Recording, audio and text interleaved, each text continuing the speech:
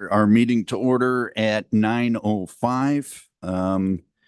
And I would ask that Director Ross. President Core. Present. Vice President Haley. Here. Superintendent Horn. Here. Member Katniss. Not yet. Member Clark. Here. Dr. Clay. Here. Dr. Hagerman. Here. Member Kravickas. Here. Member Meyerson. Here. Dr. Robbins. Present. Member Tovar. Present. Dr. Core, you have a quorum. Fantastic. Thank you so much. Fantastic. Thank you so much. And thanks for all who have decided to spend part of their Monday morning with us. My report will be very brief.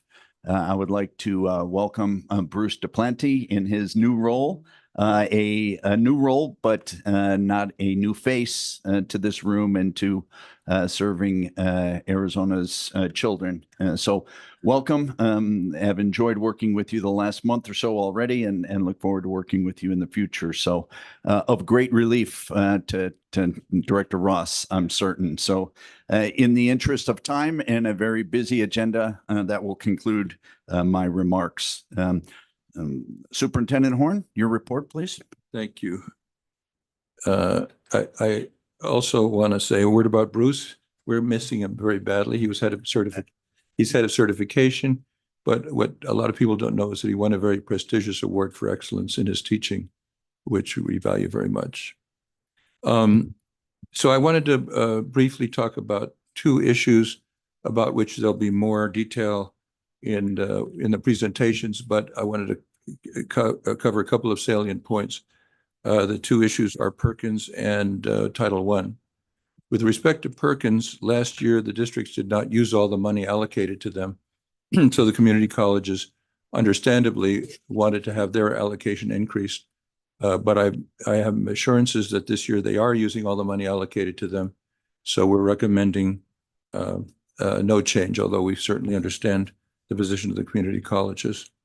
With respect to Title I, there are two issues, one pertaining to 2025 and one pertaining to 2024.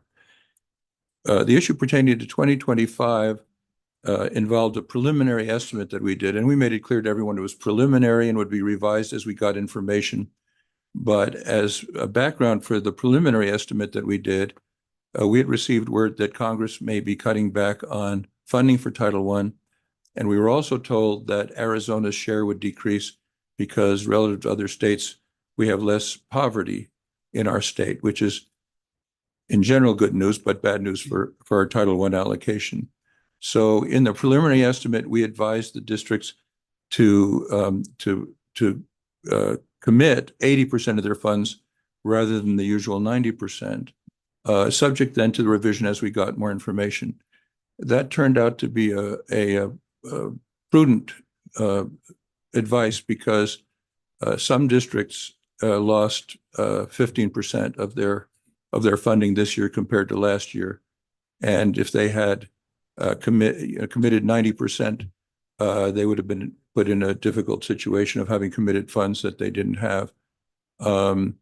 Now, there was some discussion as to whether some people are confused about this, and I must say we had over 90 meetings with over 100 districts, charters, and institutions. We also had individual meetings to deal with individual impact. We met with the Charter Association, with GUPIMAC, which are the county superintendents of schools, and with the Arizona School Administrators Organization, which is the statewide organization of superintendents of schools. So there was no legitimate reason for anybody to claim to be confused. That deals with the 2025 issue. The 2024 issue, which is this year, is the following. We only took office in January of 2023. Before we took office, the prior administration had allocated carryover funds in an improper way. If schools have carryover funds in their districts, from Title I, they're entitled to carry those over within their budget till the next year. The prior administration had counted all those carryover funds in the statewide allocation and advised it as a distribution to all the districts in the state. But they didn't tell the districts that had the carryover funds that they were doing that. So the districts correctly believed that they had access to their carryover funds, and the rest of the state incorrectly believed that they were getting the benefit of those funds to be distributed on a statewide basis. So as a result of that, the same money was counted twice.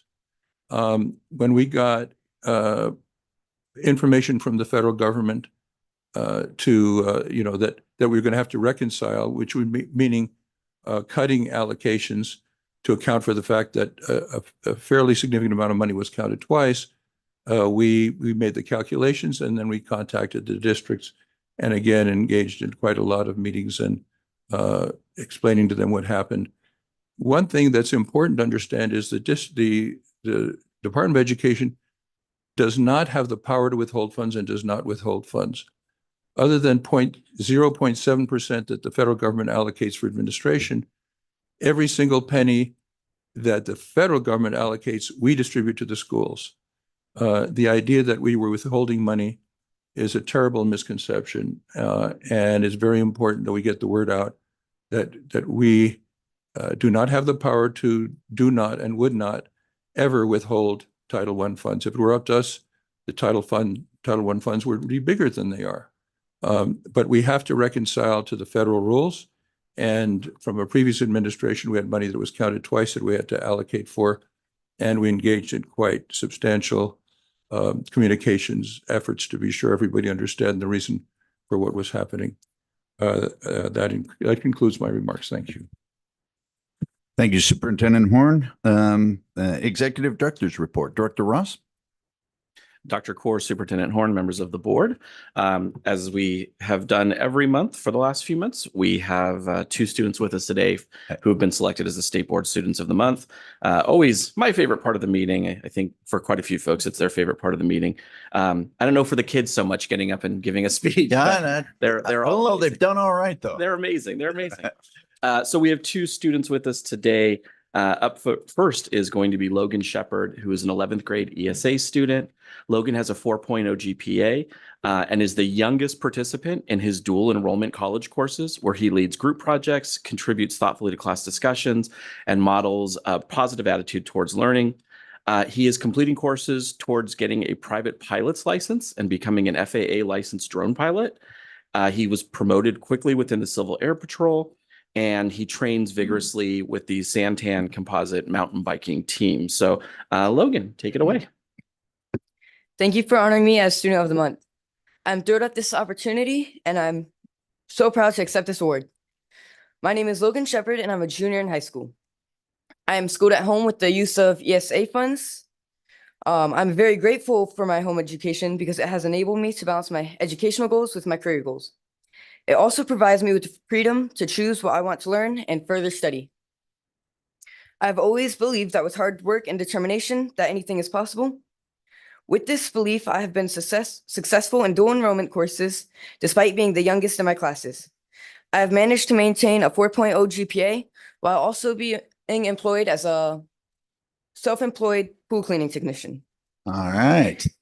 I've also balanced many extracurricular activities. I have demonstrated my athletic abilities by completing 3 seasons for the Santan Composite mountain biking team. I have proven myself as a leader by playing a vital role as a team captain on my Cyber Patriot cyber defense team, rising through the ranks of the Civil Air Patrol to lead other cadets in their training and education. I've also served my community by teaching coding classes and to children for free on the weekends, and volunteering as a member of the audiovisual team at my church. My dedication within the Civil Air Patrol has led to a scholarship from my squadron to receive my private pilot's license. This organization, which teaches about aerospace and leadership, has opened the world of flying to me, and I have discovered my true passion. I recently received my Part 107 license to fly drones for profit, and I've been hired to work for an agricultural company that aids in sustainable farming practices using drones. It was not easy to do many of these things, but I pushed through with the unwavering support from both of my parents. My mother has taught me everything I need to know, and my father has instilled me with his incredible work ethic. I would not be here without my God, who has directed my path and opened many doors for me. I owe so much to the amazing ESA program, whose funds have provided me with the best curricula, courses, material, and learning experiences. My 8 siblings and I used to have to share one laptop, but with ESA funding, I now have my own materials and I can do so much more. After graduation, I plan to attend Moody Aviation College and earn a Bachelor of Science in Missionary Aviation. While there, I will complete my commercial pilot's license and learn how to conduct advanced maintenance of a plane and study theology. I hope to use these skills to help the rugged, difficult places of the world that others can't reach or choose not to. I'll transport resources, aid workers, and doctors to those who need them most. As Benjamin Franklin once said, without continual growth and progress, such words as improvement, achievement, and success have no meaning. This award today will forever be a reminder to continue to strive for excellence in all I do. Thank you once again for this incredible recognition.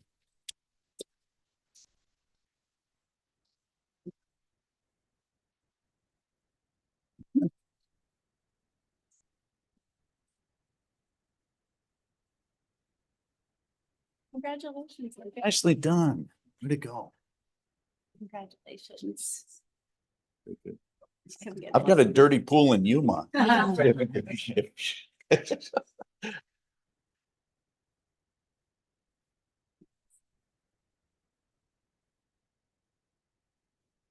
Maybe one with mom and dad? Yes.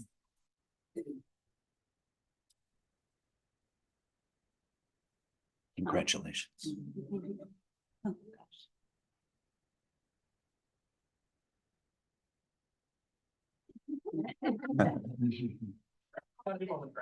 Oh, yeah, absolutely. Sorry, Grandma.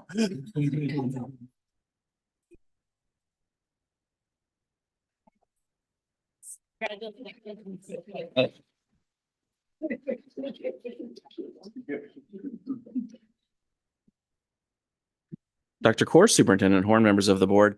Our second state board student of the month this month is Angela Sutton, who is an 11th grade student at Arizona Virtual Academy.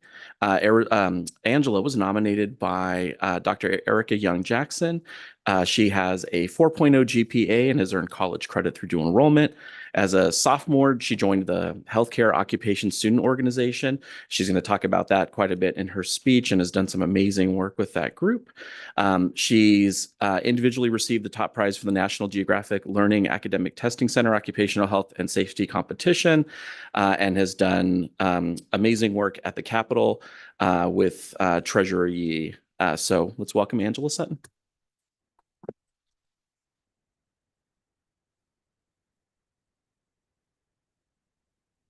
Hello. Hello, my name is Angela Sutton, and I'm in 11th grade at Arizona Virtual Academy.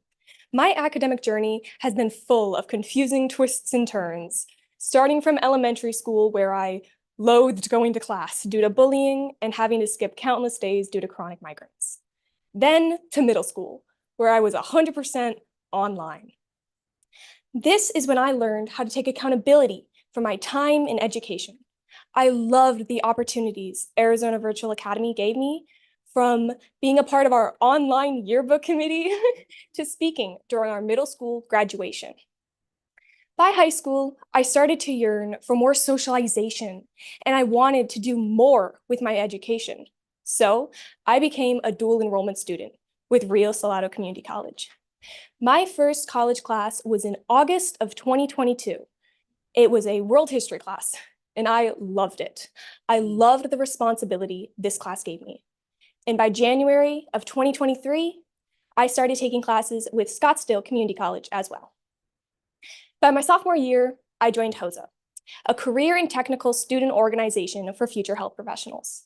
I loved the opportunities HOSA gave me. It pushed me and it showed me the impact I could make. 2 other students and I led a community awareness project that earned us first place at the HOSA state competition. This allowed us to compete internationally in Dallas, Texas. After that, I became the Arizona Virtual Academy's state HOSA chapter president. And I hope to continue my leadership with HOSA as Grand Chapter President next year and compete this summer in Houston, Texas in a prepared speaking competition. I am currently working towards a degree in criminal justice with my local community college, Scottsdale Community College, where I'm part of Phi Theta Kappa Honor Society. My goal for the future is to make a difference. I want to use my education and my passion for helping others in a way that will positively influence my community. I'm not sure how I'll do this yet, whether it's with healthcare or criminal justice, but my school, or schools, plural, has given me the opportunity to dive into all my interests and passions and make an education that works for me. Education is a gift, and too many high schoolers treat it like a burden. We are given this extraordinary opportunity to reap infinite knowledge through our education system. And so everyone's path will look very different. My path is made from hybrid learning and a wide range of educators, and I wouldn't have it any other way. Thank you.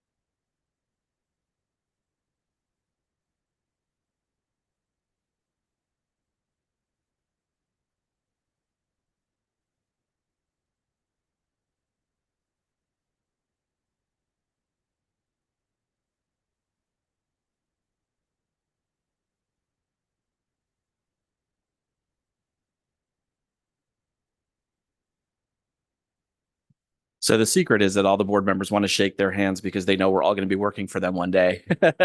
We're trying to make a good impression. Dr. Kaur, Superintendent Horn, members of the board, that concludes my report.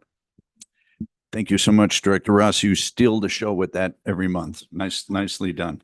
So we'll move us on to agenda item 2. This is a call to the public. The time for the public to comment. Of course, as a reminder, members of the board are not to discuss items that are not specifically identified on the agenda, and therefore no action will be taken as a result of the public comment. But we can direct staff to study a matter, respond to criticism, or schedule a matter for further consideration and decision at a later date. So with that, Director Ross, do we have anyone who wants to chat with us today? Dr. Kaur, Superintendent Horn, members of the board. Up first, we'll have Therese Derivan, followed by Amanda Glass, and then Christopher Tiffany.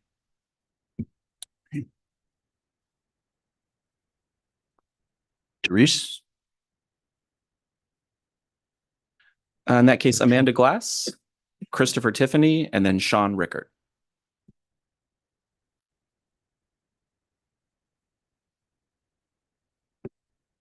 Good morning, Dr. Kaur and board members. My name is Amanda Glass. I'm speaking today on behalf of Disability Rights Arizona. We're the protection and advocacy agency for the state, and as such, we provide a variety of legal services to people with mental, physical, psychiatric, and sensory disabilities. Disability Rights Arizona provides substantial advocacy in the area of special education. Under the Individuals with Disabilities Education Act, or IDEA, eligible students are entitled to a free appropriate public education, or FAPE, through an individualized education program, or IEP. The student's right to receive special education and related services through their IEP continues until they either receive a regular high school diploma or age out at the end of the school year when they turn 22 years old.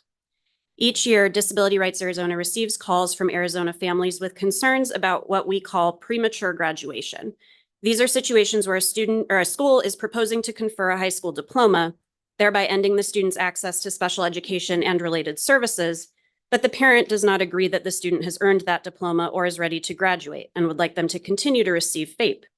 Under Arizona law, the State Board of Education sets graduation requirements, and those currently exist as Arizona Administrative Code R72302. Guidance from the U.S. Department of Education dictates that students with disabilities must be held to the same standards as their non-disabled peers when it comes to earning a high school diploma. Despite this, students with significant disabilities are regularly being awarded diplomas and removed from FAPE eligibility when they receive 22 credits, regardless of what courses the student took to earn those credits.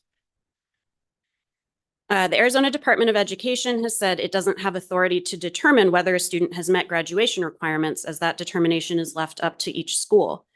Yet when some schools choose not to confer a diploma so a student with a disability can participate in a transition program and continue to receive FAPE for more than 4 years of high school, ADE has warned it may withhold funding for those students. It's unclear to us how ADE could decide that a student is not eligible for funding because they've earned a diploma, while also claiming to be unable to weigh in on whether courses students have taken satisfy those requirements or not. At a minimum, I would encourage the State Board of Ed to learn more about graduation requirements for students with disabilities, including with discussion with the Arizona Department of Education, and to review existing administrative code regarding this topic and the way it's handled in other states. Thank you for your time. Thank you. Dr. Core, Superintendent Horn, members of the board. Up next, we have Christopher Tiffany, followed by Sean Rickert, and then Amanda Steele. I neglected to mention during, I asked public comments to be limited to 2 minutes. So I should have mentioned that earlier. Please.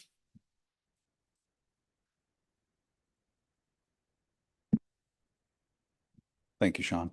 My name is Christopher Tiffany. I'm the Executive Director for Raising Special Kids. Thank you so much for having me today. And I'm here, Raising Special Kids is a 45-year-old Arizona nonprofit organization. We serve literally thousands of families each year. And we thank the State Board of Education for providing the opportunity to provide public comment on the issue that Ms. Glass just talked about, graduation of students with disabilities. We believe that there is some current legislation that could speak to some of the challenges. We serve roughly 9,000 families per year, and about a third of those have children that are 15 years or older. So of those 3,000, not all of them call us with concerns about graduation, but many of them do. Many of them are surprised that after completing 4 years of coursework, they're being told their child will graduate from high school, thinking that they have the right to be in school until they're 22. So it's a surprise when school personnel start talking about credits and it's time to graduate. Specifically, we appreciate in the legislation that is being considered right now, the requirement for parents to receive written notice of graduation a year prior to the event itself. We think that written notice of graduation for a family could go a long way in preventing a surprise or what's perceived as a forced graduation. We also think that SB 1463 sets the requirement that students with a disability and their family in the first year of high school begin talking and thoughtfully planning for that child's transition. We think this will help in the surprise. And then the bill, we believe, speaks to how to handle disagreements between parents and schools when we start talking about it may or may not be time for the child to move on into adulthood. So we believe this bill, along with existing legislation around the issue of transition, could align graduation practices among school districts and charter schools, and basically just create a greater conversation between the parent and family. Thank you so much. Thank you. Dr. Core, Superintendent Horn, members of the board. Up next, we have Sean Rickert, followed by Amanda Steele. And then is Therese Derivan with us?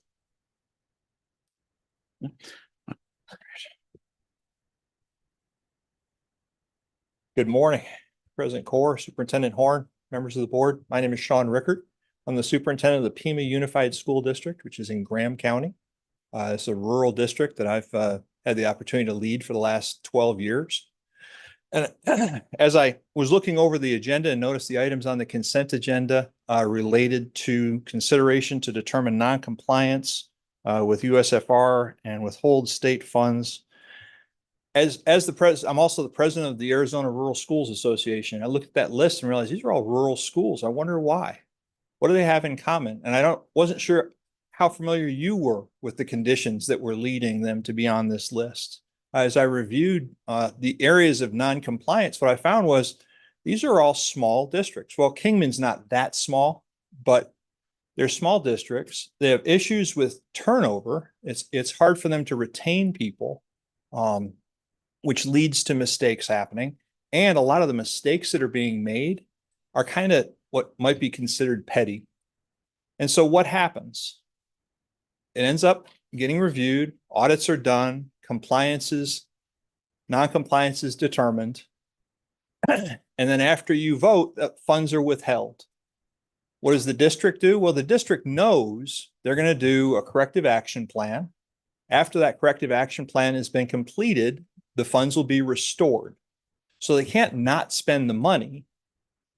They're not going to cut programs from kids because of this. They're going to go borrow the money, probably from Wells Fargo.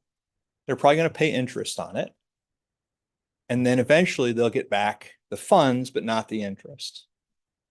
It's kind of a sad process and a sad state of affairs that because the district fails to deposit checks in a timely fashion because they don't have the money to pay somebody to go to the bank every day, we're going to take money away from them and force them to pay penalties.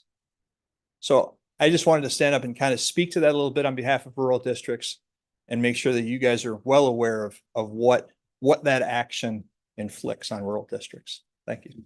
Thank you, Sean. Dr. Corr, Superintendent Horn, members of the board.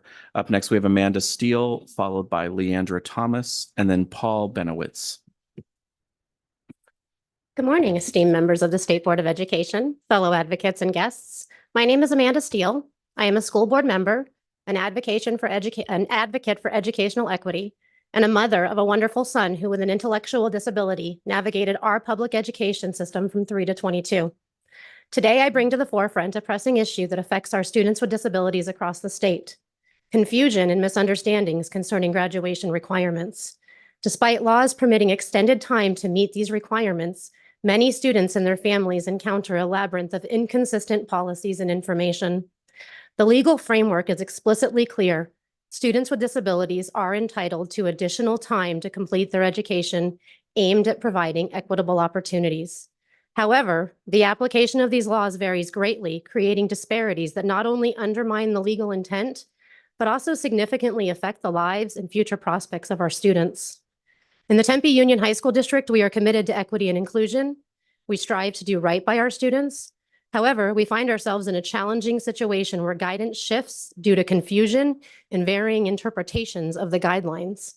We have recently initiated a committee to review the course's curriculum, policies, and practices for our students with disabilities. This committee's work is crucial as we continue to encounter families bewildered by why their children are graduating in their 4th or 5th year, while we are merely following our understanding of the guidelines and adhering to set policies. In our district, students in functional classes are receiving full credit and meeting graduation requirements ahead of what many might expect. This scenario underscores a significant issue. Each board currently has the autonomy to set its policies, which can lead to a lack of uniformity and clarity. This is a matter that the State Board of Education should consider providing guidance on, advocating for statewide commitments to improve outcomes for our students with intellectual and developmental disabilities. We need clearer guidelines and rights for our most impacted students. It's imperative that we understand these guidelines and uniformly to ensure no student is inadvertently disadvantaged or misinformed. I welcome the opportunity to collaborate with you and enhance our educational practices and ensure fair, comprehensive educational opportunities for all of our students. Thank you. Thank you. Dr. Corr, Superintendent Horn, members of the board. Up next, we have Leandra Thomas, followed by Paul Benowitz, and then Jody Hernandez.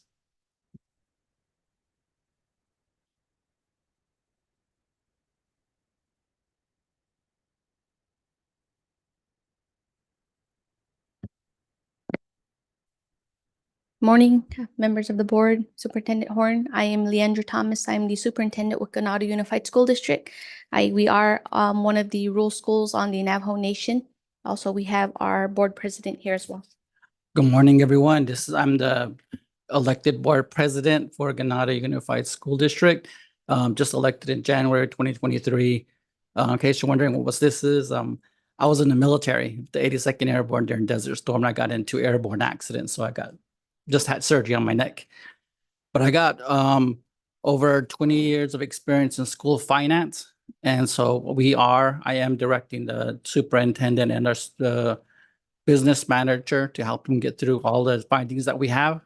And we are diligently working towards that. And we're making sure that the board, there's 4 of us that are 4 new board members. And we are all working together just to make sure this is taken care of. The first step that we had when we first came in was to make sure we had our curriculum in place. So we did get the Beyond textbooks just so we have a format to go through.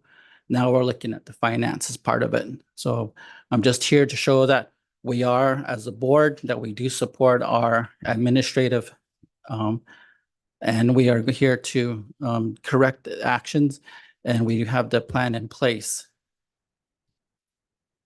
So with that, just to reassure that the district is again rural, and we do experience the turnovers with administrators and positions, and that we're doing our best to work step by step with our corrective action plan going forward. We do want to make these corrections as part of our district in making sure that we do serve the students and the needs of the school district going forward. So we just want to make sure that we're all understood and we're all on the same page as far as what we need to do as a small school district. Thank you. Thank you. Dr. Kaur, Superintendent Horn, members of the board. Up next, we have Paul Benowitz, followed by Jody Hernandez, and then Deborah Warren.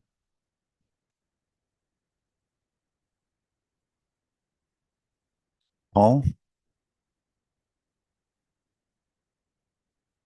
So we would have Jody Hernandez.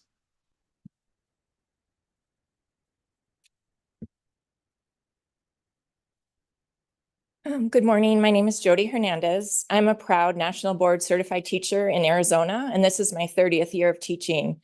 Don't worry, after 30 years, you build up a lot of personal and sick days, so I'm taking a personal day today. I'm here not as a teacher, but as a mom. I have an 18-year-old son with Down syndrome, and I'm here to talk about the forced graduation issue. After a healthy pregnancy, I found out that my son was going to have Down syndrome. And as an educator, I, of course, immediately thought about, well, what is his education going to be like?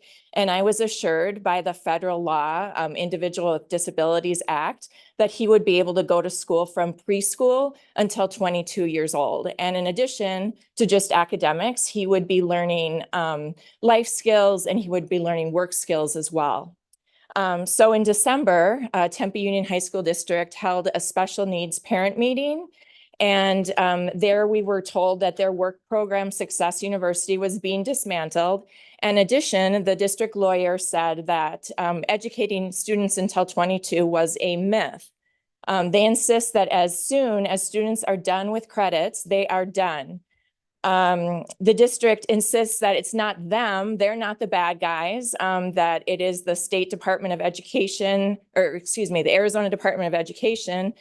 And I understand there is a graduation credit limit, but it seems that that is the only thing that high schools are now worried about. They're just, to me, passing out credits like candy, and they're ignoring the vocational aspects.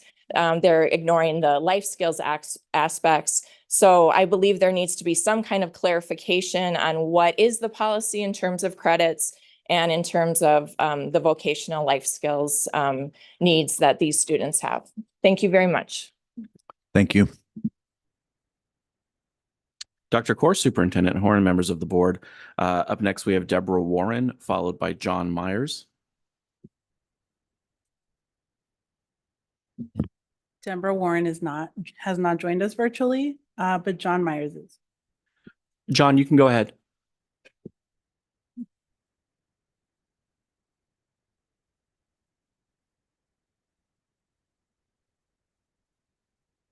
He's connecting now. Good morning, Mr. Chair and members of the board. I'm John Myers, Executive Director of the Arizona Developmental Disabilities Planning Council, or ADDPC, an agency that supports capacity building and systemic change to increase involvement of people with intellectual and developmental disabilities in their communities through the promotion of self-determination, independence, and dignity in all aspects of life. ADDPC creates collaborations, innovative programs, and groundbreaking opportunities to improve the lives of people with IDD by bringing together communities to create equity in education, health, employment, and everyday life. We also educate decision makers using community-based research and the lived experiences of people with IDD. The council has heard many stories over the years of students with intellectual and developmental disabilities and their families shocked to be told that their student would be graduating from high school after only 4 years due to decisions made by schools and school districts without the input of the student or family. Arizona Revised Statutes 15-764 specifically states in part, the governing board of each school district or the county school superintendent shall provide special education and related services for all children with disabilities and make such programs and services available to all eligible children with disabilities who are at least 3 years but less than 22 years of age. This is reinforced in federal law. It's not unique to Arizona. All other states also have procedures and guidance to ensure students have the option of remaining in high school beyond their initial 4 years if circumstances warrant. The families we support are fully aware of this opportunity and often plan for it, which is why they're so surprised to be told after 4 years that their student will be forced to graduate. Students with intellectual and developmental disabilities are, by definition, developmentally delayed and frequently need additional time in school to learn and prepare for college and career. And this is the intent of this unique age extension. Students receiving special education services also need appropriate transition services to meet their goals. The additional time provided under state and federal law allows for special education students, particularly those with IDD, to work on skills such as self-advocacy, career development, and independent living. Forcing students to graduate before they've met their transition goals is setting students up to fail as they enter young adulthood. Arizona schools need additional clarification and guidance to develop the individual education plans that students and families we support are guaranteed under the law. The council stands ready to partner with the board and the Department of Education to provide guidance, best practices, and pathways. Thank you very much for the opportunity to speak. Thank you, John. Melissa, Therese Deravan, Paul Benowitz, or Deborah Warren joined us. Okay. Dr. Kaur, that concludes this call to the public. Thank you, Director Ross, and thank you to everyone who took time to share your thoughts with us. So I will move us on to item 3, the consent agenda. I'll give members of the board a minute to review that to see if anyone wants anything removed. If not, I will seek a motion to accept the consent agenda items A through N. So first of all, anyone need anything removed from the consent agenda? Dr. Kaur. Yep, Dr. Clay. I would like to discuss items 3J through N. 3J through N. Yes. Okay, absolutely. Anyone else? Okay, hearing no one else, I would entertain a motion to approve the consent agenda items 3A through 3I. Do I have such a motion? So moved. That's quick. Oh, that's we are a finely tuned machine here this morning.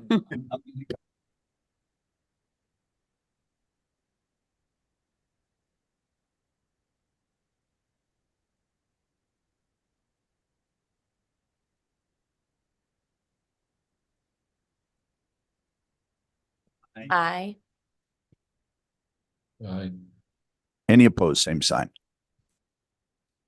I neglected my duty to remind our members joining us virtually during votes, if you could keep your camera on there. Thank you so much.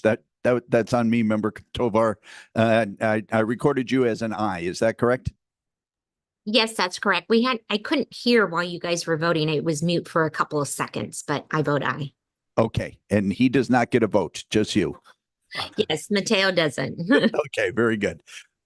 Okay, then Dr. Clay, you'd like a conversation on J through N. Yes, Dr. Kaur, members of the board. My concern definitely is that there were 5 school districts and all 5 of them are rural. Are we addressing the problems and the challenges that are happening in our rural schools? Myself being most of the schools that are down in Cochise County are rural, we have a big problem keeping people, training, even getting assistance that we need. So I believe this is a big concern, a big problem, and I don't want to sweep it under the rug. We we need to, first of all, I'm going to look and see what the common denominator is with all these rural schools. And then I'd like us to go ahead and really do a deep dive in what's going on. I understand that these things have to happen, but not just happening, but okay, we get it. Now, why is it happening? So that so it doesn't happen again. And I truly believe that's our job, to ask those hard questions, to give the support and the oversight so that this does not happen again. I'm very, very, very concerned. Thank you, Dr. Clay. Any other comments? Yeah, please, Member Krivickas. Thank you. And I want to thank Superintendent Rickert for bringing this issue to us today. As far as I remember, this has been in statute for a long time. So I think it may be time to review it, but I don't know. And maybe staff can follow up with us kind of what options do we have as a board and what would require statutory change? Dr. Corr, Superintendent Horn, members of the board. This is in statute. As you may recall, we had the Auditor General come and present on this time last year, because this is actually when the Auditor General's office, the process is they work with districts. If they identify districts that are out of compliance with USFR, they work with them. The ADE school finance team works with them, and then they have 90 days to rectify the findings. If those findings aren't rectified, the Auditor General sends those districts to the board. They go to the board, and the board, historically, they have the option to withhold up to 10% of state funding. It's not the total budget, it's the state funding, which it's a much smaller amount of funding. But historically, the board withholds 3% on a first offense. As you all have noted when we've discussed these in the past, quite often, and the folks from Ganado, that's a good example, quite often when these do arrive at the board, well, actually not quite often, as soon as these arrive at the board, Rico Yanez, our policy director, reaches out to the Auditor General's office, reaches out to the schools. More often than not, they're rectified before they even get to the board agenda, or rectified relatively quickly after. And any funding that's withheld can be returned within that current budget year or the next school year if those issues are rectified, which is most frequently what does happen. As an update, actually, to what Dr. Clay was discussing, Rico, in his new role, his elevated role with our policy director, he also was noticing that a number of this initial wave of schools were rural. So he reached out to the Arizona Rural Schools Association, Diane Smith, Sean Rickert as well, and actually has a meeting set up with them next week, beginning of next week, with the Auditor General's office and with Arizona Rural Schools to talk about the high incidence of rural schools running into USFR issues, and to look at stakeholder groups like ASBA, ASA, some of those other folks who have trainings for their districts in USFR, and bringing those trainings to the rural schools through the Arizona Rural Schools Association to try to avoid these issues. So yeah, so Dr. Clay, you're right on it. Actually, it's and big shout out to Rico, because it's, we're moving towards being more proactive and helping schools, that learn and how to avoid any of these issues. I do want to emphasize, though, something that the Auditor General emphasized in her presentation last year, which is that they consider this to be a really important part of the sort of cycle of school assistance. And we had asked them how effective having these schools come to the board in this manner is. And they said it's really effective. They said that less than 3% of schools actually end up having their funding withheld. Like it's a really good sort of moment that brings everybody to the table to discuss. So they had actually requested at that time that we keep the process in place, because we did actually ask that question.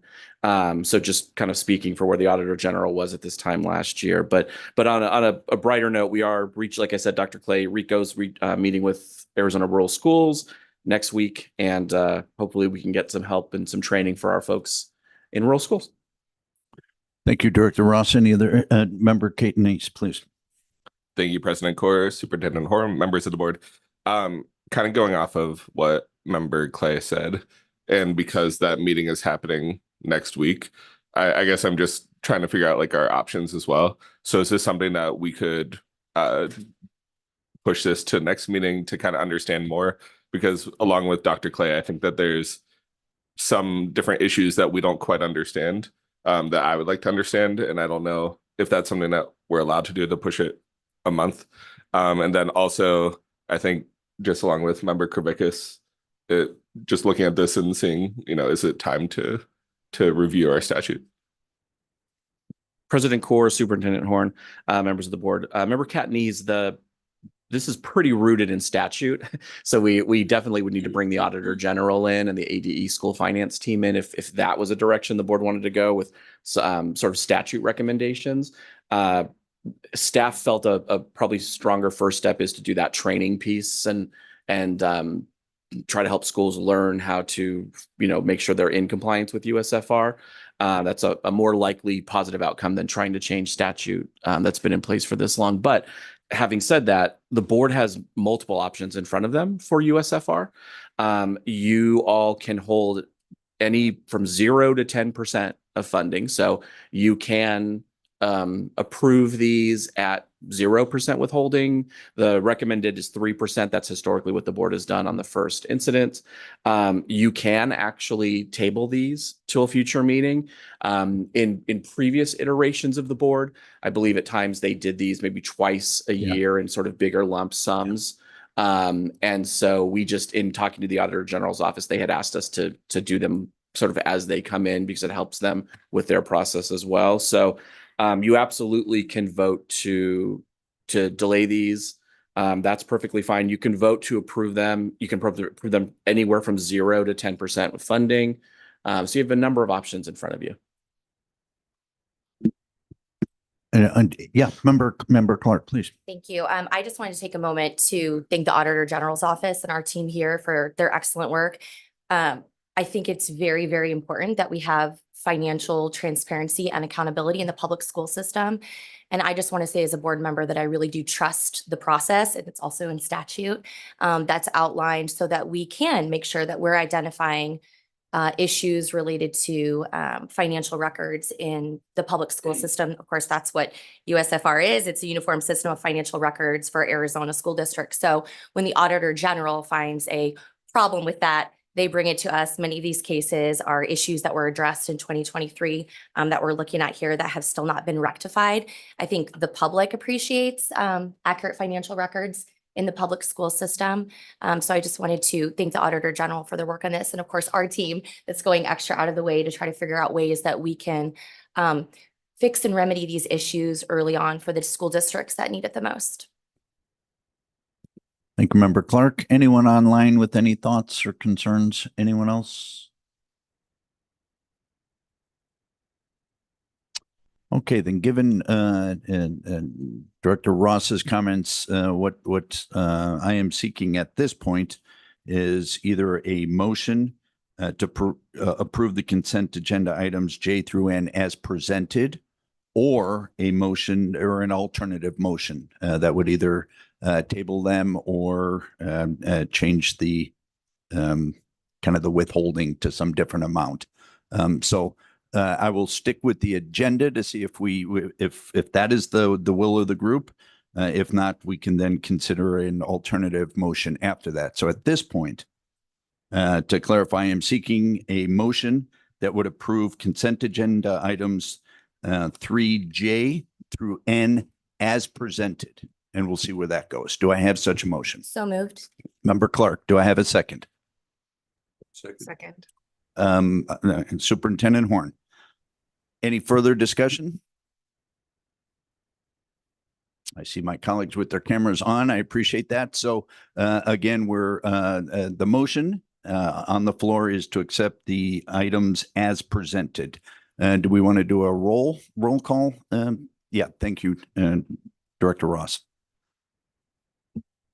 So President Core? Yes. And Vice President Haley? Yes. Superintendent Horn? Yes. Member Katniss? No. Member Clark? Yes. Dr. Clay? No. Dr. Hagerman? No. Member Krivickas? Mr. Chairman, may I explain my vote? Of course. I will vote yes, only because of precedence. Until we have a formal change in the process, either through our board process or in statute, it's not fair to all the schools that we've already done that for, but I do think it's time to have that discussion. Yes. Member Meyerson?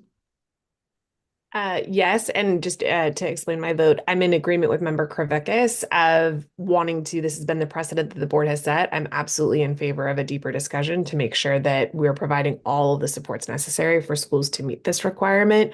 But as of right now, my vote is yes. Dr. Robbins? Yes. Member Tovar? No. Dr. Kaur, by a vote of 7-4, the motion passes. Thank you. And thank you for the discussion, colleagues. I'm going to move us on to agenda item number 4, our second call to the public. And this is for the time for the public to comment on items on today's general session. So once again, I would ask that our speakers limit their comments to 2 minutes. And I know we have some folks who want to chat with us. Is that right, Director Ross? Dr. Kaur, Superintendent Horn, members of the board, we do have several folks registered for call to the public. Up first is Victoria Farrar, followed by Sean Rickert, and then Tony Camp.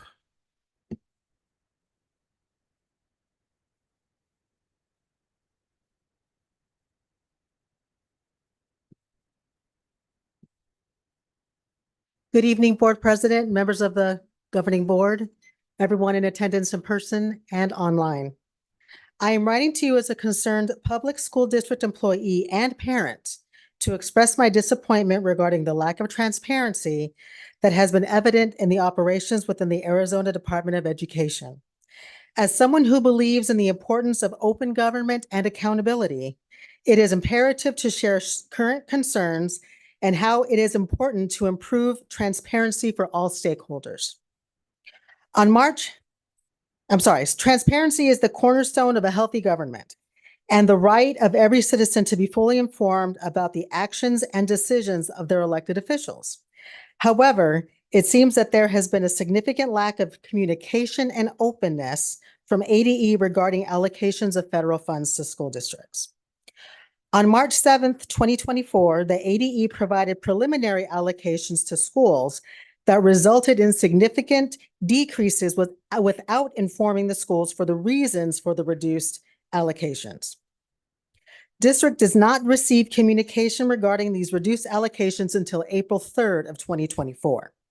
Then the media reported that ADE cut current federal year funding from smaller school districts, an allegation ADE initially denied and then subsequently confirmed. ADE accused that the small schools lacked fiscal expertise to properly manage their budgets.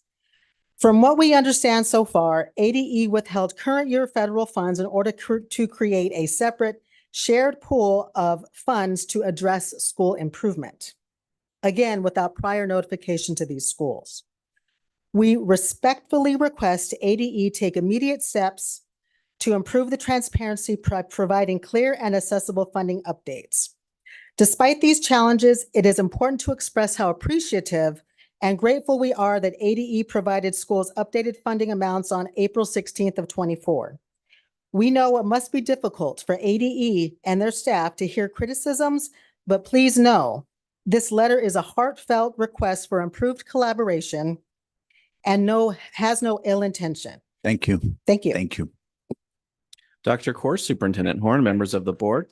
Up next, we have Sean Rickert, followed by Tony Camp, and then Alicia Williams.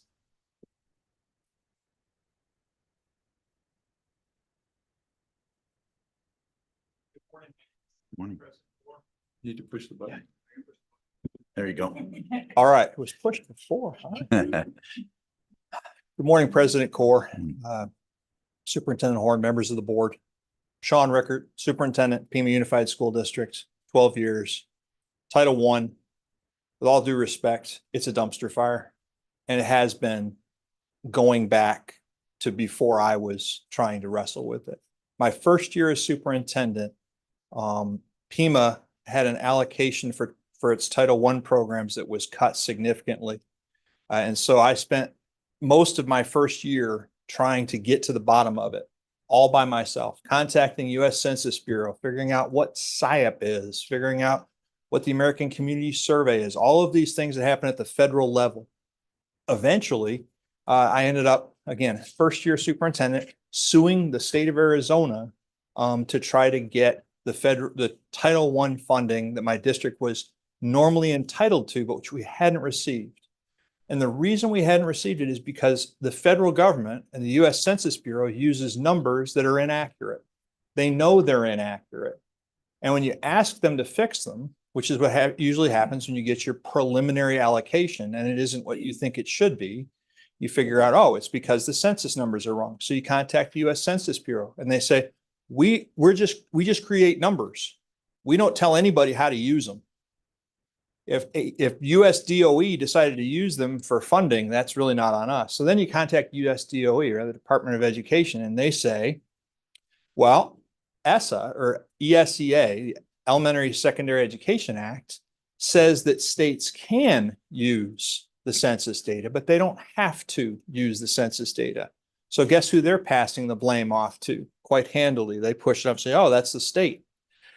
Then you talk to the state education department and they say, I think I was a little short on my earlier comments. I'll go a little bit long on this if that's okay. Right? I'll give you about 30 seconds. There Go you ahead. go. Thank you. So basically everybody says it's not our fault, that the state should use a different measure of poverty. And that's probably a good solution for the state of Arizona to look at. Problem is it's extremely politically icky because you're taking money away from one district and giving it to another without increasing the size of the pie. Now we finally hit a situation where the whole state is getting treated like Pima got treated back in 2012. By the way, we got treated the same way in this round. Our numbers are much lower than they should be because our poverty percentage is incorrectly reported. The state can use FAPE data, FERPL data. The state can use other measures of poverty that the state creates as long as they're uniformly applied to all students. So thank you very much, John. for the time. Thank you.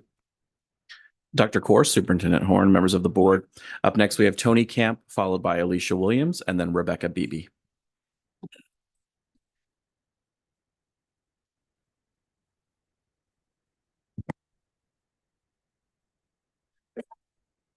Good morning, President Corr, Vice President Haley, Superintendent Horn, esteemed board members, and all attendees dedicated to enhancing Arizona's education system. I am Tony Camp, an educator with 25 years of experience in various roles such as classroom teacher, high school principal, CTE director, and I'm currently serving as the executive director for teaching and learning for Phoenix Union. I appreciate the opportunity to address agenda item 5A and commend this board for its commitment to advancing education and focusing on this topic, regardless of authoritative jurisdiction or power. I would like to begin by recognizing this board's mission, which is to develop successful citizens through robust public education. The recent challenges with federal funding allocation, particularly Title I and II, have presented obstacles for our schools. These funds are crucial for providing interventions and supports to our students. As a co-chair of the Greater Phoenix Education Management Council, or GUPPY-MAC, Ed Services Branch, I value the ongoing engagement with the Department of Ed to promote transparency and compliance. However, recent changes in allocation calculations have created uncertainty and difficulty in sustaining our educational efforts. Effective communication and collaboration are essential in navigating these changes. Rather than perpetuating ignorance of public educators, but placing blame or using deflection, productive dialogue and clarity are needed to address concerns and foster trust within our educational community. Furthermore, the frequent turnover with the Department of Ed staff has led to a loss of institutional knowledge, hindering effective decision-making and support for educators. This extends from clear communication regarding major funding calculation changes to assignment or reassignment of those grant reviewers that perceive and approve grants differently. The current landscape, including the upcoming expiration of ESSER funds, further highlights the importance of maintaining awareness and understanding of federal changes. In conclusion, I urge all of us to embody the values of honesty and integrity, a sense of urgency, the spirit of service, quality, and continuous improvement outlined by our Department of Ed's values. Upholding these values, we can collectively strive toward a better educational system for the benefit of our community. Thank you. Thank you for the extra time. Thank you. Dr. Kaur, Superintendent Horn, members of the board. Up next, we have Alicia Williams. I think I pronounced that correctly. Followed by Rebecca Beebe and then Chris Cotterman. Good morning, President Kaur, Superintendent Horn, members of the board. For the record, my name is Alicia Williams. It's not normal to see the number of education groups, educated or elected officials, and school leaders in the State Board of Education meeting audience. Unfortunately, over the past year and a half, the field's trust has been bruised by the department. This is why there's such a large interest in today's agenda item. In order to hear the information firsthand about Title I funds all at once, not through games of telephone or chain emails, without the fear of retaliation for asking questions when trying to seek clarification. Often when communication is piecemeal, change is last minute, it puts the field into chaos, not knowing what to expect. Because ADE is an administrative service agency, previous administrations, and all of you know my historical work background, specifically in 2017 and 2018, released communications to and from the federal government to the field in order to help the field understand the issue. We ask the same is done now, along with workable Excel sheets, so that the field, the highly competent education field, can review and double check the department's work.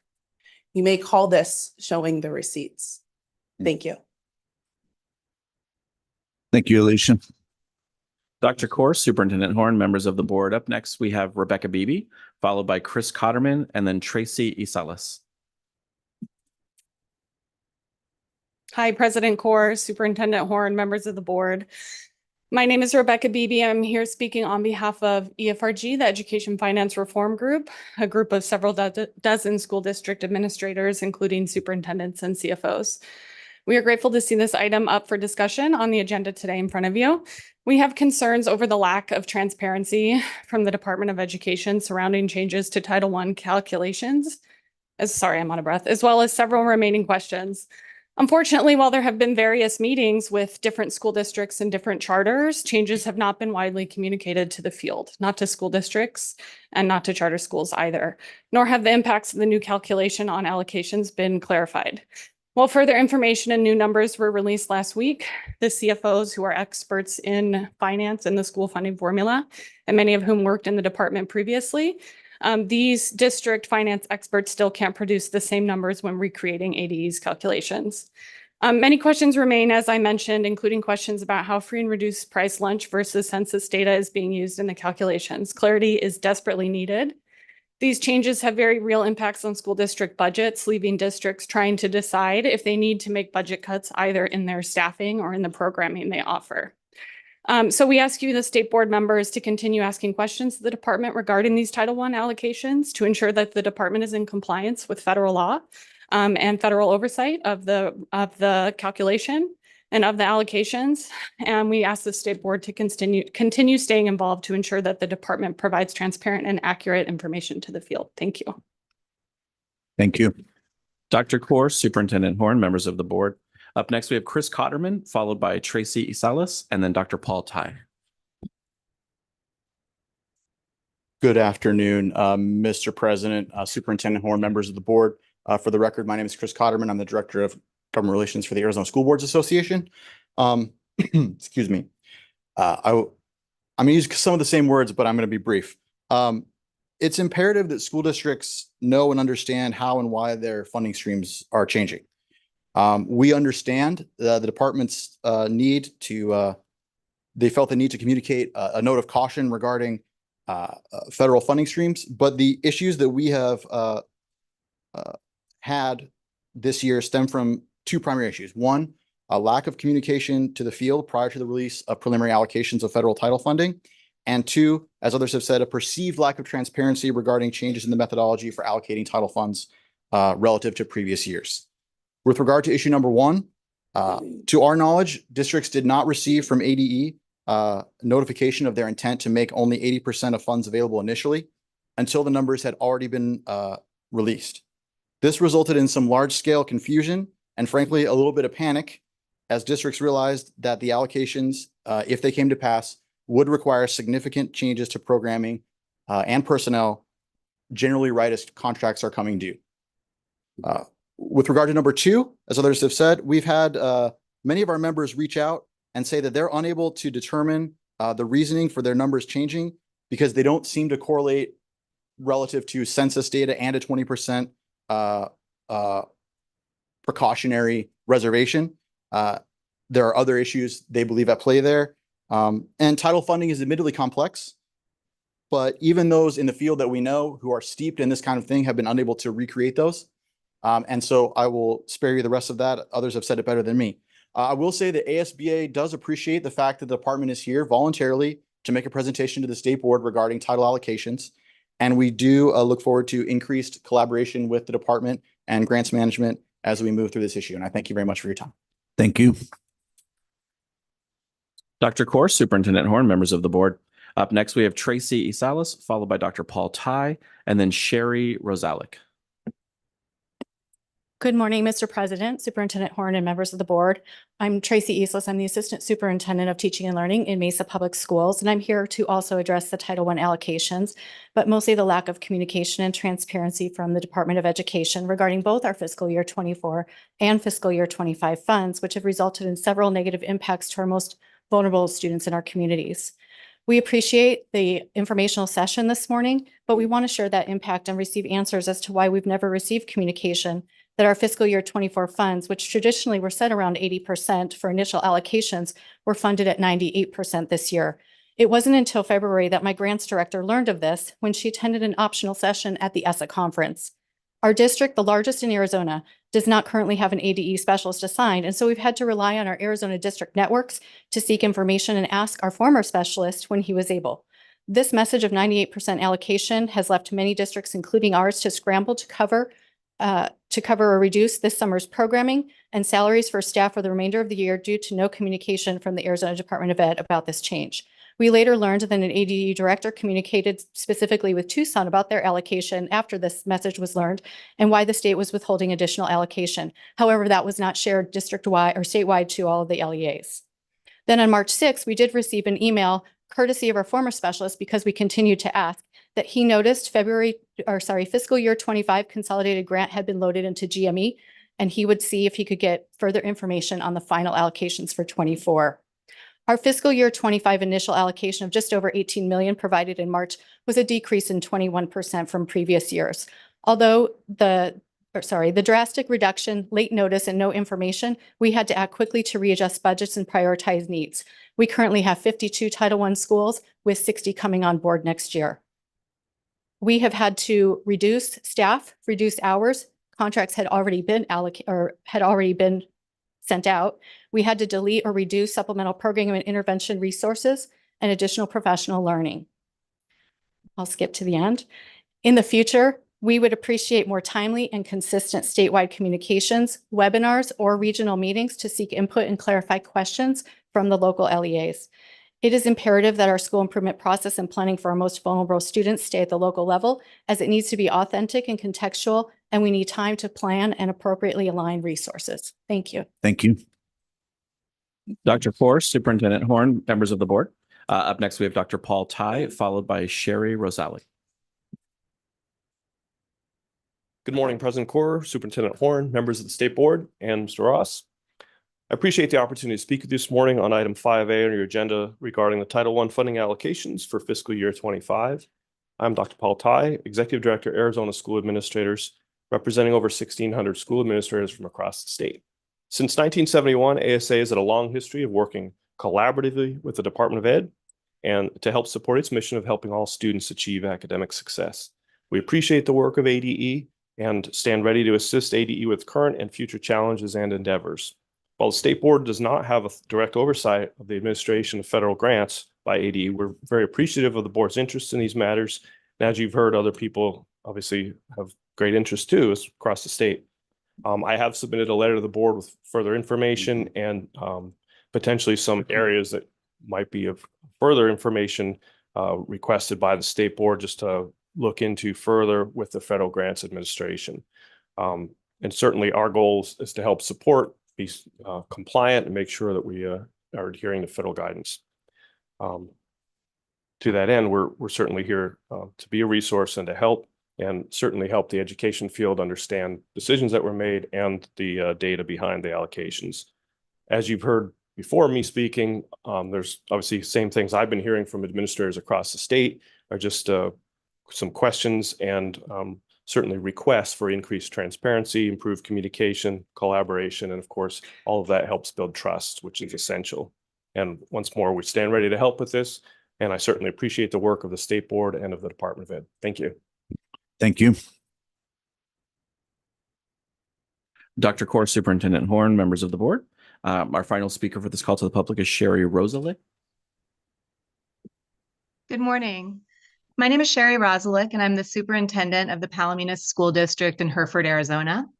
We're a small school district right on the southern border. We're very proud of the work we do to serve our students in our rural community. Many of our parents work for Border Patrol, the Cochise County Sheriff's Department, or our military families from Fort Huachuca. We collaborate with all of those entities to ensure that our students are safe and can learn in effective public schools.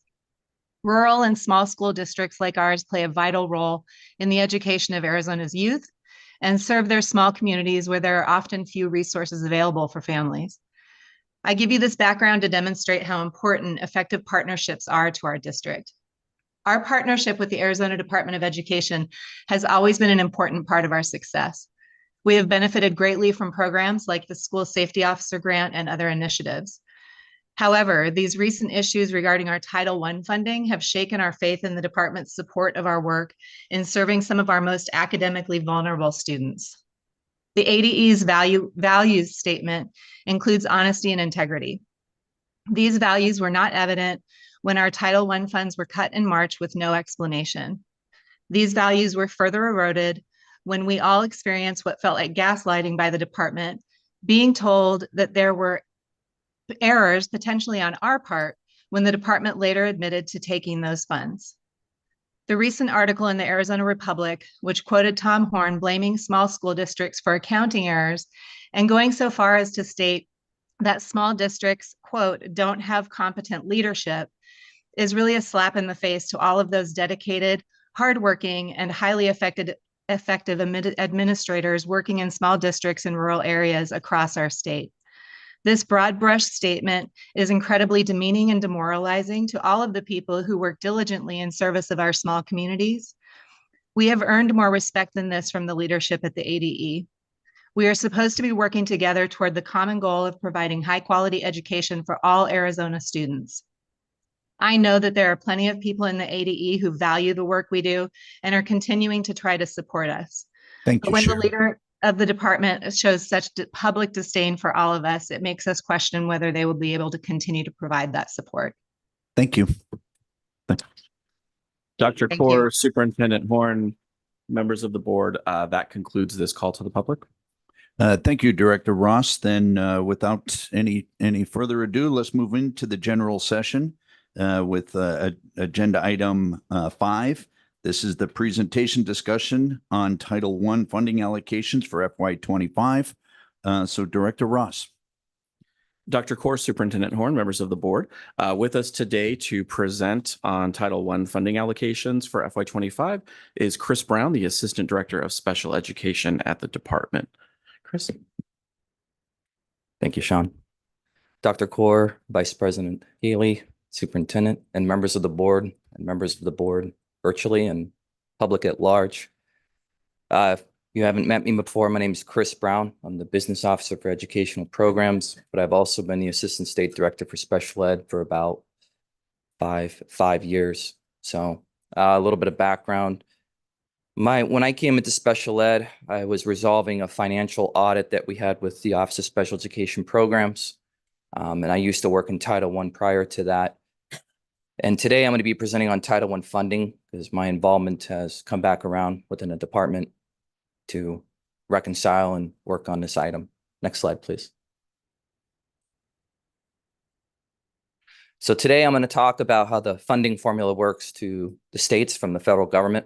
I'm also going to talk about how the state has a responsibility in distributing funds to each of the local education agencies, which I'll define on the next slide. I'm going to talk about what occurred in fiscal year 2024, talk about fiscal year 2025 and some of the processes we took with that. And then last, I'm going to talk about probably one of the most asked about questions, which is the most complex with the funding formula, the school improvement reservation, which is a requirement from the federal government. And then last, I'll have a slide talk about the resources and what we've published in the state. Next slide, please.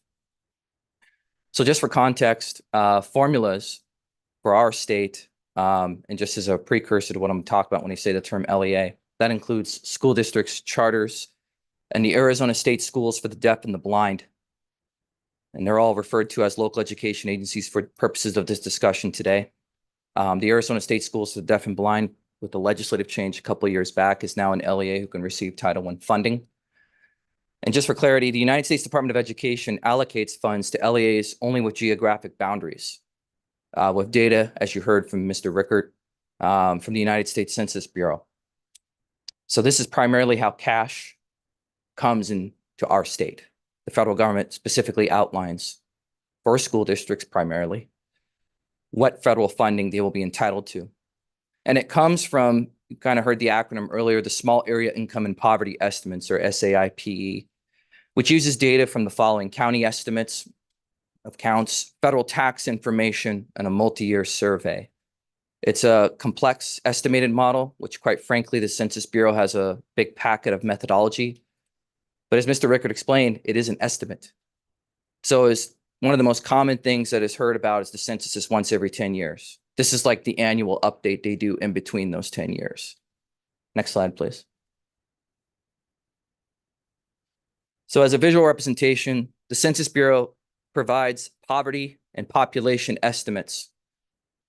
And what they do with that information is they give it to the United States Department of Education, which then allocates the funds to the school districts. Our job in the State Education Agency, or ADE is what I'll refer to it as, is we have to distribute funds to any LEA who does not have geographic boundaries. We are also required to calculate hold harmless. And finally, we are required under federal regulation and law to calculate school improvement grant reservation under Section 1003A for each LEA. Next slide, please. So this discussion came up about the census data and child counts. So what we have to do in our department is we have to put every LEA that does not have a geographic boundary and who has no census data into the same system as the census. And there's a slide later, but the federal government actually prescribes how that can occur. And anybody here can look up, there's a specific page that describes how that works out. And primarily when we look at our internal data, we have two sources. We have what LEAs report into our student accountability system, which is called AZ-EDS, of free and reduced eligible children. A lot of the public knows it as an income eligibility form, or the form. And then we also look at school lunch information for LEAs. We actually look at it as a school site level. We take whatever benefits the LEA of the two. We take the higher representation of that. We take that data and we have to put it in the same system as the census data. And what happens is we now begin financial allocations using the data for each LEA. And just for reference to the field and the board members today, technically Title I is a consolidated application, but it consists of 4 different grants: basic, concentrated, targeted, and EFIG. Basic's the easiest one to be eligible for. Concentrated is the most difficult. And targeting EFIG can particularly cause swings in allocations if you're no longer eligible for those 2 portions. After we generate the allocations, we now apply hold harmless. This is like a balancing act. If LEAs get reduced a certain amount, all other LEAs have to contribute to those who are reduced too much in the initial allocations. It's kind of a complex part, but the federal government actually prescribes how we're supposed to do it. And then finally, under Section 1003A is the school improvement reservation, in which ADE must ratably reduce the allocation of all LEAs to reserve approximately 7% for school improvement reservation. We do not have a choice. Now, what is interesting about this, and there's a slide later on that talks about the details, This reservation cannot reduce an LEA from prior year allocation. So, and then finally, we have a state admin reservation of approximately 0.78% for the upcoming year as an example. Technically, it's supposed to be 1%, but it's been capped for many, many years. Finally, all remaining funds are distributed to the LEAs. Next slide, please. So for fiscal year 24, there were some unused funds that were from the FY 2023 Title I-A LEA grants that were incorporated into the initial fiscal year 2024 preliminary allocations. The superintendent mentioned this improperly distributed unused funds for specific LEAs to the entire state as a whole, which technically throws the whole formula out of whack for the preliminary amounts. As you mentioned, this was not communicated to the field, and when we eventually had to reconcile with some of the hard challenges in our discussions that we had to have with the LEAs. So these funds were not available to allocate in fiscal year 2024 and technically should have been reconciled in fiscal year 2023. So these funds would have inflated the fiscal year 2024 preliminary allocations. So we did reconcile funding to the federal award from United States Department of Education in February of 2024, including any LEAs who had not had an allocation at that time. There were a variety in the state, to ensure that we can align and match up with what was entitled to the state of Arizona from the federal government. Next slide, please. So for fiscal year 2025 calculations, the Title I financial formula, or the funding formula, was not changed. Wasn't changed. And I'll show the resource slide at the end, but all the spreadsheets that are there goes over the processes that I'm highlighting for you today. The child count data had to be updated to match US guidance or United States Department of Education guidance. And I put in here for reference the specific page that outlines what Arizona has to use. Next slide, please. So what occurred in fiscal year 2025? If you're not aware, the federal government had a delay in approving budgets this past year. It caused a lot of frustration for many states and a variety of different departments. It wasn't just the United States Department of Ed. Arizona did not receive our federal award until beginning of April, I think about April 8th, April 9th. So what we were basically tasked to do was estimate Title I allocations. And all we had to go by was the census data. There are technically some extra formula counts of children that come in, foster, what we call TANF, but more or less the census data represents the bulk and kind of gives us a lay of the land of where we think Arizona is going to end up for federal funding. So the census data did indicate that Arizona was down approximately 6.9% in poverty relative to the rest of the United States. For context, many states in the United States were down in absolute number of poverty, at least percentages year over year. However, Arizona's decrease outpaced many other states. So we knew up front we were going to lose a piece of the pie nationally, but what we still didn't know is how much money was going to come to Arizona. We didn't know the impact. So the decrease in census poverty for Arizona affects each LEA differently and would potentially cause some LEAs to see decreases of 10 to 15%. This is because the Census Bureau tells us the poverty shifts by district. So one of the things I think that's been a misunderstanding is just because you see 6.9% down statewide, technically some LEAs will be flat. Some might even see increases in poverty, but many LEAs saw significant decreases in poverty. So what we were doing is estimating preliminary allocations conservatively to ensure that LEAs would reconcile with only increases to the best of our ability. Now, I will note, even though we got a federal award from the United States Department of Ed, it's still preliminary. It's a preliminary award. They can still revise it, and there might be a chance they do revise it if they get updated Census Bureau information. Generally, in most years, the revision is pretty small, but there's technically nothing that limits them from changing 1, 2, 3, 4% of our total award, including other states. So many states, and we did look at other states in the United States, there were a variety of states who didn't didn't do any allocation preliminaries until they got an award. And there was many states who did other conservative models similar to Arizona. Next slide, please. So while Arizona's poverty rate decreased 6.9% relative to the other states, our preliminary allocation actually decreased by 7.76%.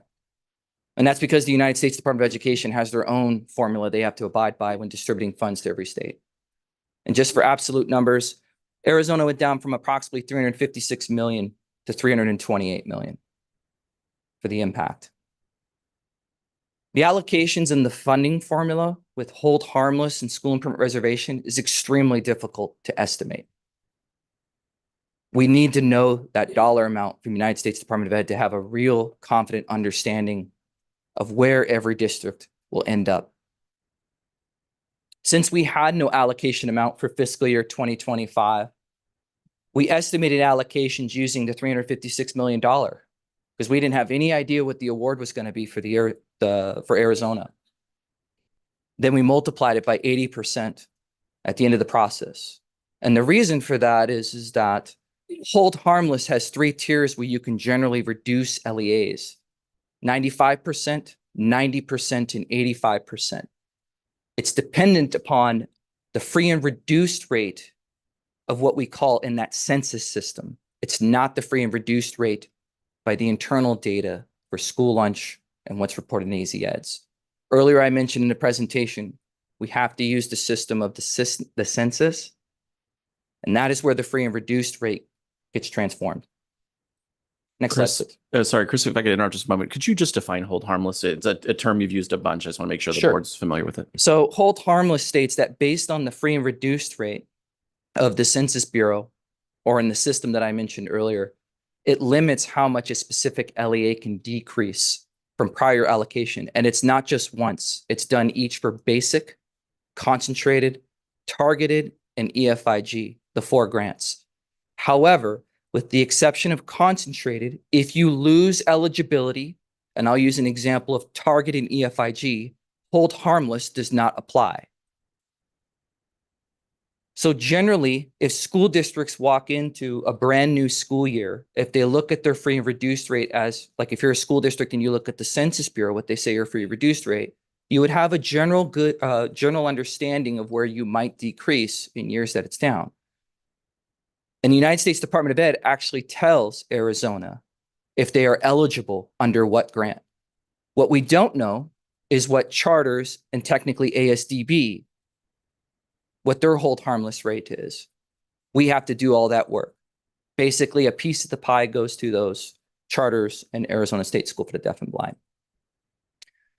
When we actually looked at some numbers, when we got a preliminary award, here's a general lay of the land of where the LEA's allocations decreased.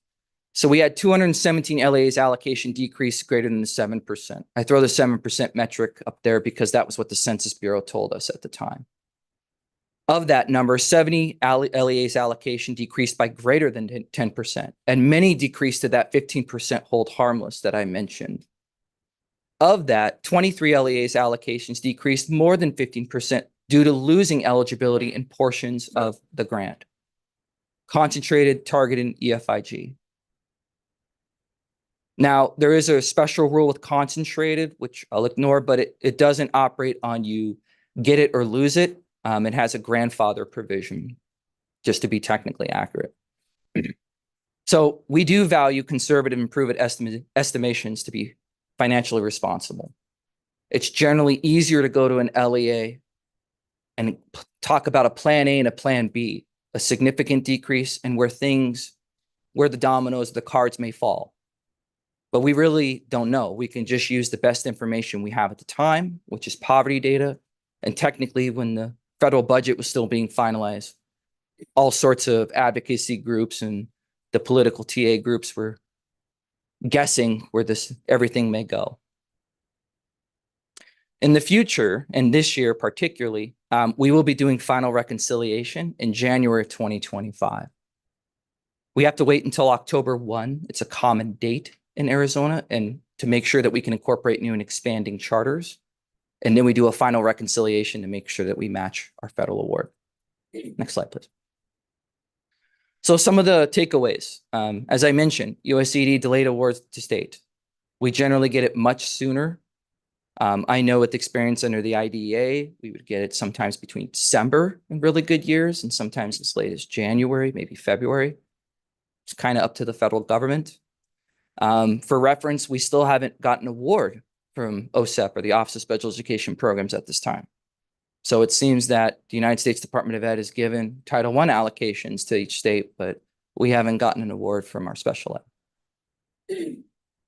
So we did lack accurate dollar amounts to estimate preliminary allocations, as I mentioned before. So that's the other takeaway. We just have Census Bureau information.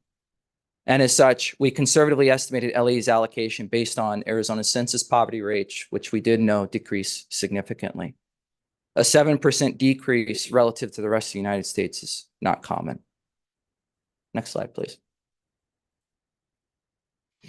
So the school improvement reservation.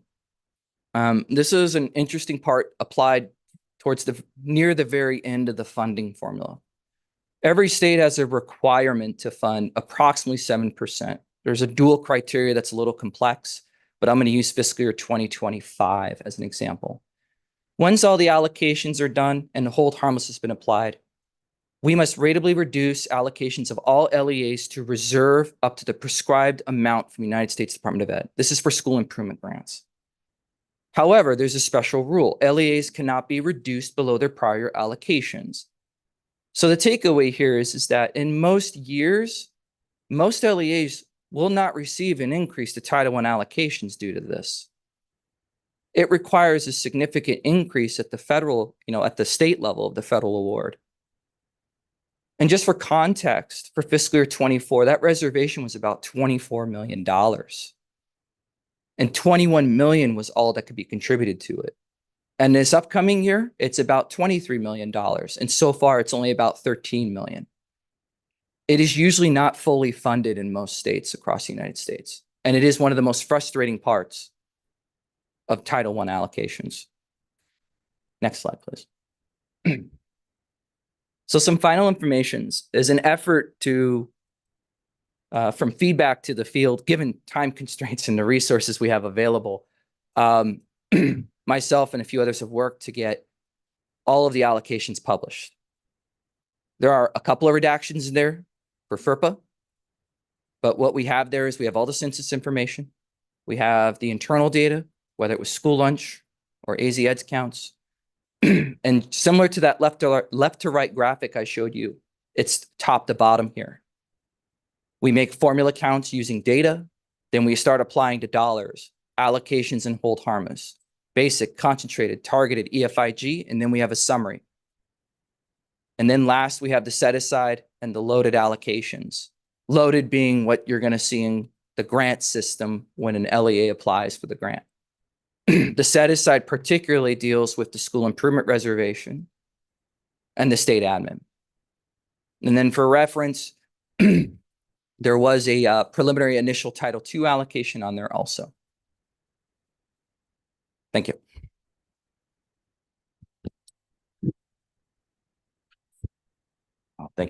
Thank you. I suspect there may be some questions and comments from members of the board. Does anyone have any questions or comments? Well, I do. Oh, yeah. Okay, very good. Now, Dr. Clay, and then Member Tovar, you'll be up next. Please, Dr. Clay. I have a couple of questions. I will tell you, I'm not well versed in school finance. It is a different animal with different wording, which causes people's eyes to water when they start talking. All right, plain and simple. I know people are going, but you know what? I always tell people when they talk to square root it and break it down to there's nothing but zero. That is totally understood. And when things aren't totally understood, it causes confusion and we can't move westward together. So I have a couple of questions. My first question were any of these changes discussed at the Title I Committee of Practice meetings? I was looking at some of the meetings and looking at the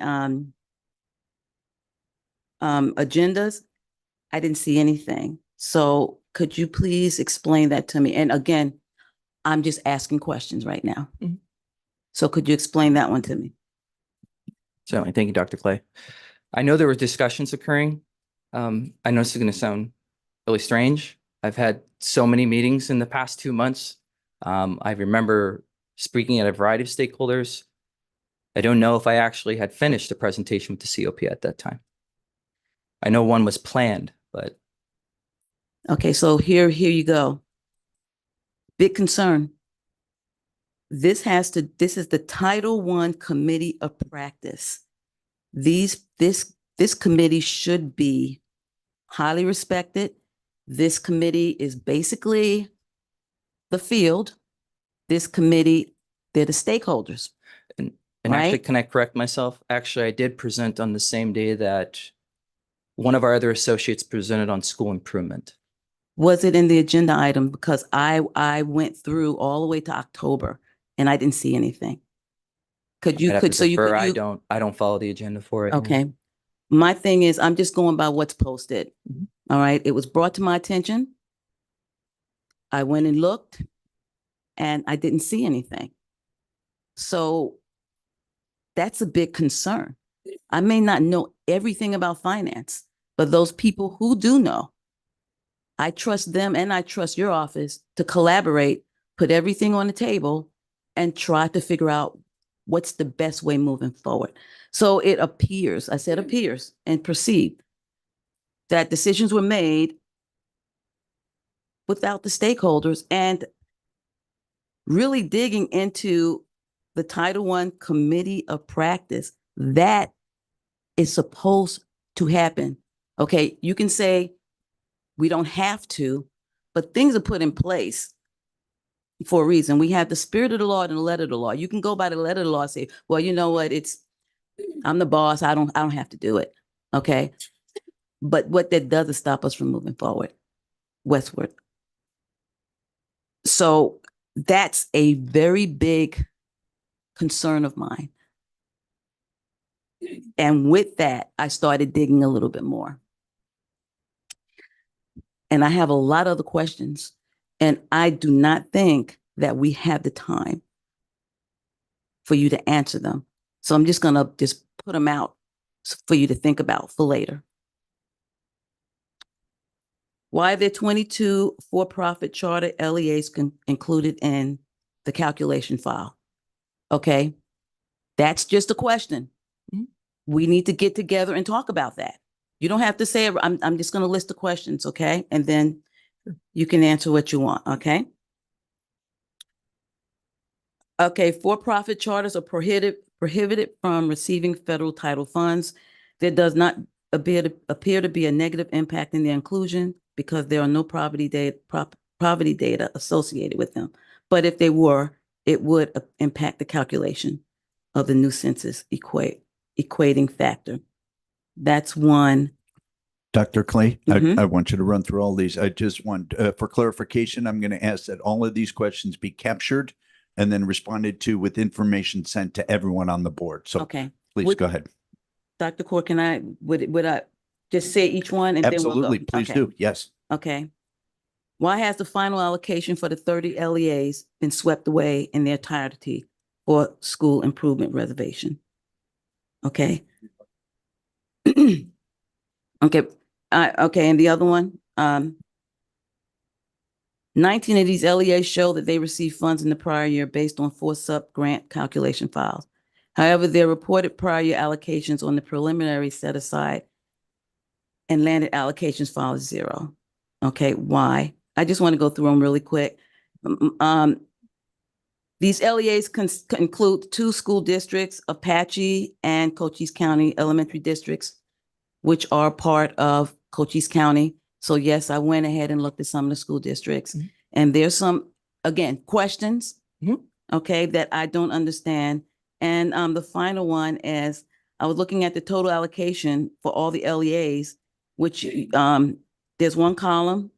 And then I looked at the column of the 99% respecting. new expanding charters, and there was a $95,000 difference. That's something we need to talk about. Again, if we would have done what we're supposed to do as far as talking and getting with COP and all we wouldn't be here now. I wouldn't be asking these questions now. This is this. So it becomes very muddy. It becomes very gray. And whatever the answers are, I just believe that these questions, if they would have been asked before this, you wouldn't have all these people here right now. Thank you, Dr. Clay. I think in fairness, everyone and a lot of folks have decided to spend their money Monday morning with us. If those are questions you can answer now in light of full transparency, I'd like to provide you with that opportunity. I certainly do not expect you to remember all of those in chronological order. So if you want to just tee them up one by one, and again, if that's something you can respond to immediately, I think that would meet everyone's interest. If you need time to research something, we would make sure that information is shared broadly. So, Dr. Clay, can you? I can actually, I think there were two main questions she had asked, because I think one of the answers is going to talk about your swing and impact. First question about the for-profit charters being included. So one of the processes we used is we also look at who's generating state aid in the state to make sure that no LEAs are being missed in any type of calculation. One of the challenges are in allocations, or one of the practices, trust but verify. So we don't just roll over prior year worksheets, for example. And that was used as a double check. However, all the for-profit charters being flagged, we would take they actually do report some free and reduced information, but all the information is zeroed out. So in an effort to be transparent, we look at every for-profit charter, include them on the list, but they have no effect on the calculation. It's just to tell the field they exist. And if the field asks, for example, charter like Allen Cochran, or I think Canyon Rose is another one, they're for-profit. And so they have everything zeroed out. As for your second question on the school improvement reservation, and if prior year allocation is $0, so I did contact the officer at the United States Department of Ed to describe this scenario. And he did confirm that if the prior year allocation is $0 and the state hasn't met its school improvement reservation, all the money goes to the school improvement reservation. The requirement is we get as close as possible to the reservation if we can't meet it. So yeah, $0. Thank you. My only comment is that I wouldn't be asking these questions if we would have done it the right way. We wouldn't be here. And the right way is COP, getting together, talking with stakeholders. And and my thing is this, I've had many stakeholders come to me and say they have not been talked to, they have not been given the chance. So maybe, again, we need to just step back, because even if you've gotten with a lot of stakeholders, there's still a lot of holes, because if you look at the room, okay? When status quo has got to go, we can't do it this way anymore. We have to change the way we do things so that we can move forward.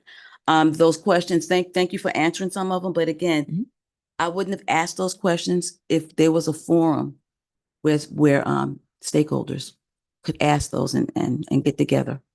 Thank you. Thank you, Dr. Clay.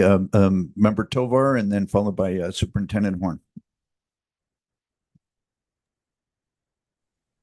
Thank you, President Clay. I do have a couple of questions. I'll first start off in regards to the lack of communication and transparency. I think we heard almost every single speaker that thankfully came and spoke about the lack of transparency, no communication, panic, confusion, significant changes to personnel and programming. They want answers. They want clarification. They definitely needed to scramble to cover programming and staff. And again, as we all know, they affected the most vulnerable students. My question to you, Mr. Brown, and to Superintendent Horn, do you have an actual layout of who you spoke to, when, where, how many people were present, and what was discussed in those meetings? I think it is, if you have that information, that is a question that I would like to be answered fully in regards to who you met with, did you discuss this with the certain stakeholder groups? I think that would bring, for me, some clarification of what actual communication did transpire with groups, because as was mentioned, there is a room full of people that have these same issues and concerns. So are you here today to accept or take responsibility in regards to that lack of communication and transparency?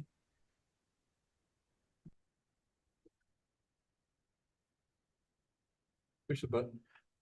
Thank you, Member Tovar. I would like to answer with the following. I take any of the work I do pretty seriously in the department, actually very seriously, to be quite candid. And I think going through this process is trying to communicate to the best of our ability, given the time constraints we had, and quite frankly, some of the lack of knowledge we had from the federal government. I've heard very clearly, not only in this group, but with many of the LEAs or stakeholder groups, Guppy Mac and others, about ways to refine the communication going forward. So if you're asking me, I value that, yes. I think there was the initial question. Is there a log of which groups were spoken to on which date, how many folks might have been? I'm paraphrasing. I don't mean to paraphrase your question, Member Tovar. If you want to just restate it, I think she gave the go ahead. I remember the question. Yeah. Okay. So I have generated a list before of all the LEAs I've spoken with, and I've bulleted out some of the groups that I've either presented at. For example, like the title conference, when we first got information that we had to reconcile for fiscal year 24 and kind of what we had heard or lack of knowledge we had with the federal government back during the Title I conference. I believe it was down that time frame too that I also spoke to the COP group, was actually around that conference. I was asked to come in and present and speak to that group briefly about some of the changes that were coming up because we didn't know information. And what at the time, just trying to figure out how we were going to approach fiscal year 25.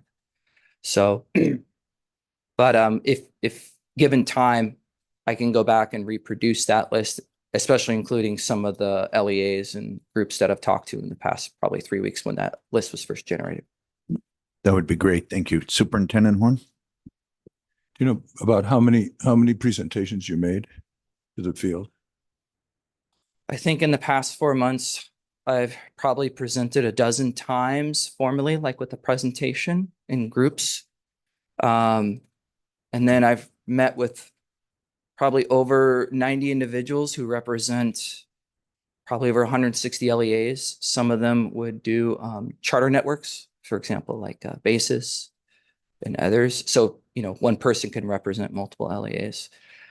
And I've also spent some time like with the Arizona Charter Association and other groups. So you made at least a dozen formal presentations. Is that right? That is correct, Superintendent. And while you got a question where you said you weren't sure whether an item was on the agenda, you said you did make a presentation. Yes, I did. And so any questions that were follow-ups on the assumption that you did not would be incorrect, because in fact you did present to that stakeholder group. Is that right? That is correct. The Republic had a story where the first paragraph stated that we cut funds, federal funds on Title I. Is it true that aside from 0.7% of federally directed costs of administration, we distribute every penny to the schools that we get from the federal government? We distributed every penny that came to us from the federal award that was appropriately entitled to the LEA. Is it true we never withhold anything? No, we didn't. So if people say you cut funds from Title I, that would be a false statement, wouldn't it? It would in the grand equation, yeah. We never cut anything, do we? No. How many years have you been doing this? Allocations or working for the department? Allocations. 5 to 6 years. So when somebody claimed that we suffered from turnover, that would be incorrect, wouldn't it? For me, yes. How many emails did you send out to the schools? On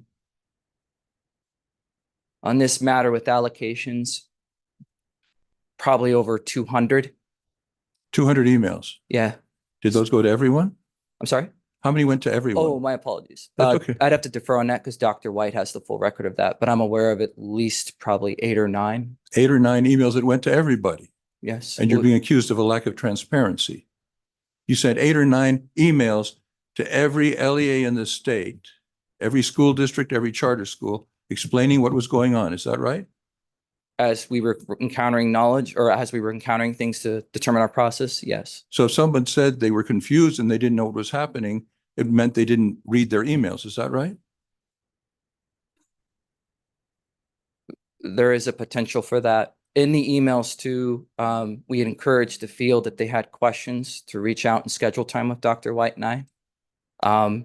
Particularly to go over the logistics of at least how their poverty data had shifted and specific impact. And did you talk with everyone that requested to talk to you to clarify things? Yes, yeah. It's been a long couple of months, so. And all this effort we're talking about that went into transparency and communications. Is that right? To the best of my ability, yeah.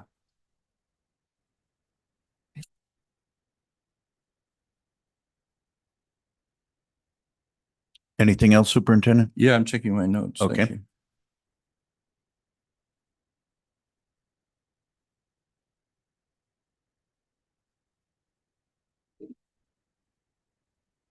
I think that covers it. Did you do everything you can possibly think of to provide transparency and communicate with the schools? For me, yeah. You sent out emails, you held meetings, you talked to everybody who asked to talk to you. Is that right?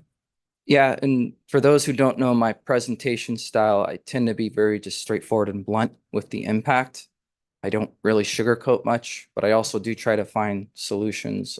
I'm pretty savvy with school finance myself, so I'm not an expert like Mr. McCain, our CFO, but I know enough to help districts plan and budget, having past prior grant experience. And you sent emails, you had meetings, and you talked to everybody who asked to talk to you and answered every question asked of you. Is that correct?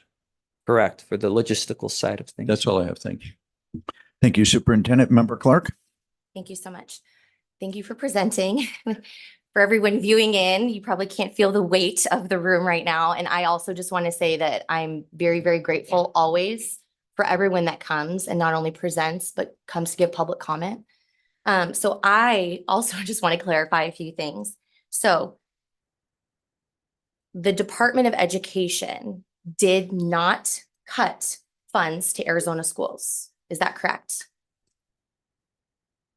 We did not cut funds to the entitlement formula, no. Okay. And then I was wondering if you mentioned a few times, and we saw in the presentation about the challenges caused by the U.S. Department of Education related to delays, and specifically the April delays. I was wondering, especially since we have media in the room, if you could just summarize once again the challenges that those delays at the U.S. Department of Education level caused for us and our school leaders and everyone here on the ground in Arizona. Certainly. Thank you. Thank you, Member Clark. Without knowing a total award amount with the United States Department of Ed, it's the biggest challenge is determining how hold harmless will impact each LEA and the school improvement reservation particularly. In general terms, if we see an increase of an award and school improvement reservations fully funded, LEAs will see increases. But if it's flat, it's very hard to understand knowing that poverty data is down where all the cards will lie. So that's the biggest challenge here. The first question most LEAs ask is, what's my specific impact? And the only data I could go off of, at least for school districts, like very forward for school districts, is what the Census Bureau tells us. But then when it comes to charters and ASDB or Arizona State School for Deaf and Blind, it's that equating for the data. the census child count. Could you elaborate on how the poverty shift in Arizona impacts the funding? Because I think that that's a really important piece to this whole conversation is what happens when your poverty rate in a state decreases and what that means at the ground level for the schools. Certainly. The poverty basically at the U.S. Census Bureau drives everything we get. Okay. The United States Department of Ed tells us from their level, they actually prescribe how much specific money is supposed to go to school districts based on their counts. So not only is it data, it's actually dollars. And given our role is to just, work in charter schools and ASD being in that equation, it obviously comes from the districts in the equation formula. That's just part of how it works. But the poverty drives everything from the U.S. Census Bureau. And as Mr. Rickert mentioned, there's some alternatives and so forth, but those are totally different discussions to have, rural versus urban and that type of impact. But we don't go out of, everything has to be equated to the census data pretty much. Oh, last question it was one of the earlier slides and I was trying to catch the number. There was a bullet in there about the numbers being somewhat off for 2020. I think it was 2023, but it might have been for 2024 because of an allocation that was improperly made by the prior administration. I was wondering if you had just a few sentences where you could help us understand that. I'll try my best, but Okay. after fiscal year 2023, Okay. Prior administration had earmarked what they determined as unused funds inaccurately. Mhm. And then they would apply those unused funds to the 25 allocation. Generally, if you have to do any reconciliation, it has to be done in the same federal awarding year. Mhm. There are some slight exceptions to that for new and expanding charters, but it's rarely adopted by states. So there'd be basically to answer your question more straightforward. They inappropriately took a 23, what they thought was unused funds, and manually inserted it into the statewide amount for 24. For 24, 25. Fiscal year 24. For fiscal year 24. Okay. So normally it has to be reconciled within the same year. And because that was done improperly, it impacted 2024. Yeah, it would give an impression of inflated amounts for fiscal year 2024 when they did the preliminary amounts, they being predecessors, did the preliminary amounts over a year ago. Okay. And just final question on that to make sure I'm catching it all. So there was that inflated amount. Did that impact the perception in the field that the amounts were going down even more or no? Because you fixed that issue. I think that specific impact, once we reconciled, speaks to Dr. Clay's point about the school improvement reservation. It triggered very heavily for some of the LEAs. Because of that error. Which would cause swings, yes. From the prior administration. Thank you. Thank you, Member Clark. Dr. Hagerman, please go ahead. Yeah, I have a question. You said you didn't change the funding formula, but in some of the things I saw, like in the Guppy Mac presentation, it looked like there was a change to the new and expanding charter school census process. And I'm wondering how that affected allocations, and just to talk through, how do you do that? Like, how does that work? Sure. To speak to your point, Dr. Hagerman, LEAs or new and expanding charters would give us paper counts of child counts, and they would deviate pretty heavily when the actual data came in, which would negatively impact some LEAs. And it was, quite frankly, really confusing to the point that it was a practice that needed to go away. So now we're going to be looking at more real-time data to give them estimates versus paper counts. Just for example, we had cases of new or expanding charters who inflated counts to the degree of like 300% on paper. And maybe they just truly don't know, I'm going to give them the benefit of the doubt.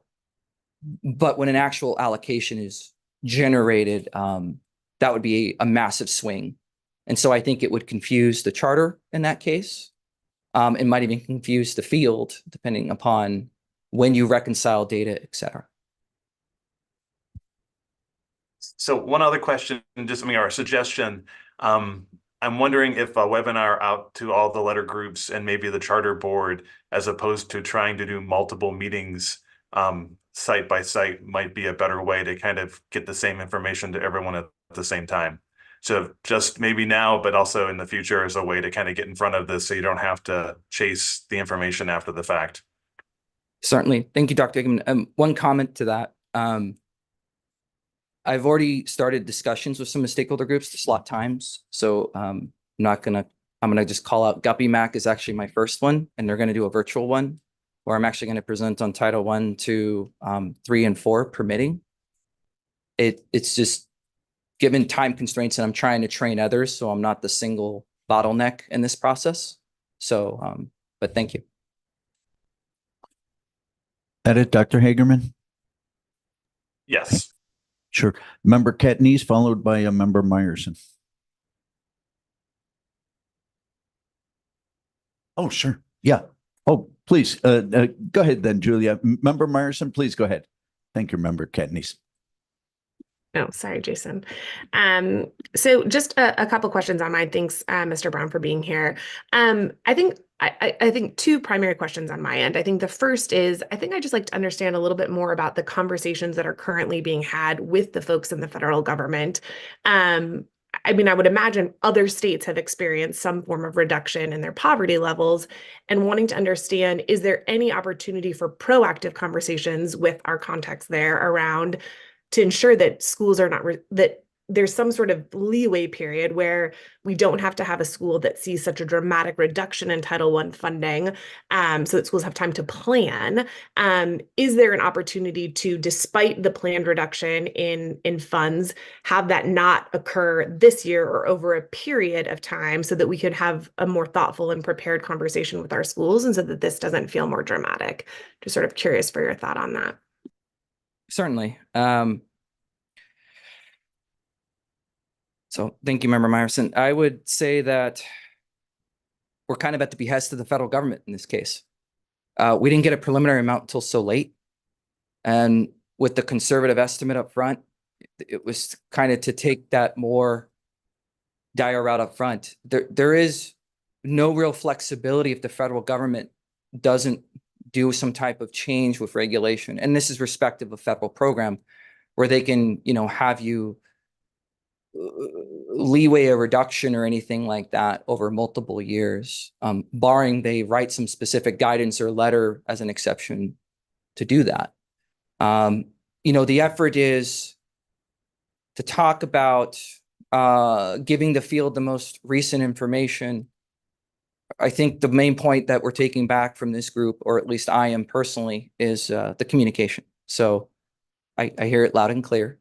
And I'm working with Dr. White, the Deputy Associate Superintendent, and the administration in general to talk about some new standard practices, start publishing more material to the field. That's why I put the allocations up, for example, so people can give me a call and say something's not right, and I can investigate it if that is the case. Like Dr. Clay brought up, why are for-profit charters on there? So these are the types of things that we're trying to get as quick as possible up to the field. And the discussions with USED has mostly just been making sure that the process is following the guidance that they give us and so forth, and asking ad hoc questions like the concern about prior year allocation with the school improvement reservation that Dr. Clay mentioned earlier. Got it. Well, maybe Executive Director Ross, maybe that's something that we can also think about in terms of like what action as a board we can continue to take in terms of additional advocacy at the federal level around whether it's just through general timing and or any change in potentially what this would be. So I think to point one. And then just my second question is, I think I'm just personally still a little confused just about the conversation related to the improvement funds. So just for my own clarification, just if you could explain that a little bit more to me. So when we get the allocation from the federal government, do we always take 7% for improvement? And then I just have a couple of follow-up questions. Sure, that's a good question. So technically there's a dual criteria. So you either have to do the greater of one or the other. In most years, it's 7%. There's another complex one, which has a grandfather provision where it can exceed 7%, usually slightly, but it's always occurred. Yes, it's been in for many, many years. Okay. And so it's not our decision on the 7%. It's basically, that's what it's supposed to be. That is correct, Member Meyerson. The federal government actually gives us specifically a spreadsheet that says, here's exactly how much you have to do. We don't even have to really even calculate it. Okay, got it. And so I think that a question would be, with the expected reduction from the federal government that you believe, that we all believe, I guess, will occur, will we see then the same reduction to the improvement funds, or it's just 7% of the reduced amount?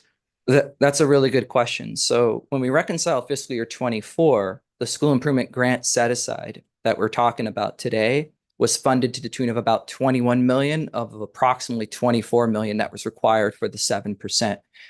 This most current FY25 or fiscal year 25 that we're seeing, it's only funded to about 13 million. And that is because, as I mentioned before, LEAs can only contribute until they hit their prior year allocation, and then it stops.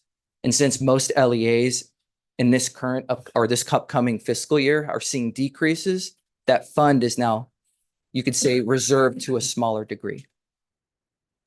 Got it. Is there, and I guess this is maybe then a question, is there an opportunity or conversation in the department, I think, given again, both through public comment and just, just generally, even for myself as a school leader, I think given the extreme stress in a tough year, as I'm sure you can imagine, with ESSER, with the one-time funding from last year, no longer, all of the things, is there a conversation about how to potentially allocate any of those funds so that it can offset some of that stress? That's a good question. I know Dr. White and her team are trying to have those discussions with the LEAs. And a lot of that is up to local control too. That's not something we can always talk about. Other funds available, federal funds in those discussions, but it's kind of unique to each specific LEA and dependent on the size of their federal funds. So for example, some other rural LEAs might get other federal opportunities that urban ones don't, et cetera. So. Okay, I appreciate you answering my questions. And like I said, Executive Director Ross would love to think about just some of the other federal advocacy potentially that we could, as a board, consider, or what are our options there, because it does seem like that's a potential lever. Thank you. Thank you, Member Meyerson. Member Kentney's.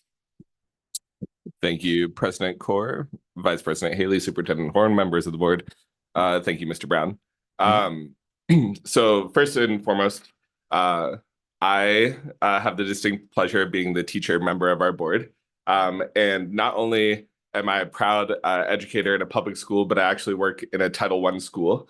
And so a lot of this is stuff that, I've felt the weight of this room, and I've felt the stress on so many different stakeholders in this room. And I think that I very much so, as a math teacher too, I like what you said about let's find a solution, because I think that that's what we do in math, right? We find what X equals. I didn't always find the solution.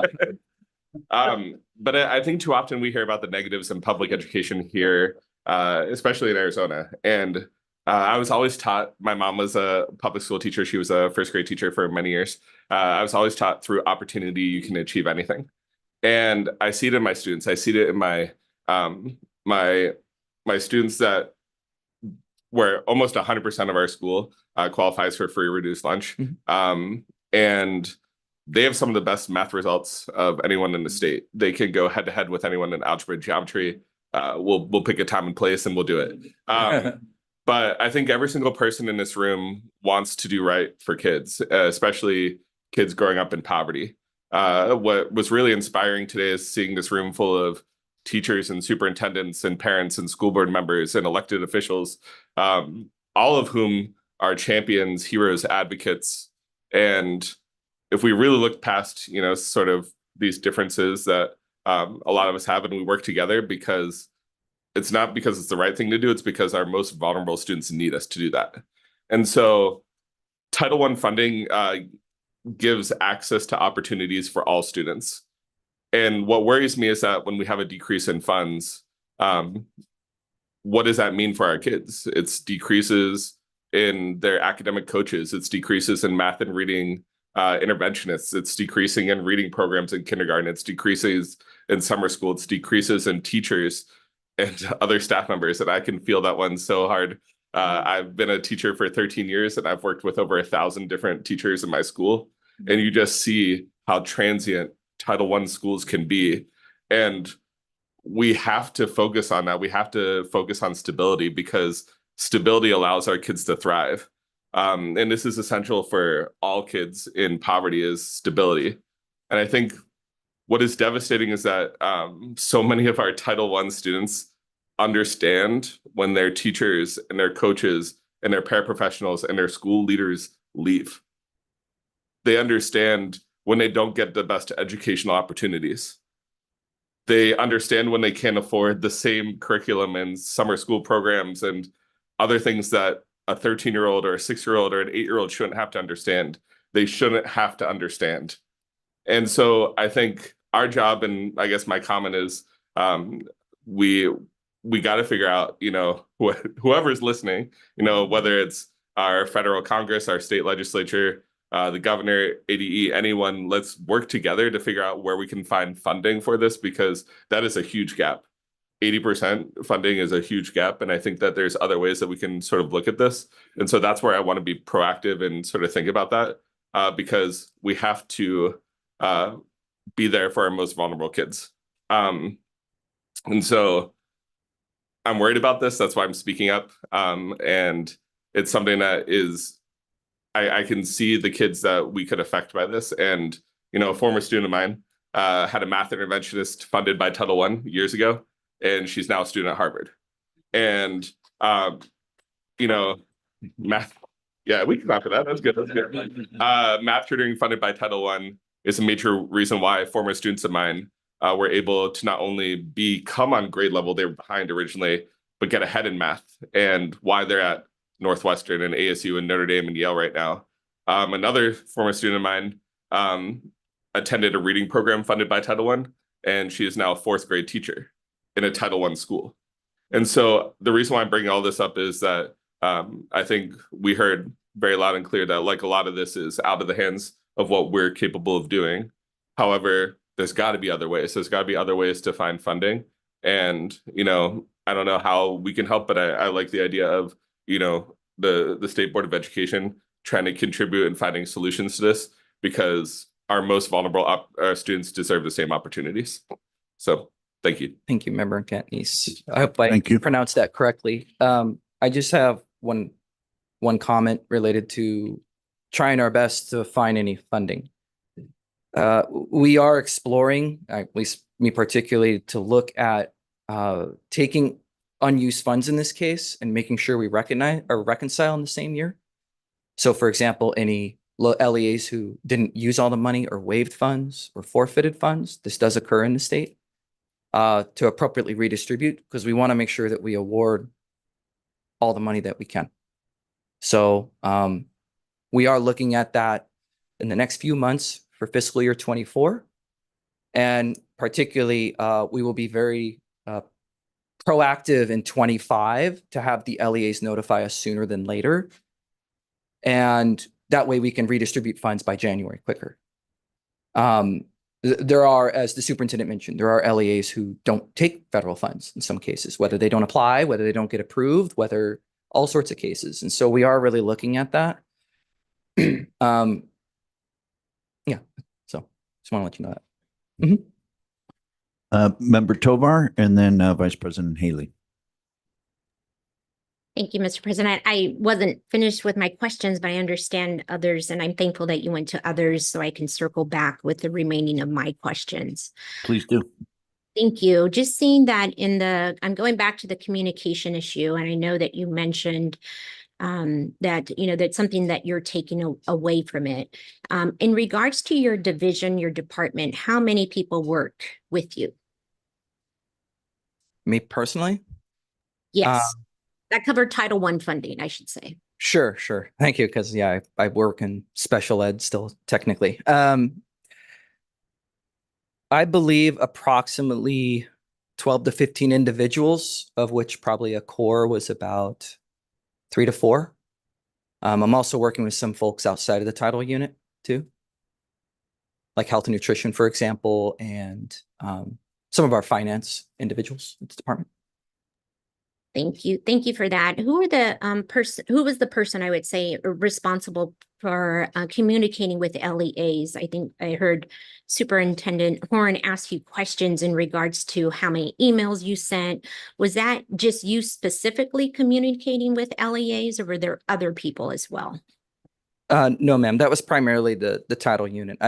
I deal more with the logistics and crafting of some of the messages and meeting with the LEAs particularly. I have done some communications, but primarily I left the title unit and the specialist who would be working with the LEAs in that regard. Thank you. I'll re-clarify the question that I want answered in regards to who presented where. I would like for it to include the group that you just mentioned in regards to Title I funding, in regards to emails they sent to who, when, and what meetings they presented to as well too. And I'd also like, if Superintendent Horn had any communications with Title I schools, their superintendents or principals, I think that would be very helpful in regards to, your communication back to the board. What I heard from Superintendent Horn is essentially doubling down in regards to communication, and I see a room full of people there who, again, made issues in regards to communication. And I agree with one of my members of saying we all want to look forward to trying to get solutions. But in trying to get solutions, you actually need to say that there is need for improvement. And I don't hear that right now. And that's very concerning in regards to that lack of transparency and communication. Please, if I just ask the audience to refrain from reactions like that. Thank you. I will go forward in regards to what I heard in regards to different LEAs on what issues that they have had in regards to the Department of Education leading the Title I funding along with the Superintendent of Public Education, Tom Horn. Again, the delaying of Final I allocations for the 23-24 school year by months. Cutting some districts' final allocations 23-24 by tens of thousands of dollars without real explanation or communication.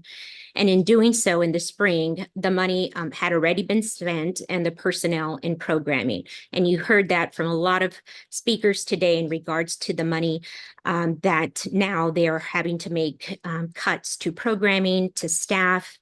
And, I was a former teacher in a Title I school. I happen to know that their loss right now is around $200,000, which absolutely breaks my heart in regards to our most vulnerable students needing that programming. Again, districts were accused of being confused and incompetent when the confusion was actually on the Department of Education's end. I think initially the Department of Education insisted on sweeping 20% cut for all districts for a preliminary allocations for the 24-25 school year without a full or adequate explanation of nearly enough communications, failing to communicate adequately about all topics related to Title I. Again, I'm looking forward to the communication logs that will come in to help and clarify where exactly that lack of communication and transparency occurred. In regards to the funding, I would say what I'm hearing from most districts is that the biggest issue is about receiving a new allocation once the U.S. Department of Education sent allocations. So my question to you is that will this happen? And if so, when?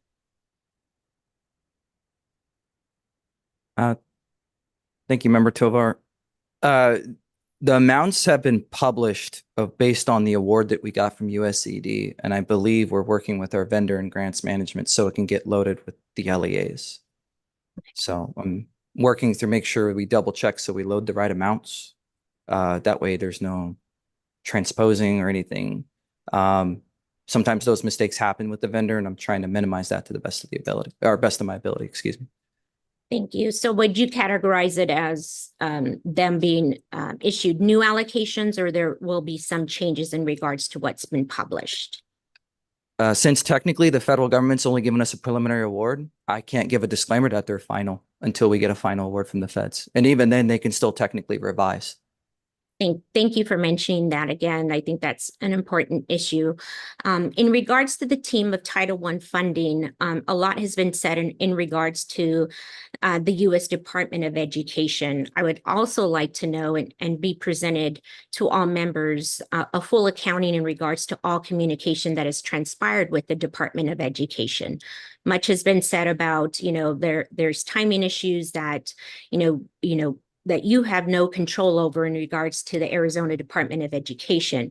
I would like to know what communication has transpired, to know what has been communicated with the Department of Education in regards to timing, in regards to communicating the urgency in regards to getting information as soon as possible, and any other communication that has been transpired. I think that would, be helpful to me in knowing a full picture in regards to that, the Department of Education, and then knowing from there what strategic steps that could be implemented to improve in regards to that communication. Like, for example, do you have someone you work with directly, or is that, do we need to advocate for that? So those, I look forward in receiving that communication as well too. In regards to the issue that has been stated, a few times in regards to the previous administration, confusing the funding, and then you had to, under this administration, correct it. What I'm hearing is in regards to that funding is that all districts knew it was a one-time allocation. And I know that we don't have the previous superintendent here to actually make a statement. So do you have any recollection of this being relayed to different school districts, that this was a one-time allocation? Member Tovar, I'm a little bit confused by your question, so I might have to defer. I don't know what you mean by one-time allocation. Again, with your permission, Member Tovar, the unused allocation, the leftover dollars that were rolled into this fiscal years from 23 to 24, I believe, and please clarify, Member Tovar, the question is, did the districts know these were one-time increases? Correct. Thank you. No, certainly, Dr. Kaur. No, I don't think districts were made aware that the unused funds were applied at all. I have no evidence to show that. It would have just looked just like any other normal allocation they got in their preliminary amounts for 24. Thank you. Thank you for that. Again, another question in regards to schools. Do you have knowledge that that more schools were added? I would say choice schools, charter schools were added, whether they were qualified or not, and reduced the amount of public school districts that were entitled to Title I funding? No, I'd have to defer. I'm not qualified. I don't know what that term means, but if you're talking about eligible to the federal funding formula, it's just every LEA that operates. So. Thank you. Thank you for that. I will clarify, if they waive funds and forfeit funds, that's something that I mentioned earlier that we're looking at. So any LEA who doesn't take funds, those will be redistributed appropriately, barring impact, et cetera. So, or respecting impact. So in regards to a previous year until now, were there more schools added in general? I'll ask that question. In the funding formula, there were LEAs that when I compared to ADM for the past year, I made sure they were in the formulas as appropriate. So, but I don't know, looking at 23, I would have to go back and look at the prior spreadsheets. So I'd have to defer to fully answer your question. Thank you. If you can give us that spreadsheet in regards to the full accounting of all LEAs schools from a previous year until this year, so we can compare in regards the amount of funding as well too, I think would help me in regards to how much was allocated in a previous year to this current year as well too. I think that would be helpful for me as well, but I appreciate it. I have a question for Director Ross. I know that there was many in the room and possibly online. Did we happen to limit speaker requests that came in last minute? Dr. Core, Superintendent Horn, members of the board. Member Tovar, our cutoff for call to the public, registering for call to the public and for written comment for a specific meeting is noon on the Thursday prior to the meeting. That has been for quite a while. And so that is always the deadline. Honestly, just given staff capacity, extending it past that is not always an option. So just to explain process, anything that comes in after that deadline, any written comment is automatically put to the next meeting. Thank you. I understand that. I mean, I've worked in a few different capacities where there is a policy written in regards to the chair having discretion. If we do have, a room packed full of people who took time out of their day to come, it would be up to the chair. Again, it was in policy where he can defer to have people speak. Do we have such a policy right now for our board? So President Core, Superintendent Horn, members of the board, yes, the president does have the discretion to allow speakers who registered after the deadline. I will say I just communicated with my staff. We did not have any written comment that came in after the deadline related to Title I. Thank you for that. I was just wanting to see because I wanted to make sure people that came and spent their morning and looks like afternoon with us that, they would have an opportunity if they requested it. Thank you so much, Director Ross, and thank you. That concludes my questioning. I'm looking forward to the data that we'll receive hopefully soon. And maybe I could ask, do you have an estimated time of when that would possibly partake? Member Tovar, I don't have an estimated time for that, no. Are you talking about a month? Are you talking about a year? I think you could probably quantify it of giving me some type of estimate.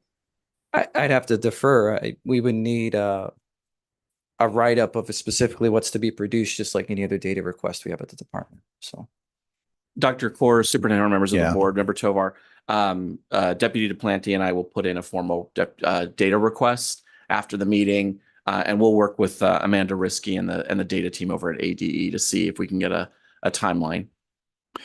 That would be great. Given the interest in this matter, I think an expedited response is expected. Mm-hmm. You're done, Member Tovar?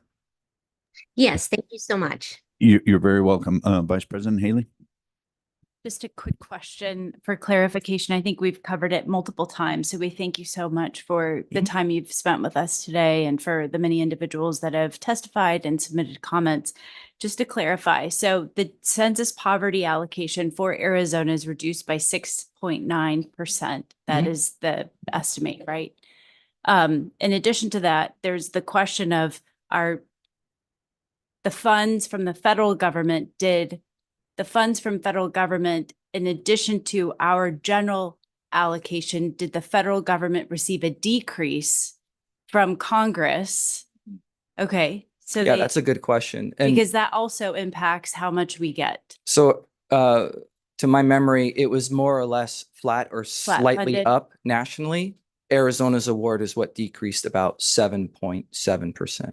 Okay, that's right, because it was saw a decrease in 6.9% poverty, and then the Title I allocation was a decrease of 7.76%. So given that, understanding the hold harmless provision of trying to make districts whole, LEAs whole, before you get your 7% school improvement grants, is that correct? Did I Yes, that's correct. understand that correctly? So the department is trying its best to make districts whole, given the fact that the U.S. Department of Education gave your allocation late in April.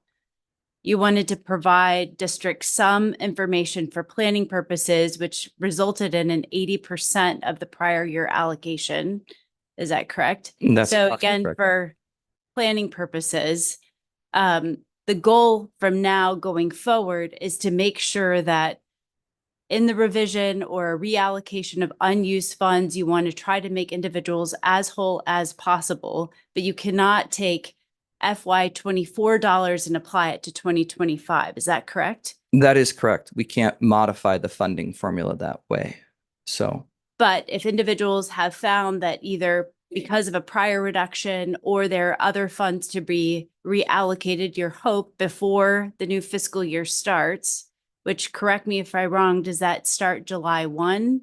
the fiscal year does begin July 1, and you are in the right direction. We are going to look at any LEAs who have freed up funds that they don't want to use or potentially aren't eligible for if they change like their circumstance, like they close. And we will look to see about redistributing those funds. We have to kind of evaluate that first because the school improvement reservation still kicks in. And unless we fill in that gap, it may not make any impact to LEAs whatsoever. And we also have to look at, we haven't actually explored exactly how much funds are freed up because we're still 2 months before the end of the fiscal year closing. That's helpful. And then I think my last question is, individuals with federal dollars, they have to have them earmarked for a specific purpose, but they can spend it out longer. Is that correct? So if you get your Title I dollars for current year fiscal 2024, you would have a period of time in which you have to obligate it, but you must use it within a period of time. Is that also correct? That is correct. And different programs have kind of different ways of doing this. So if, for example, you had a school district and you were awarded funds in July 1, those funds are earmarked with you from that specific award for 27 months through something called the Tidings Amendment. But the appropriate way that that's supposed to be earmarked is it's your carryover of what you don't use in year 1 to the second year. It's not taking the money and redistributing it in the future year allocation. Yeah.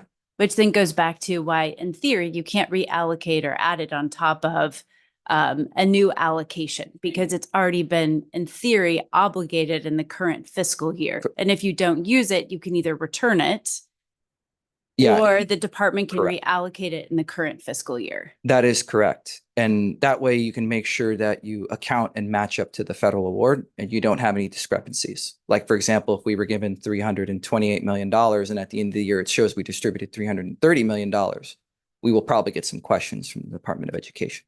That's helpful. All right, thank you. And I appreciate the others' comments about communication, transparency. I think with any time we get anything like this, where it's such a dramatic cut from a prior year allocation, and for many of our schools anticipating the ESSER funds going away, planning for the future is quite hard. So thank you so much for your time. We do appreciate You're it. welcome. Thank you, Vice President Haley. Member Clark. I had forgot that I sent a thing down. I'll make it really fast. Again, also just to reiterate Vice President Haley's comments, there's always opportunity for improvement. It sounds like in this case, there might be a little more opportunity on the communication side for a variety of different factors. I was just going to offer myself up as a board member. It sounds like there's other board members and then other folks in the audience here that might have, closer relationships with the current administration and the current secretary over the U.S. Department of Education, Cardona. Sounds like there's been a lot of issues with what's been happening at the federal level that's really impacting us here. So just want to offer myself up, any other board members, our administration, in case we need to make it known about the challenges that we're having here in Arizona related to issues that are happening at the U.S. Department of Education level. Thank you.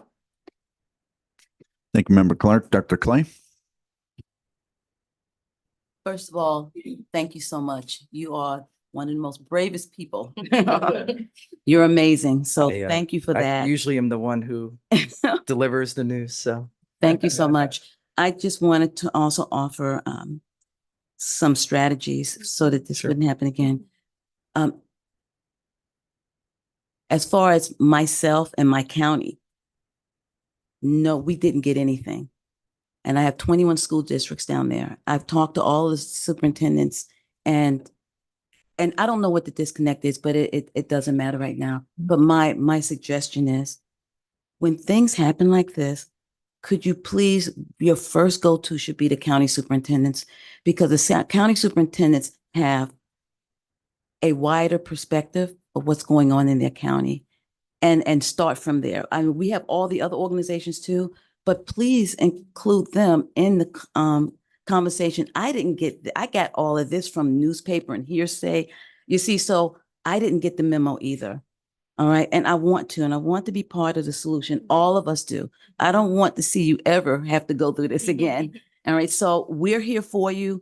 Please consider the county superintendents when any change like this starts to happen, because we have the ear of our family, which are the district superintendents. But we're here for you. Okay.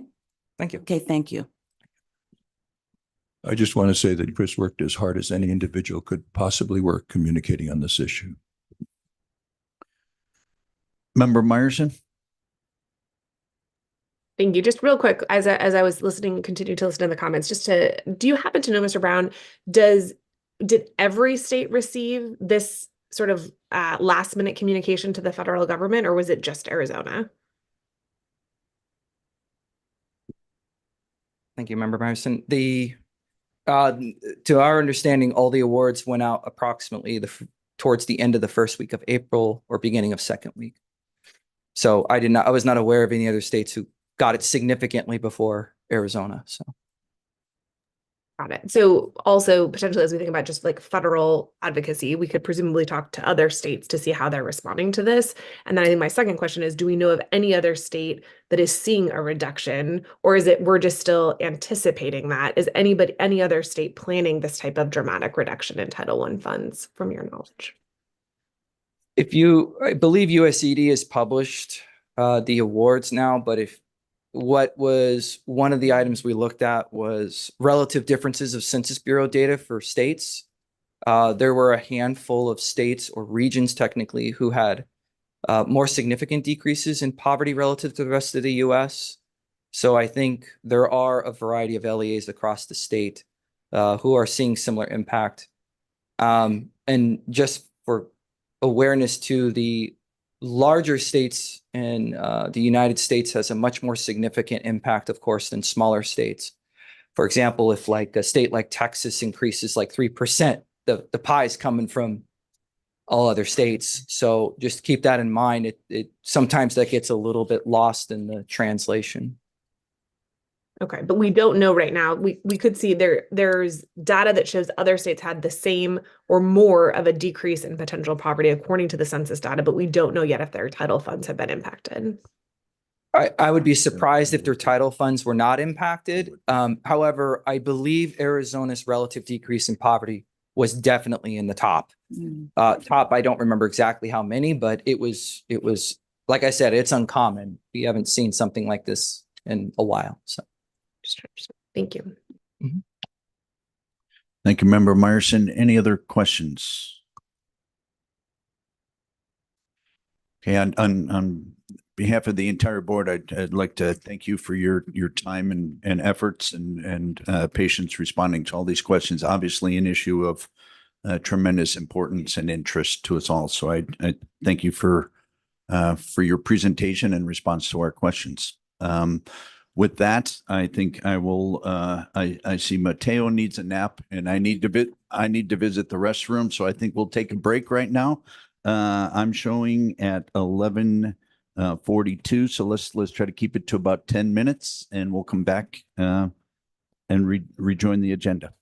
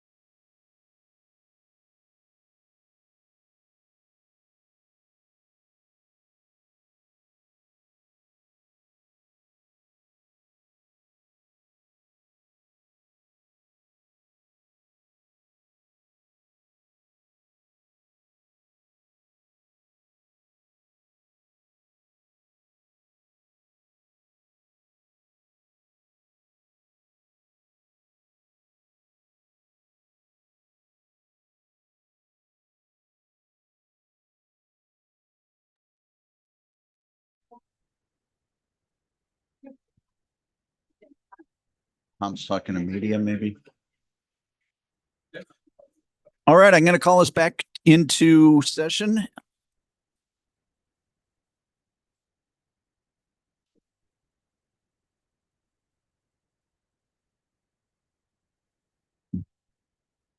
All right, very good. We'll pick up right where we left off, obviously, on item 5B. This is presentation, discussion, and possible action to open rulemaking procedures for seizure management training. Director Ross. Dr. Core, Superintendent Horn, members of the board. This item is being overseen by our policy director, Rico Llanes. Rico? Fantastic. Rico, please. Yes. Almost good afternoon, President Core, Vice President Haley. We are looking to open rulemaking procedures for R7-2811 on seizure management to conform to some 2022 legislation. This has been a long brought about process, something that I think that even back when Ketcher Baden was still the deputy director that the board was looking at. And it has been in different iterations of drafts, and Kat has been really amazing in spearheading this work with the Department of Education to get feedback from school nurses, other school leaders and stakeholders. The department actually brought together a school nurse committee to send us this draft, and Kat ran through it. We made a couple edits and then conforming changes, and that is the draft that is before us today to open rulemaking procedures. Fantastic. With that, do I have a motion to open rulemaking procedures on AAC R7-2811 seizure management training? Do I have such a motion? So moved. Thank you, Vice President Haley. Do I have a second? Second. Dr. Clay, thank you. Any comments or discussion? All right, then all in favor of the motion as presented, please indicate by saying aye. Aye. Aye. Any opposed? Same sign. All right, motion passes unanimously. We'll move us on to 5C. This is presentation, discussion, and possible action to open rulemaking procedures for elementary and early childhood certificates. Director Ross. Dr. Core, Superintendent Horn, members of the board, I'm going to defer to our new Deputy Director, Bruce DePlanty, to discuss this item. Pressure's on, Bruce, all yours. I know, different role here. This item and the attached documents were presented by the department when I was in the department as technical changes and some rule cleanup.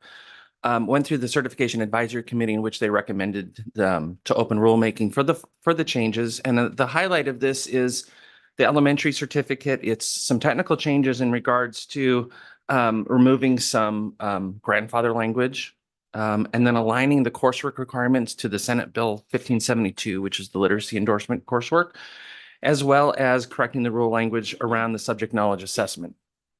The early childhood certificate rule change, again, with the reading coursework aligned to Senate Bill 1572, the outdated grandfathering language, and then some other technical cleanups, which around the title of the certificate, which says birth through grade 8 or grade 3. But we know in grade 3 that there can be some 9-year-olds. And so just kind of removing that and just saying grade 3. There was a technical issue with practicum was not defined in rule, and so removing that reference, and then also conforming to other certificates in which candidates for this can do a capstone for the full length of the certificate. For instance, the K-8 certificate, they can student teach in any of K through 8, and the early childhood certificate, you couldn't do that in preschool. And so this would change that to align to that, as well as clarifying some experience in one of the options. Okay. Fantastic. With that, do I have a motion to open rulemaking procedures for AAC R7-298 and R7-2609 elementary and early childhood certificates? Do I have such a motion? Member Kervikis, do I have a second? Second. Member Katniss, thank you so much. Any comments or questions? Yeah, Member Kervikis, please. Thank you, Mr. Chairman. I wanted to ask Bruce about do we need, or should we make explicit changes to the special education certification to make sure that they are also having the requirements for the reading instruction? So that bill applies to all elementary certificated teachers. President Core, Superintendent, members of the board, Member Krivakis. Yeah, the bill was silent or excluded ed preps in those for those certificate types of specifically adding that coursework. And so during that time, we aligned the elementary and the early childhood to that literacy coursework. So if we want to be more overt about it, we would need to go back, probably the mild moderate. I believe it's on the early childhood special education, but mild moderate is probably most impacted, moderate severe. I would also say that arguably that second reading course is already in as a certificate requirement. It would be specifically the science of reading, including phonics. Thank you for that answer. If it's possible, I'd like staff to go back within the legal authority that we have to make sure that all certificated teachers have that requirement, especially those who are in self-contained and resource classes. Yeah. Thank you. Any other questions or comments? Seeing or hearing none, I'll call the vote. All in favor of the motion as presented, please indicate by saying aye. Aye. Any opposed, same sign. Motion carries unanimously. 5D, this is information only, and it's an update on rulemaking procedures for the State Seal of Civics Literacy. Director Ross. Dr. Core, Superintendent Horn, excuse me, members of the board. A couple of months ago, the department came to present on the Seal of Civics Literacy, which is one of the diploma seals that students can earn upon graduating high school. There was an issue with a low level of enrollment with that specific diploma seal due based on stakeholder feedback, in large part to a 75-hour requirement for service hours. So rulemaking was open, and Rico is going to provide us with an update on that process right now. Thank you. Rico? Yep. President Core, Vice President Haley, Superintendent Horn. Our update for this rulemaking package is that based off of the department's recommendations from the January meeting, and we opened rule, staff went in and we drafted rule that fits in within our civics literacy rule framework to address the concerns around the limited number of students graduating with this seal, to conform it to what the estimated amount of hour requirements are for other comparable diploma seals. And what we did was collapse the community service hours into civic engagement activities. And between the two, it is a required 30 hours of service to conform with what is typical for other diploma seals. Okay, very good. Any questions or comments? Again, this is information only, and now would be the time to get any information you feel you're lacking. Okay, thank you, Rico. Appreciate it. With that, I will move us on to 5E. This is presentation, discussion, and possible action to approve the Arizona State Plan for Perkins V, which will carry us 2024 through 2027. Director Ross. Dr. Core, Superintendent Horn, members of the board. As you may recall, we had Kevin Imes from the department come and present to the board last January on just career and technical education in general in Arizona, but in particular on the Perkins V state plan, which is required to be updated every 5 years and submitted to the federal government. Part of that submission plan is approval by the state board before it is submitted to the federal government. So in knowing that Kevin would be coming back to talk about the revised plan, we had him come in January, and he is back today. And again, this is a voting item for the board. So Kevin Imes is our state director for CTE. Have him come up. Welcome, Kevin, please. Thank you, President Core, members of the board, superintendent. I'm going to briefly go through my presentation. I have no choice because it is brief, and there's a reason for my brevity. So, second page, please. Okay. So just in review of January's meeting, there's 4 components of the plan. I'm not going to really spend a lot of time on the presentation because I know there's other concerns and questions as we move forward. But the plan in itself talks about the development and the consultation program administration and how we would implement that plan, fiscal responsibility, and accountability for results. And we report that with Perkins. And as Vice President Haley reminded me, that's a 300-page report. And so it's quite lengthy. Next slide, please. So in starting the review, it began about 18 months ago, in September of 2022.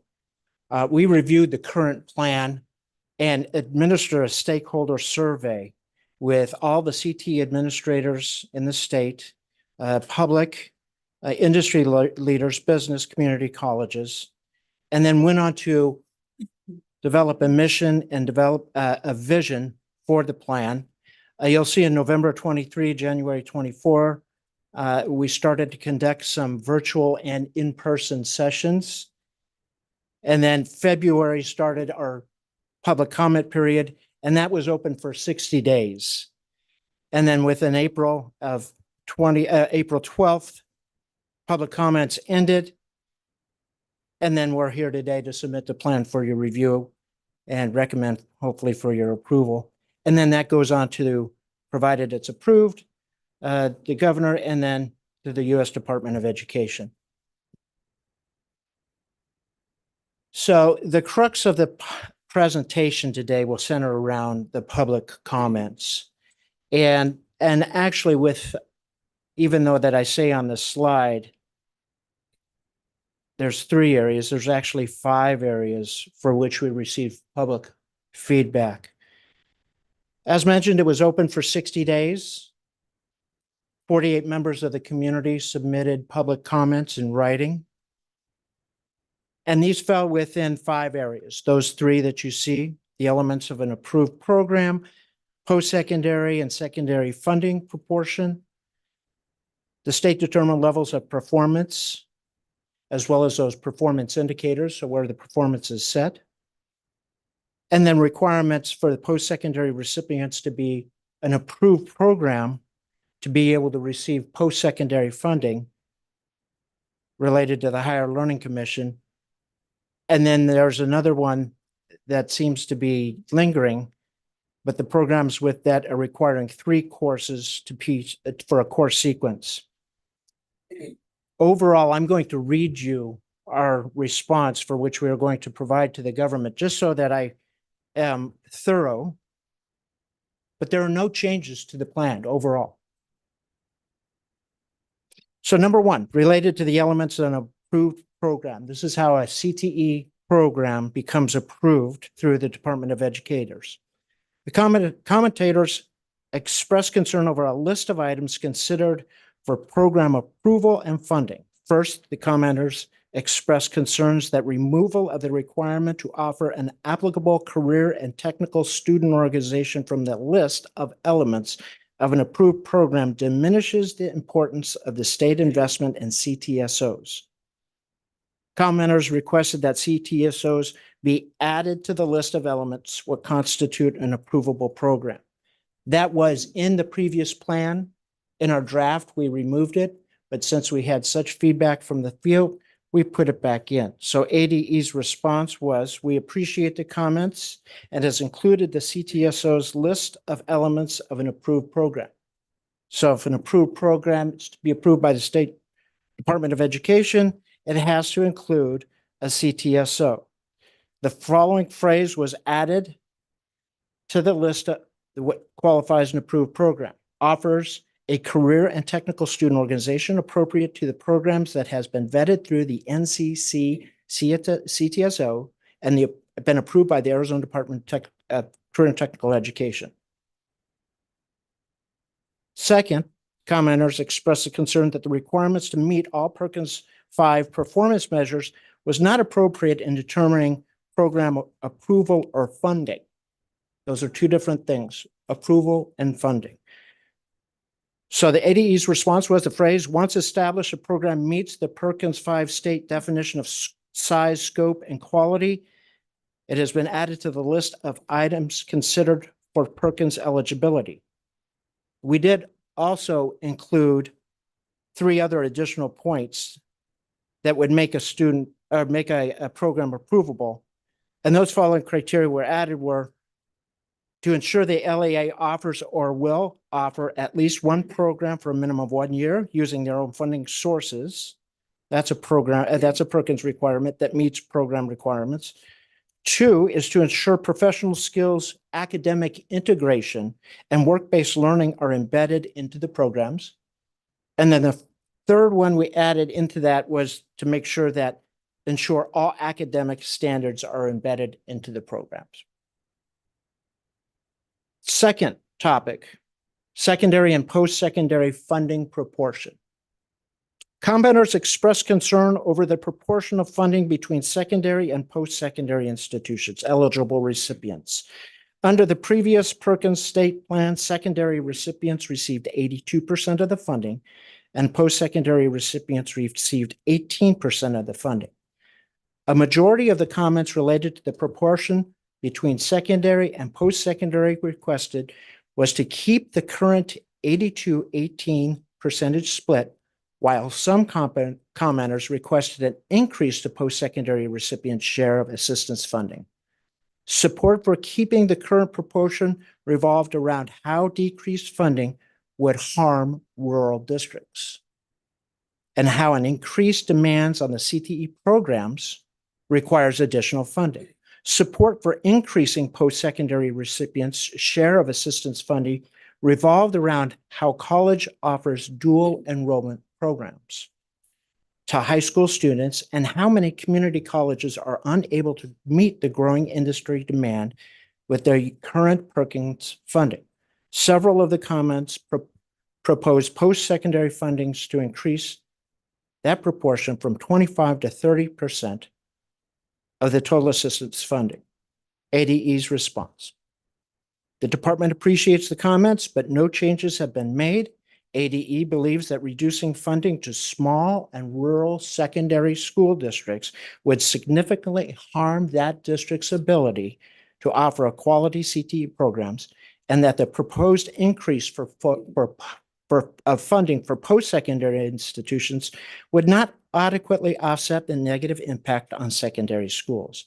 The department calculated secondary and post-secondary allocations at the current proportion, then at 80 and 20% proportion, and then at a 75-25 proportion, and found that many negatively impacted secondary school districts were rural and already had small allocations, whereas most of the increase in funding at the post-secondary level would go to one metropolitan recipient. Number 3, comments related to the state-determined levels of performance, as well as those performance indicators. Commenters expressed concern that the state determined the levels of performance for the academic indicators of reading, math, and science were set too high and would be too difficult to achieve. Department's response. Department appreciates the comments and notes that the state-determined levels of performance were set using the requirements outlined in Perkins. The state-determined level of performance for the academic indicators were set to align with the state's Every Student Succeed Act performance targets for reading, math, and were lowered to match a previous adjustment for which we had and proposed in December. Commenters also expressed a level of concern for the placement indicator is too high and would be difficult to achieve. The state-determined level of performance per Perkins indicator was set to the minimum allowable for Perkins for state-determined levels of performance, and it must be higher than the average of the last 2 years of actual performance data. ADE CTE will provide technical support and data collection with regards to the placement data and help each LEA, local education agency, to meet this target. Commentators also expressed concern over the change in the denominator for industry credentials and technical skills assessments. I think I spoke to that in January, that they make the graduates for the state-determined level of performance too challenging to achieve.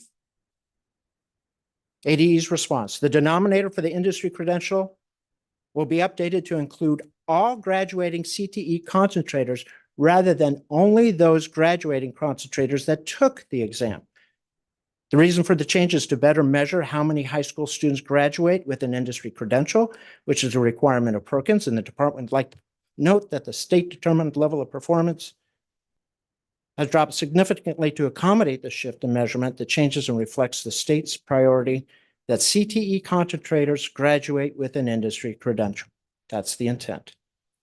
Commenters also expressed concern that schools will be harmed by the change, since industry credentials exams are optional for students, that makes some students who will not perform well on the technical skills assessment to be included in the denominator. ADE's response: the denominator for technical skills assessment updated to include all graduating concentrators rather than only those graduating CTE concentrators who took the skills assessment. We're requiring everybody to take that technical skills assessment. It's to better measure how many students graduate from high school having passed the TSA for their program, and to ensure the TSA is offered to all students, and not just those that are most likely to pass the exam. Number 4 out of 5. Comments related to the requirements of post-secondary recipients be approved by the Higher Learning Commission. One comment expressed concern over the requirement that post-secondary recipients provide documentation that the program is approved by the Higher Learning Commission. The commenters stated that the HLC is a regional accreditor, and that the state plan should allow for all post-secondary institutions accredited by a regional or a national accreditor, since the difference between the two types of accreditors is minimal, and that the Arizona statute allows for certain entities to offer post-secondary associate degree programs with a national accreditation. ADE's response: department appreciates the comment, but no change has been made. U.S. Department of Education has removed the distinction between regional and national accreditors, and HLC is recognized as an institutional accreditor with the authority that the accredit post-secondary institutions nationally. ADE believes that with a higher requirement established by the HLC will ensure that post-secondary CTE programs are taught by the most qualified instructor, and that HLC accreditation aligns with the Arizona universities and accreditation. Last comment, number 5. Comments related to the program with the 3 required courses in the course sequence. Several comments expressed concern over 3 credit programs. If you'll remember, most of our programs are for 2. And it's after 2 credits we administer the TSA. This one is expressly concerned with those programs that are requiring 3 classes to concentrate. Most of the programs on the approved program list are required 2 courses with a minimum of 1 credit in each, but several programs consist of 3 required courses with a minimum of 1 credit each. The 3 course programs are longer to the nature of the program standards, and the stakeholder groups that define the program standards felt that 2 years of course was not adequate to teach all the program standards. They were asking them to cut down to 2 years, and they felt that that wasn't adequate. So ADE's response: appreciates the comments, but no changes have been made to the approved program list or coherent sequence of the required number of courses per program. Before any change could be made, the required number of courses for each program and an in-depth analysis of technical standards must be conducted to see if that could be reduced from 3 to 4. President Ford, that concludes my remarks. Do you have any questions? Thank you, Kevin. Any questions for Mr. Rimes? Yeah, please, Member Kravickas. Thank you, Mr. Chairman. Thank you, Kevin. Honestly, I'm having a hard time. I'm not sure what questions to ask, because I wish we had all that information earlier, everything you just read. Because, obviously it's a very lengthy application. I've been involved in these federal applications in the past, and I know how fun they are. And it's hard to sift through. Like, I don't know what issues, my questions were, what issues were identified and what policy changes were made along the way. Because it's not clear to me, without reading. And even if I did read the entire application, which I did try, I didn't read the last one. So I don't know what the changes are specifically. And that public feedback would have been helpful to have earlier. So I guess my questions are, what issues were identified and what changes have been made to this application from the last? Sure.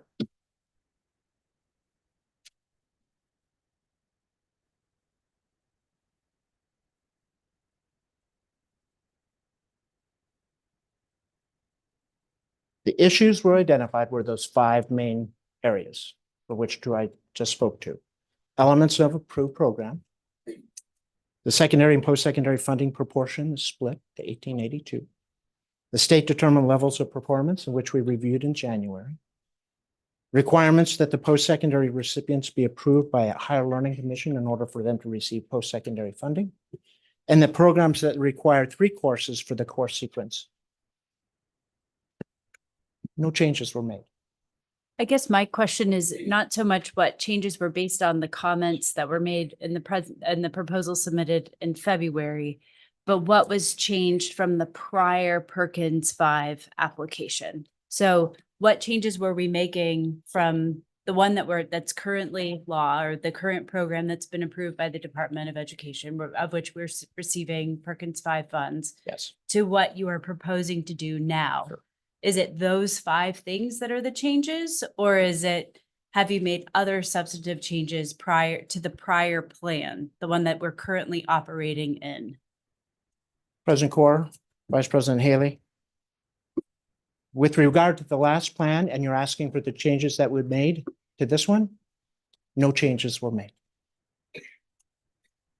So it's the same plan as the prior plan, Correct. even though you sought public feedback from the field, et cetera. Correct. The 5 areas that were designated of potential changes, you all decided not to proceed with those recommendations or questions. Is that correct? Correct. And thanks for your presentation again, Kevin. I'm going to express a little bit of frustration. And I'll start with receiving a 310-page document on the Friday before a Monday morning meeting. I don't think that is respectful of the role of this board. Super busy folks doing a lot in order to, and I know they all take their job very seriously here on this board, but to receive a voluminous document just before the weekend, before a Monday morning meeting, and then receive a 4-slide presentation, I don't think respects the role of this board. And I'll just share, I am personally a little offended by it. Secondarily, the issue of the funding, I shared some data when you came in January, that nationally, the national average is about 38% for post-secondary. And for Arizona's community colleges to receive less than half of that. And I know from my colleagues, especially in rural areas, I represent a rural area, the use of those dollars centrally, increased dollars centrally located in a community college can do enormous good, especially in partnership with smaller school districts. And as a CEO of a college, if a member of my staff came to me and said, we will do for the next 4 years exactly what we've done for the past 4 years, I would question their competence. A status quo,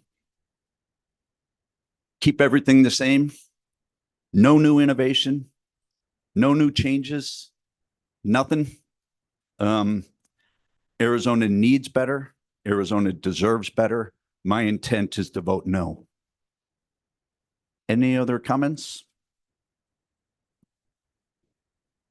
I have a question, President Corr. Please, yeah, absolutely. The question is, when we're talking about the state determined levels of performance for ELA and math, Yes, ma'am. what is the level of performance for CTE, and then what is the level for the state?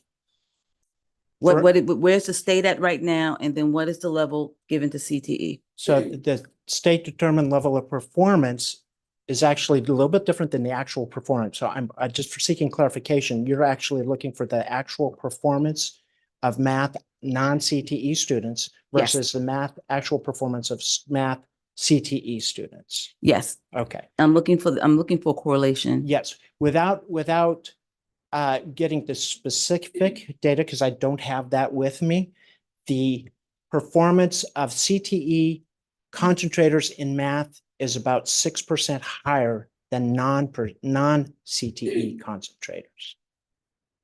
Okay, so I guess my concern is we have one level for CTE and it's higher, right? Than what the state, what the students are actually doing right now. Is that?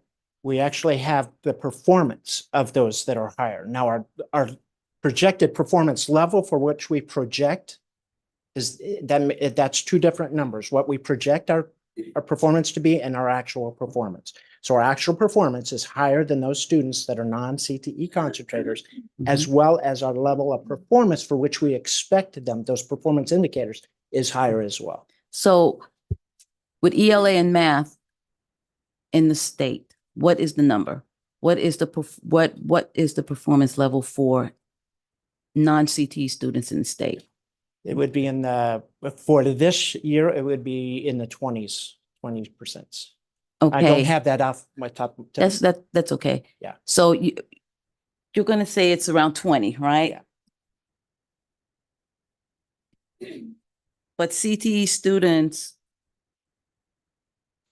what is their expected level for CTE? The expected level for CTE in math, reading, and science is the same as the ESSER goals, or not the ESSA goals. And that's projected. And again, I don't have that number, but I do believe that it's included in your materials. So I don't know if I'm understanding it. I guess my concern is that there is an expectation for CTE to be at one level. This is where that's why I'm asking. I understand. Okay, I I'm just asking. It seems like there's an expectation for ELA and math to be at one level, where the state is at one level, right? Down here. But CTE is here. And then, that's why I need some clarification. Thank you. Yes. So the thing is, this is the state and this is CTE. How can CTE get to that level when the state can't even get there? Yeah.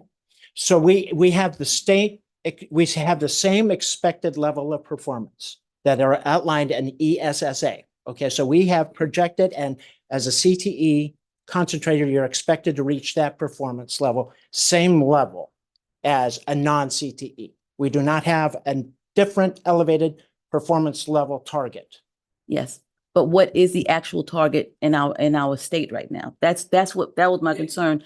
Our target, or what the actual is down here. Yeah, and I believe right? the target is within the 40s. Okay. Yes. And the thing is, it just appears, and it's just a question, it just appears that CTE teachers are fighting a losing battle because their performance is based on really the teaching of math and ELA, those teachers out here. Yes. And they can't control that. And again, I just need clarification. They can't control that. Okay, so our scores are low, but CTE scores are higher than what the state can give now. And that seems like, here we go, that's very challenging, isn't it? Would you say? Yes, Member Clay, you're absolutely right. Absolutely. The performance doesn't entirely rest on the CTE teacher, it rests on the academic teachers as well. So so my thing is, we know that, right? Yes. Status quo, gotta go.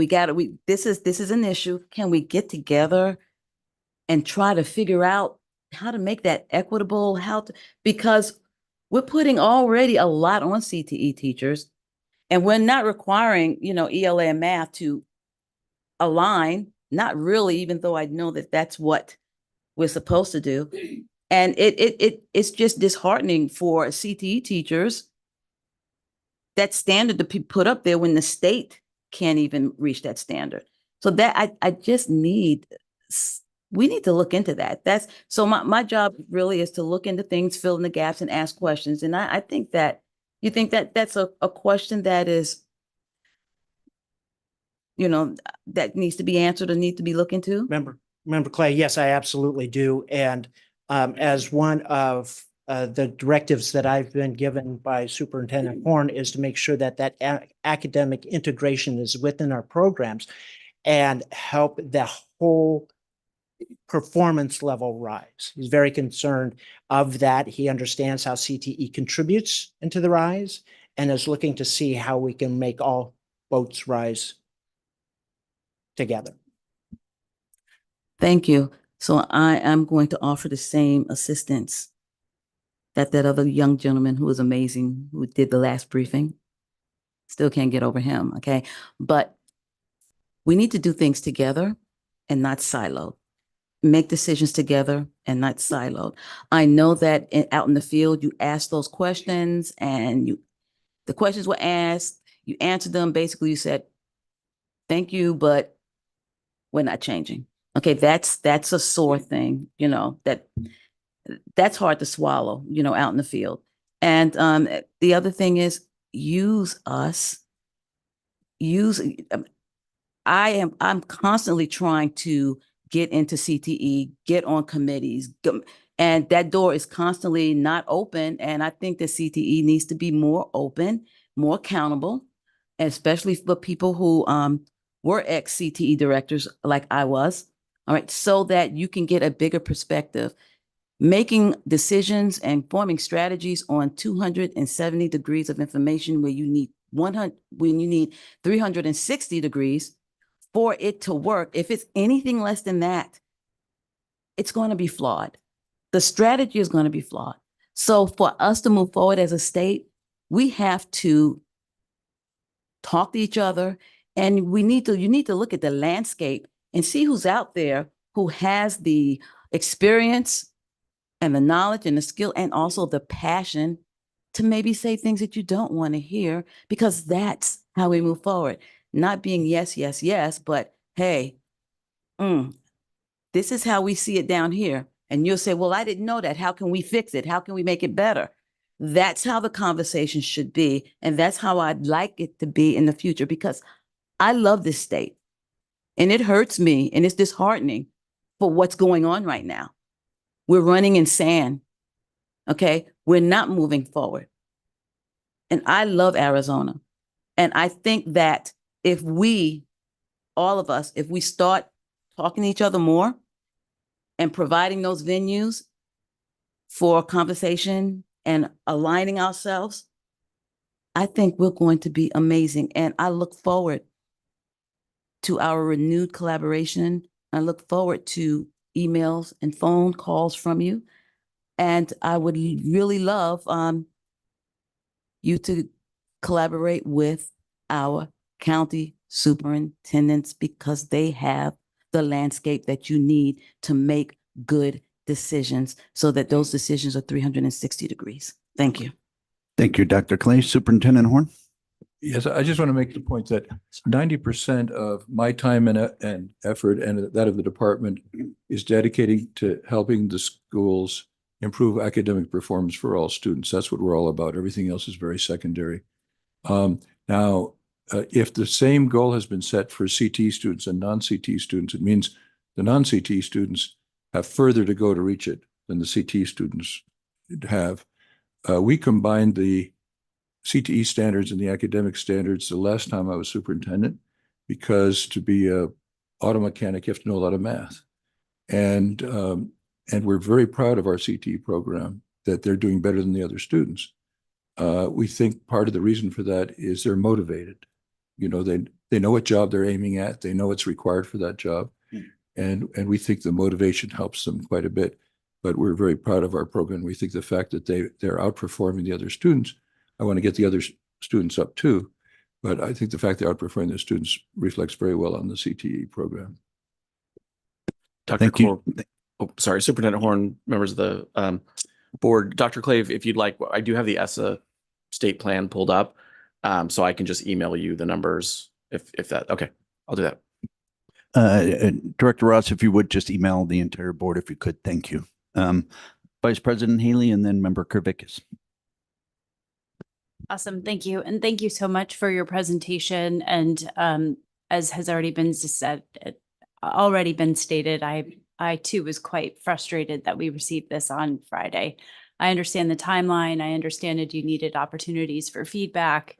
You put it forward in February. You needed 60 days. You needed to go through that. But given that we are tasked with voting on a plan today and we were given the weekend to review 302 pages, I too was quite frustrated and a little offended that the department would take so long to get to us. Just a few questions. As has been somewhat stated, I see this plan as a visionary document of where Arizona wants to go with preparing kids for career and technical education and to ensure that we have young people prepared for in-demand jobs.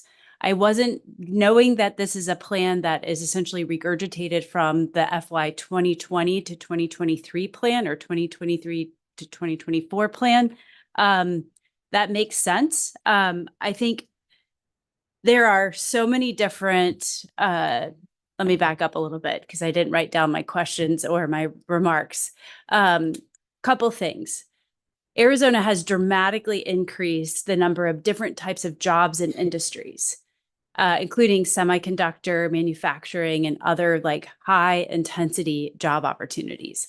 My hope with the Perkins plan is that this would have been a visionary document of how not only is ADE, but ADE working with the Arizona Department of Economic Security. I know it was mentioned here. I know that Superintendent Horn, you had established the new Arizona Education Economic Commission with different roles and responsibilities, including the Taiwan semiconductors. I had hoped to be able to see that this is like how, like the data that was supporting how we are helping to ensure not that kids are just going to become auto mechanics and beauticians, but that we are preparing young people for high intensity manufacturing in the semiconductor space. Like we're getting billions of dollars from the federal government. We have new industry that are showing up here. And I don't see how that our growth industries are reflected here in this particular plan.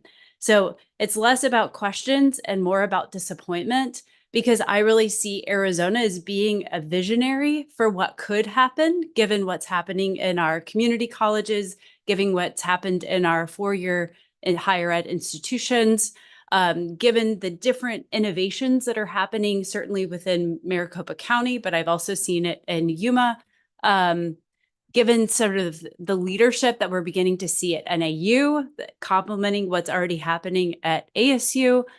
So I guess I'm just sad that this is the proposal that we're going to be tasked with voting on, because I really want Arizona to be the leader. I want us to be the leader when it comes to career and technical education, and that not only are kids graduating from high school, but they are prepared for choice-filled lives when it comes to career, when it comes to college, and that they have the skills and the foundations to be a lifelong learner. So didn't anticipate being so impassioned, but I do appreciate you taking the time to be here, but I am frustrated and I look forward to seeing what happens in the future.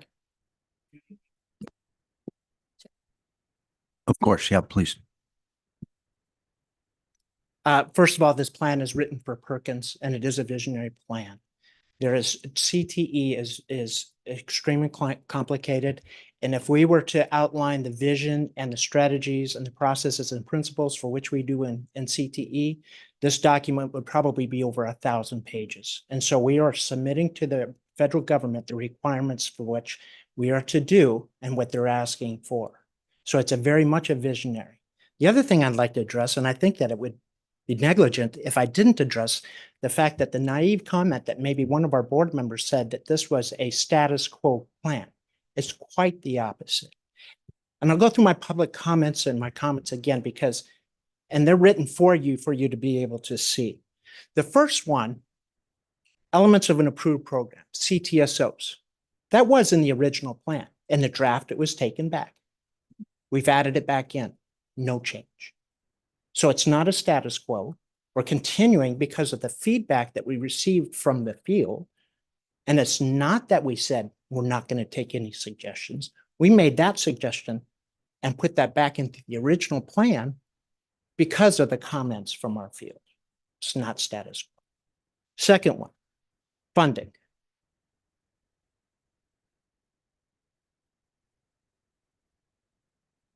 We received a lot of feedback from this one. The tipping point would have been the fact that we would have had to take money away from one of the poorest places within the nation, the Navajo Nation, in order to be able to give it to one of the largest community college providers in the nation, Maricopa Community College. If it's status quo to do 18 and 82%, I'll live with the status quo if it means that I'm not giving money away to a larger institution and denying those that reside by no fault of their own, one of the lowest socioeconomic places within the country. I will not take money from that. Status quo. State determined levels of performance. We're increasing. It's been demonstrated. Member Clay articulated the fact that CTE students outperform academically, and we're projecting that. Our goals are increasing. It's not status quo. Requirement for post-secondary recipients. A little background. One of our CTEDs asked to be a recipient of post-secondary funding as a result of offering associate's degrees. That was denied because of the language that's in place to support our community colleges and to not take money away from them. If that recommendation would have been accepted, the community colleges would have received less money. It's not status quo.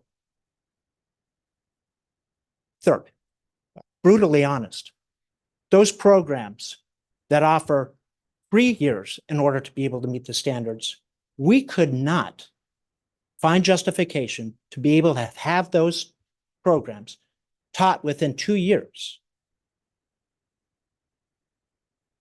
It's not status quo. So I just wanted to put that on the record, that the plan is not status quo. It is creative. It does require higher improvement and higher academic standards. And it is taking every one of our stakeholder groups, whether it be a community college or a rural district who's having to scrape 2 nickels together, which doesn't stretch as far as maybe our community colleges would have other sources of income for which our post-secondary institutions do not. It's not status quo. Thank you. Yes, I'm sorry, Member Kravickas. Thank you, Mr. Chair. And actually what I was about to say kind of dovetails nicely with what you just said. State Board of Education by constitution has lay members like me. I, have an inordinate amount of education background, everybody knows. CTE is the one I know the least about.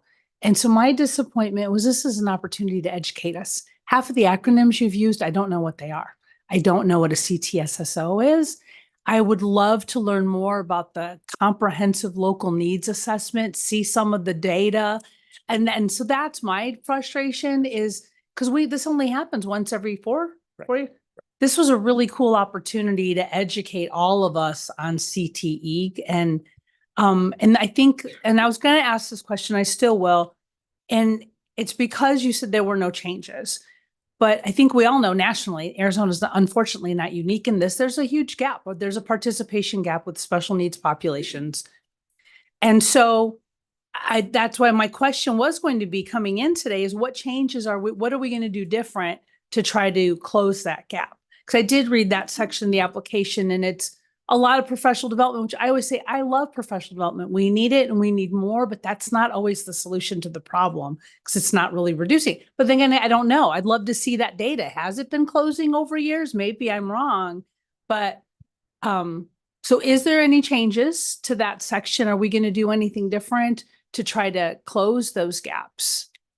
Member Kravickas, thank you for that question. And there is a gap, as you most definitely know, and that we are aware of. It's our firm belief not to change courses in midstream. We have plenty of work to be able to do, even with the strategies that we have in place. Now, maybe those strategies aren't effective. We don't know that. But right now to change when we're not declining and we just don't have that enrollment, I would venture to guess that we have more participation of CTE, special education students or those within needs within our CTE programs. And we've also closed the gap for those that are in non-traditional programs as well.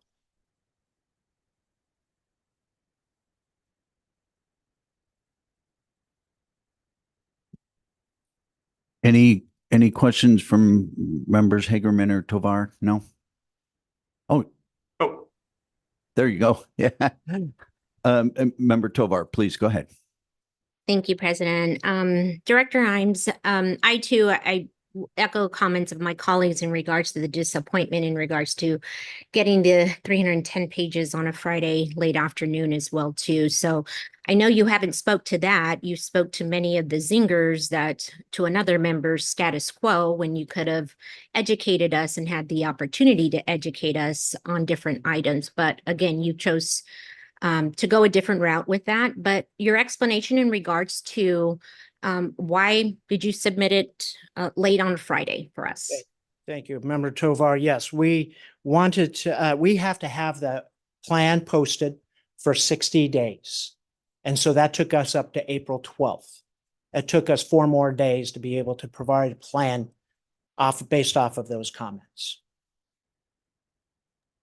Thank you for that, Director. And at any time before that, were you or your staff working on this 310-page document? Because I'm sure in 4 days you didn't produce 310 pages. Member Tovar, the one thing that we do know is that plan that was presented and adopted by the State Board and U.S. Department of Education was a very good plan. But we had been working on this plan, I believe, since September 22nd or September of 2022. Thank you again. Express my disappointment of receiving it late. I think we could have received it a couple of days earlier, and that would have made a world of difference for me in my situation. I too share the same concerns that have been expressed by my colleagues and definitely feel that this plan could have been better. As you mentioned, there was the amount that was requested by the federal government. Was that the minimum actual requirements, or did you exceed those requirements that were being necessary for the application to go through for the plan? Member Tovar, like the previous presentation for Title I, we're given an allocation. There's no request for that. The federal government reallocates to each state based off of a complicated formula which allows our eligibility. But that's not a request that we're requesting. It's an allocation that's been provided by the U.S. Department of Education. Okay, you stated you were submitting a plan to the federal government. Did I hear you incorrectly? No, Member Tovar, this is the plan that we would like to submit, this plan. Thank you. And just for clarification, that plan does not have anything in regards to the newer technology that is coming into our state, such as our semiconductors. Member Tovar, we would love to be able to give you a presentation on what career technical education is and the efforts that we're doing and the progress that we're making. Today's focus was on the Perkins plan, but I would love to be able to come back and provide you with information on the efforts with CTE. Well, Director Imes, I would have loved for you to present months ago as well, too. I think you had that opportunity to present to not only me, but to other members on the board. Mr. Chair, those are all my questions. Thank you. Thank you, Member Tovar. Anyone else?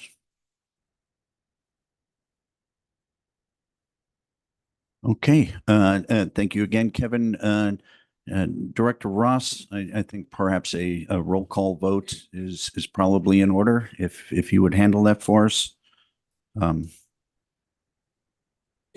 So, Dr. Core, we need the motion. Oh, yeah. What are we voting on? How about a motion? Thank you so much. It's been a long day already. So with thank you. And thank you to Vice President Haley, who was saying the same thing at the same time.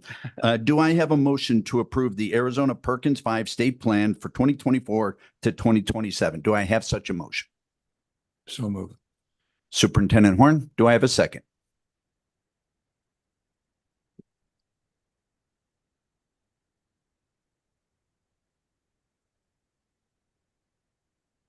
Okay, for lacking of a second, this plan is not approved. And we will certainly work with the department to bring back a significantly better plan. And that will have to be done at our May meeting in order to send that on to the governor. And I look forward for the community colleges and K-12 and all of us who are concerned about moving this state forward to be part of those conversations over the next month.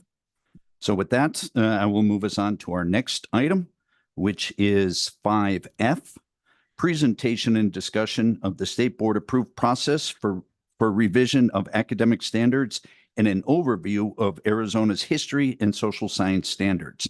This is for information only, and I would turn to Director Roth to tee it up for us. Dr. Kaur, Superintendent Horn, members of the board, the governor recently vetoed House Bill 2629, bill from Representative Toma, calling for increased focus in the social studies standards on totalitarianism, communism, and other ideologies of that type. In her veto letter, the governor stated that the standards are best addressed by the Department of Education and the Board of Education as the content experts and as the experts in educational standards. In that letter, she further suggested that the board vote to open the social studies standards for a focused, targeted revision. So because this iteration of the board has not been through a standards review before, I thought it might be helpful to go through that process, give the background information that might be needed. I'll be presenting on that today, and then Linda Burrows from the department will come in to talk about the current social studies standards themselves. So Jessica, would you mind teeing up or Melissa, the presentation? Please.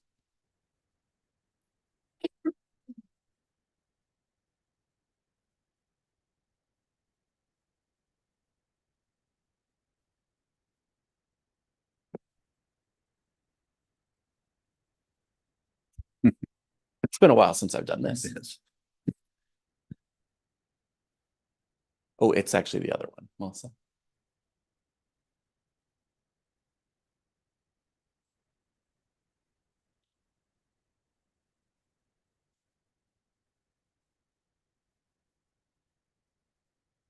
That's okay.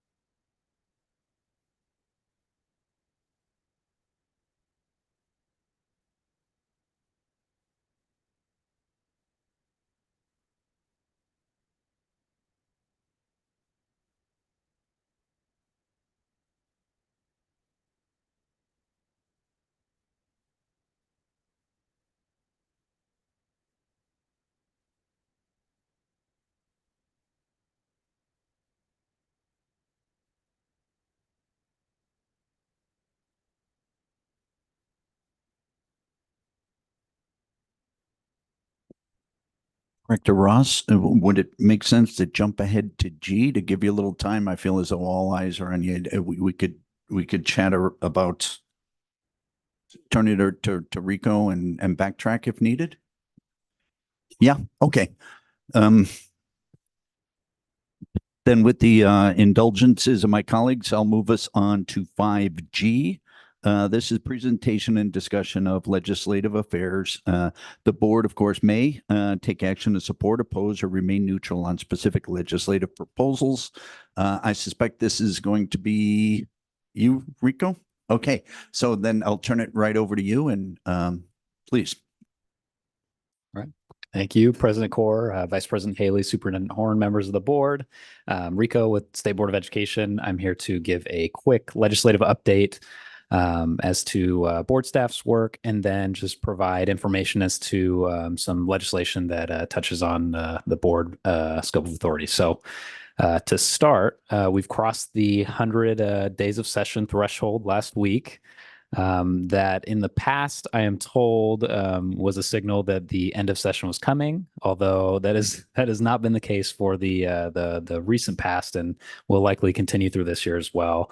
There's still some work to do on the floor for our legislators, and they are meeting for the past couple weeks. They've been doing it weekly on the floor on Wednesdays.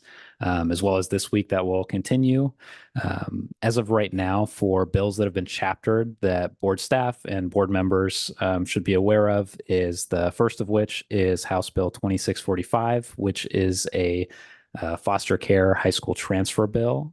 So this bill directs the State Board of Education to establish guidance for LEAs to use when they are accepting foster kid students in their best educational placements.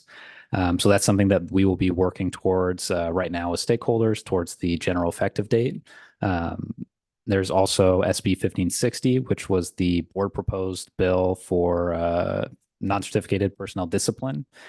This one will just change some of our internal practices with our investigative unit for our discipline over non-certificated folks that are coming from out of state for the most part, or for just kind of moving up that window process to help schools with their hiring. We also have HB 2779, which requires the board to just open a very directed rulemaking package to just revise our Holocaust education requirements. It just makes some changes around the days there. We also have HB 2760, another House bill that was chaptered, which will direct the President of the Senate to appoint 2 board members to a study committee for the Holocaust and other genocides that will be likely happening in the interim after the session closes. So those are the 4 that are directly calling the board to action as of right now. And then what is active is, first of which we have 2608, which was the teacher retention and study vacancy bill that the board voted to support, I think, a meeting or 2 ago. And that one has been amended at its final stage before reaching its last read before the governor's office. And the amendment removes a lot of the requirements on LEAs that were in place, and removes a whole host of the data capture requirements that the board would have to do for the annual report. And then it just allows the board to have discretion over that process. And then also the Joint Legislative Audit Committee would be able to direct the board as well for that annual report. And then lastly, we have SB 1457, which is an Arizona online instruction bill. This bill allows our state's AOIs to take statewide assessments virtually. I just wanted to flag this one for board members, just because we are working through with the department what the contracts look like for our current vendors, because they do not include, as of right now, the virtual options. So we're looking at seeing what that would cost, how feasible it is, and then working that through with the people working on the bill. And everybody's been great partners so far on that one. Other than that, there's no real new information about the budget, other than if members are interested, there's a JLBC presentation that came up a couple weeks ago that updated the projections for the shortfall. It's been reduced from 1.7 billion to about 1.3, and then further updated numbers will come out now that tax season is over. Thank you, Rico. Any questions or comments? Member Clark, please. Rico, I tried to catch them. What are the two Holocaust bills that you mentioned? So the numbers are, sorry, I was speaking really fast. no, The numbers are HB 2779. So that one is the actual instruction requirement change. And then the Holocaust and Other Genocides Committee is HB 2760. And were those on our update? I don't know if they were added in. I just decided to cover them last second because they were chaptered and they covered our purview for those. They cover the state board's review? Yes. Okay. Yep. Because I am interested in us as a board supporting those bills. They've already passed. Okay, so they've already passed, so there's nothing we can do to show our support for those at all. I think you just have. Okay. Yeah. Any other questions or comments? Any other questions or comments?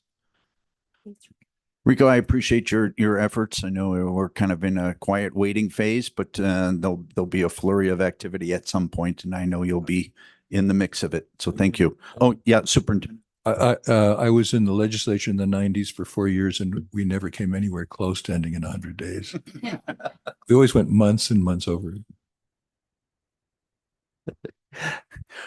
Again, thank you, Rico. Looks like we're ready to go. Great. So Director Ross, please. So Dr. Core, Superintendent Horn, members of the board, my apologies. Again, just a quick recap. The governor vetoed House Bill 2629, which focused on adding elements to the social studies standards. In the veto letter, asked that the board open social studies standards for a targeted review. And since this iteration of the board has not been through a standards review before, we thought it'd be a really good idea to just cover the board approved process and then have Linda Burrows from the department talk about the social studies standards in general. So next slide, please. So just as a reminder, at one point I thought about getting this tattooed on my arm. I presented it so often. Standards are what a student needs to know, understand, and be able to do by the end of each grade level.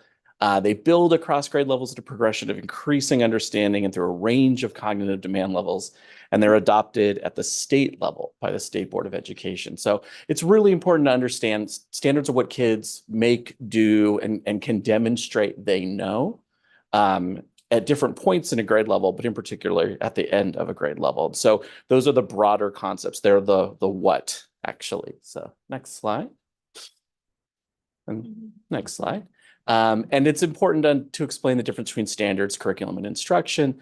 Folks sometimes will get these confused. Standards are what students will demonstrate that they know and can do. The curriculum, those are the resources that teachers and schools use to help students master the standards. So curricula are adopted at the local level by districts and schools per state statute. So schools and districts have control over their curricula. And a good example of this would be a specific novel that's used to teach specific ELA standards at a specific grade level in a school. And let me tell you how many fights as English department chair I got in when I said I was going to pull a book from a specific grade level and a teacher, well, they threatened to throw that book at me. And then you drill down to instruction, and these are the methods used by teachers to teach their students. And these are really employed by individual teachers in response to the needs of their kiddos. So you've got standards at the state level. Those drill down to curricular resources to help kiddos meet the standards. And those drill down to instructional techniques to further guide students in their mastery. So that's the how. And it's always important to just kind of open with that so everybody knows the terminology. Again, just a really quick example, standard RL1 in 6th grade. I know it well. It calls for students to cite textual evidence to support an argument. The curricular element of this might be that kiddos in my class at the time were reading Bridge to Terabithia by Catherine Patterson. I'm going to try not to cry in talking about that book because it's the saddest book ever written. But one of the instructional techniques a teacher might use is to have students hold Socratic seminars where they discuss their views on the novel and they cite direct evidence from the novel in that activity. So again, kind of that drill down from standards to curriculum to instruction. So I'm going to go over very quickly, next slide, please.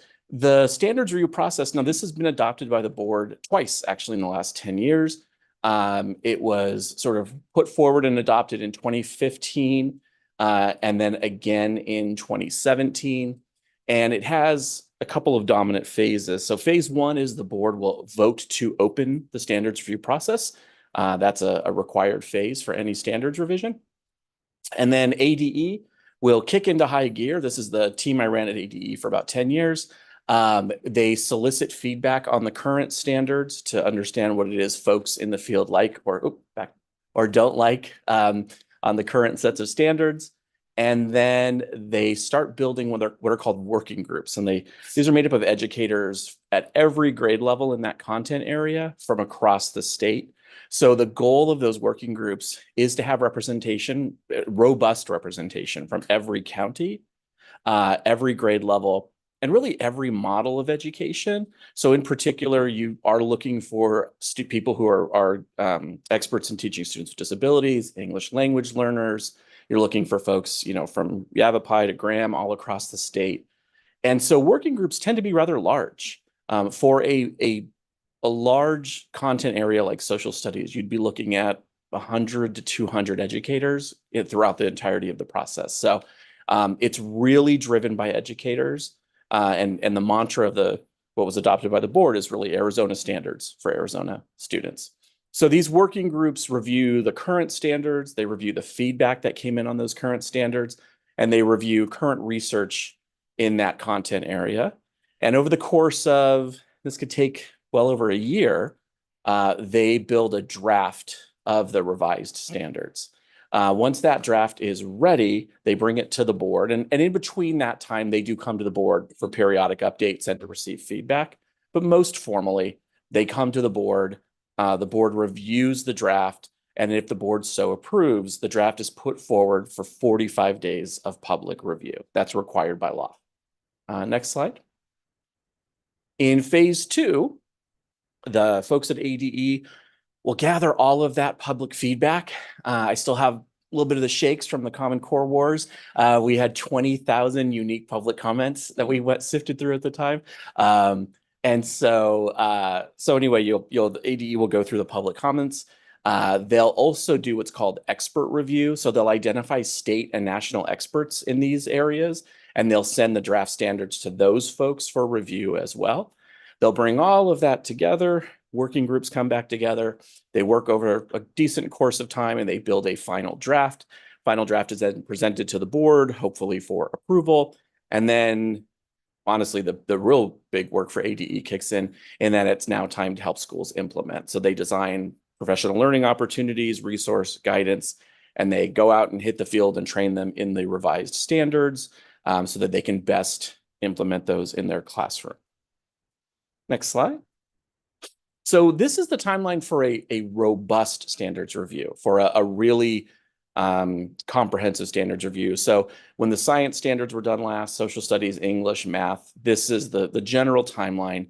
Phase one really does take about a year to a year and a half because you have to figure you're coordinating 200 schedules of teachers who are in high need and are hard to get out of the classroom.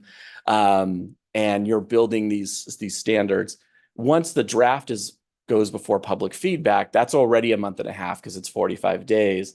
But then you come back and you review. So it could be as quick as 6 months.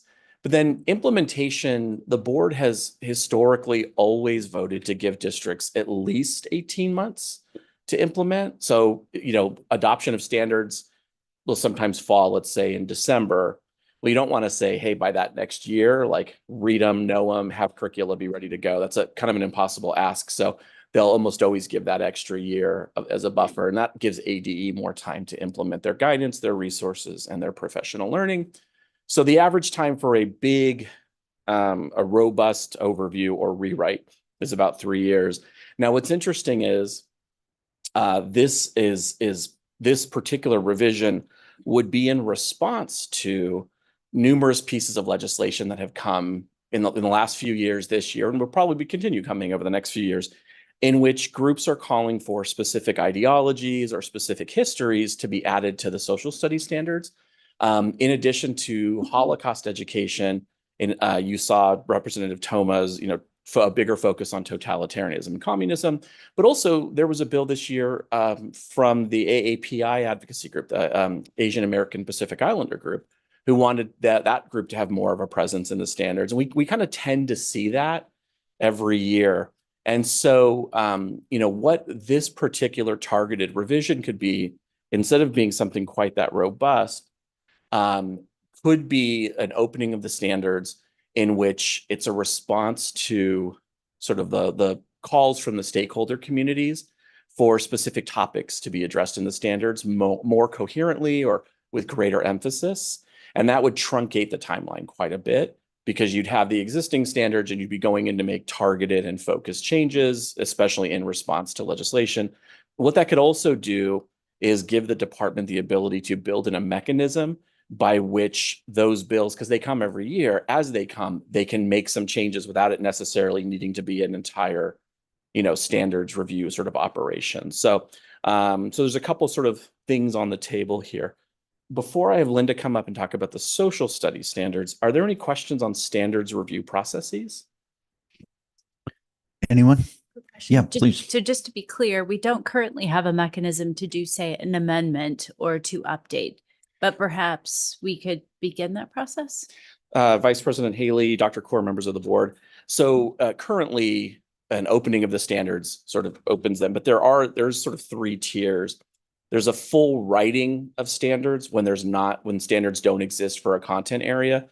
So for example, we did this a few years ago when I was at the department with computer science. There weren't computer science standards. We went in and we developed them. There's a complete rewrite. So that happened in 2016 as a response to Common Core, went in and the teams, did full revisions. And then there are what's called a refresh, or a targeted refresh, which is what this falls in line with, based on stakeholder feedback and based on that feedback that has prompted this, which is really, hey, the standards have been in place for just a few years at this point, but there are enough folks calling for some specific topics that you all could charge the review to be a targeted refresh if you so choose. So it's really in the way we design the motion. Other question? Superintendent Horn, and then Member Clark. Yeah, I just want to comment that in the department, we think a full review is called for, rather than just those specific items. Member Clark. And that's very helpful to know. And then my only question was on the potential targeted refresh. It would have to be by subject. What would that look like for the board? Would we be saying we want to target a refresh to look at Holocaust education or communism or something like that? So Vice President Haley, Dr. Core, members of the board, Member Clark, it's been a long meeting. It sort of depends again on what the board so chooses. What my guidance would be for the board to prescribe some of those elements based on specific legislation, but then to leave a little bit open so that, again, a mechanism could be designed by which, as more topics come every year, as they will, it can be sort of done more efficiently and with sort of less of the formality of a full standards review. Yeah. So there's freedom for the board, but I wanted to just review so every set of standards that's been reviewed in any form in the last 10 plus years has followed this process. So I wanted you all to just be familiar with it. Director Rouse, can I clarify then? So to just kind of piggybacking off Member Clark's comment. So it could be something along the lines to include Holocaust, communism, but not limited to. Exactly. Dr. Core, Superintendent Horn, members of the board. Absolutely, Dr. Core. Yeah. Okay. And that I don't want to speak to intent for somebody else, but I think the idea behind having this move to the board is really that the board and the department are the content experts. So it's appropriate for the board to make those sorts of suggestions. Okay. And please. One more question. So if the department is really recommending the full kind of review, it's one or the other, right? We wouldn't say in the short run, we think that we need to address communism and a Holocaust education. And we do that, it's one or the other, or we could do both. So again, Dr. Core, Superintendent Horn, members of the board, Member Clark, it would really depend on the motion before the board. So as an example, the board could vote to do a full revision. to include those elements. The board could vote to just do a full revision. The board could vote to do a targeted revision with those elements. It's you'll have sort of a poo-poo platter is the only term that's coming to me right now. You'll have of options that we can discuss and build. Smorgasbord. Thank you. I did not want to at this point in my professional career say the word poo-poo in a board meeting, but yet it has happened. But it really would be board discretion. Superintendent Horn. I take it that one of the possibilities would be to address those specific items in an accelerated way and also have a full review. Superintendent Horn, Dr. Core, members of the board, again, it would be up to board vote. And the timeline is really just historically how long, a standards review is taking. It really is a comprehensive body of work, but it is also up to the department how it accelerates that work. And then there's a cost element in there as well, obviously. How much does it usually cost? As I was happy to shout from the rooftops for over a decade, Vice President Haley, it's about 65 to 75,000 because you're bringing in those educators from across the state. You're paying travel costs, food, lodging, sort of there's time, and effort for employees, but about 75,000. Other questions? Would that be paid by ADE or would it be paid by the state board? No. So historically, it is the department. It's the cost of the department. I tried to prep Superintendent Horn for that already. I believe the term I used was Superintendent Horn, I'm writing a check with your money. But no, it is a cost incurred by the department. Any other questions? Okay, So, then yeah, please. Dr. Core, Superintendent Horn, members of the board, I'm going to bring up Linda Burrows, the Deputy Associate Superintendent of Academic Standards at the department. She's going to give a quick overview of the current social studies standards, just so that way you have that necessary background knowledge. And just to talk about sort of the plan ahead, because this came down relatively quickly, we didn't want it to surprise the field or board members. We wanted you all to have time to sit with the idea and do any necessary reading or research. So that's why this is a non-voting item this month. Next month, we'll bring it back as a voting item. But we wanted to give you the information you might need to be comfortable with that choice. So Linda's going to come up and do a brief presentation. Okay. Thank you, Director Ross. Thank you for joining us, Linda. It's all yours. Wonderful. Thank you so much for having me, President Core, Vice President Haley, Superintendent Horn, members of the board. My name is Linda Burrows, and I'm the Deputy Associate Superintendent of Academic Standards at ADE. Wait, there we go. So real quick, I'm going to kind of follow on Sean's coattails here. And next slide, please. Talk about the history of the 2018 standards, which are the current standards by which teachers have to teach to, the organization of the 2018 standards, then that implementation process that we went through, and then to Sean's point, also address that proposed legislation that we've seen come up over the past few years and how we've tried to address that currently in the standards. Next slide, please. So with regards to what Sean said for the social studies standards, I'm just going to go very quickly through this because he already addressed it. But basically in September of 2016, the state board voted to open up the standards. We had public feedback from about October to December of that current year. Then beginning in January of 2017, we had working groups that we convened. We had internal reviews, drafts that we presented periodically to the state board. That process lasted all the way until about June of 2018. At that point in time, ADE did an internal review. We also had that 60-day public comment where for every single comment that came in, we addressed every one of those comments, whether it was an actionable item or an inactionable item. I will say a lot of the inactionable items are what Sean mentioned, where it was, oh, we'd like to make sure that you address this book, or we're concerned about this being taught in schools, and those are more done at that local control level. It's not for the department and the State Board of Ed to be in standards. Then in November of 2018, we presented our standards to the board, and the board adopted them in 2018 with a 2-year implementation cycle at that point in time until 2020. So when we look at the standards, again, we really went by this motto of Arizona standards are created by Arizona teachers for Arizona students, and we base all of that in research. For the participants, we had over 110 Arizona educators, plus we had higher education faculty that came in and participated. We had parents that came in and participated, as well as we had multiple different stakeholder groups that were also experts in whatever content that they are advocating for and presenting. And so all of those people came in and what's called an accordion model. So what that is we had a core group of teachers that were almost there throughout the whole time period. And we would bring in new teachers and let some teachers go. We'd bring in new faculty and we'd let some faculty go. So that way we were always trying to get as diverse opinions on the standards and the work that we were doing. And then we did keep that core group there to maintain that consistency. We did have over 54 districts represented and charters, as well as we had all the major higher institutes of education come, and we had teachers and representatives from 11 of our 15 counties come. The research that we used obviously came from the National Assessment for Education Progress, or NAEP. We also used the C3 framework, which is what is the kind of national look at what social studies should be doing now. We looked at the Bradley Commission on History of Schools, Guardians of Democracy report, and then we also looked at multiple other states and what their state standards were, how they were worded, and how they did that.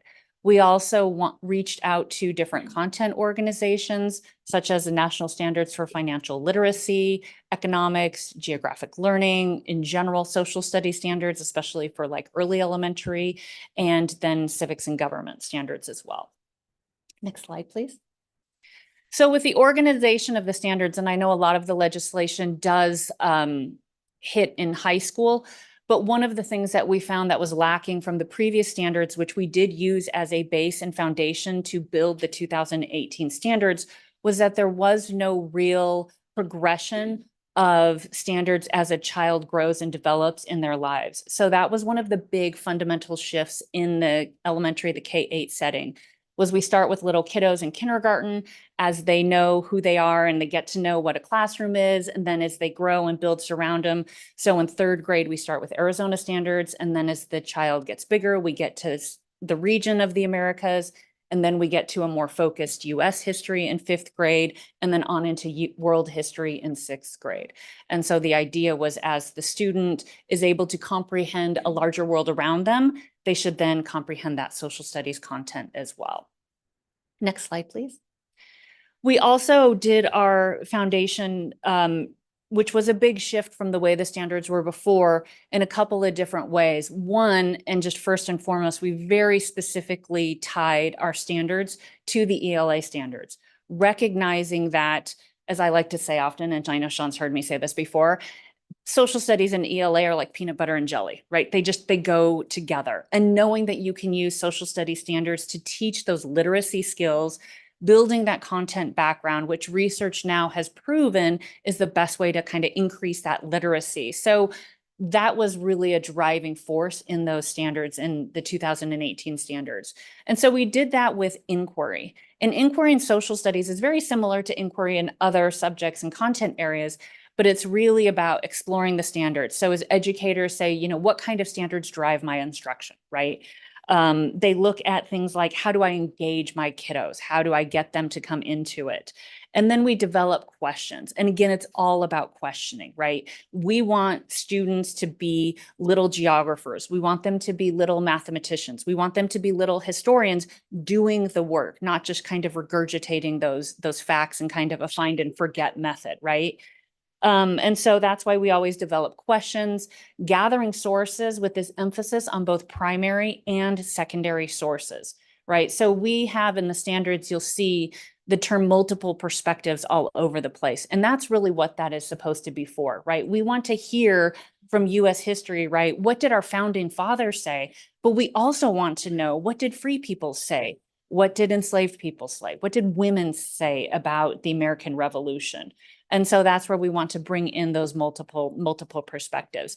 And then lastly, again, we want our kids to do something with the standards, right? We want them to be able to communicate. We want them to communicate cogently, and we want them to back up what they say with evidence that they have found in these primary sources.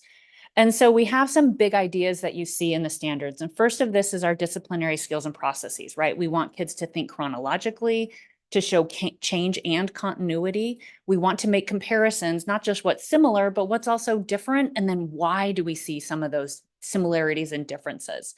Cause and effect. And again, like I said, those thinking within the discipline really is about identifying issues, looking at multiple perspectives to see what's out there.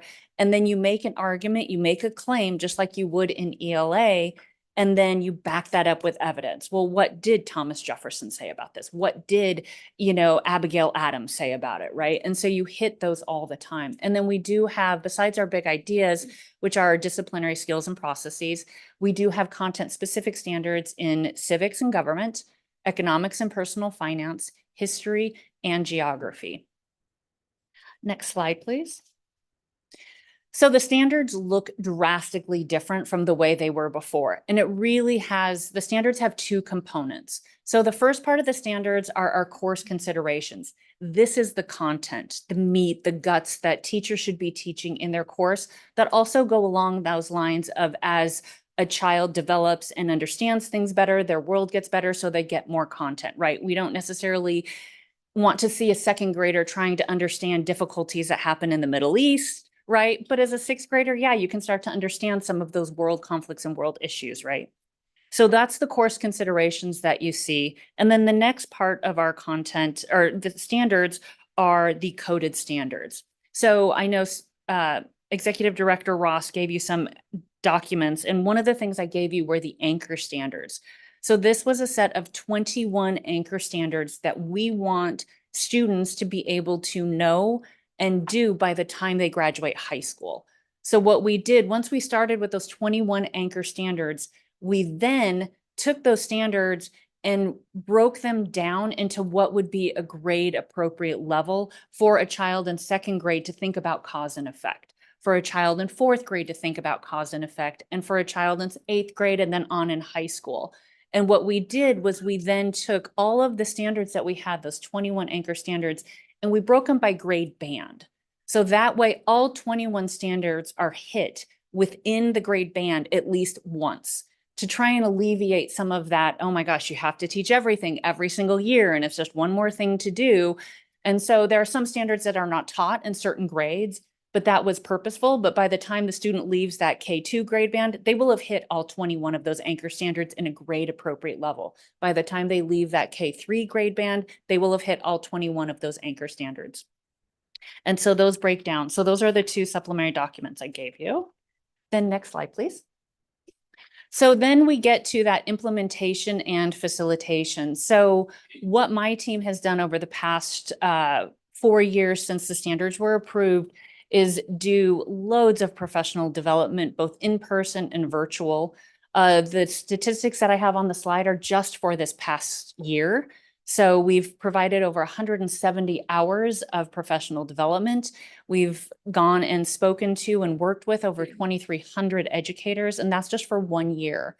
We also recognize that we're just, one small team, right? So there are other ways to do this. And so the agency is now coming up with the Arizona Digital Educators Library. And so my group is a big part of this, where what we're doing is we're taking the standards and we've put the standards into this Adele system.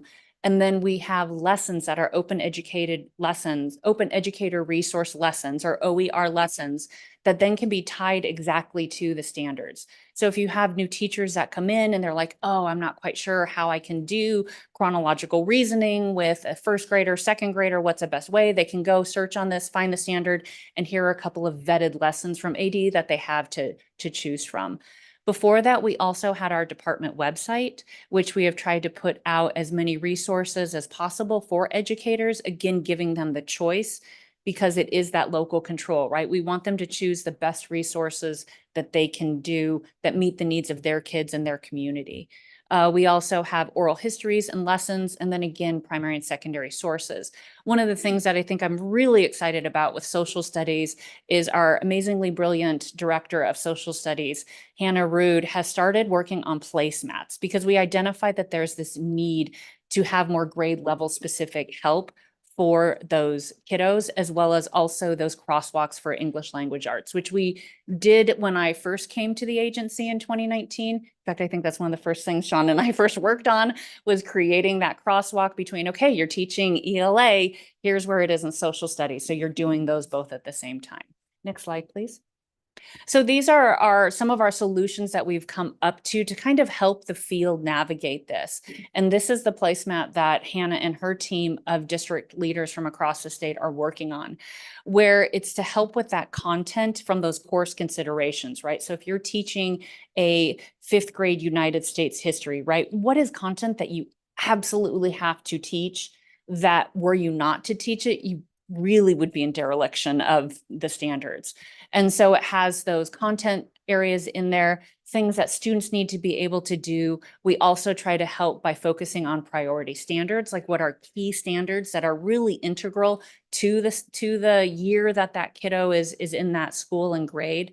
And then also tie those purposeful ties to ELA skills and strategies based upon research. So we look at vocabulary, and we look at different items that can help with that, clarifying that content, and also tied to both the AASA test and then the ACT test. So this is something that we're currently working on.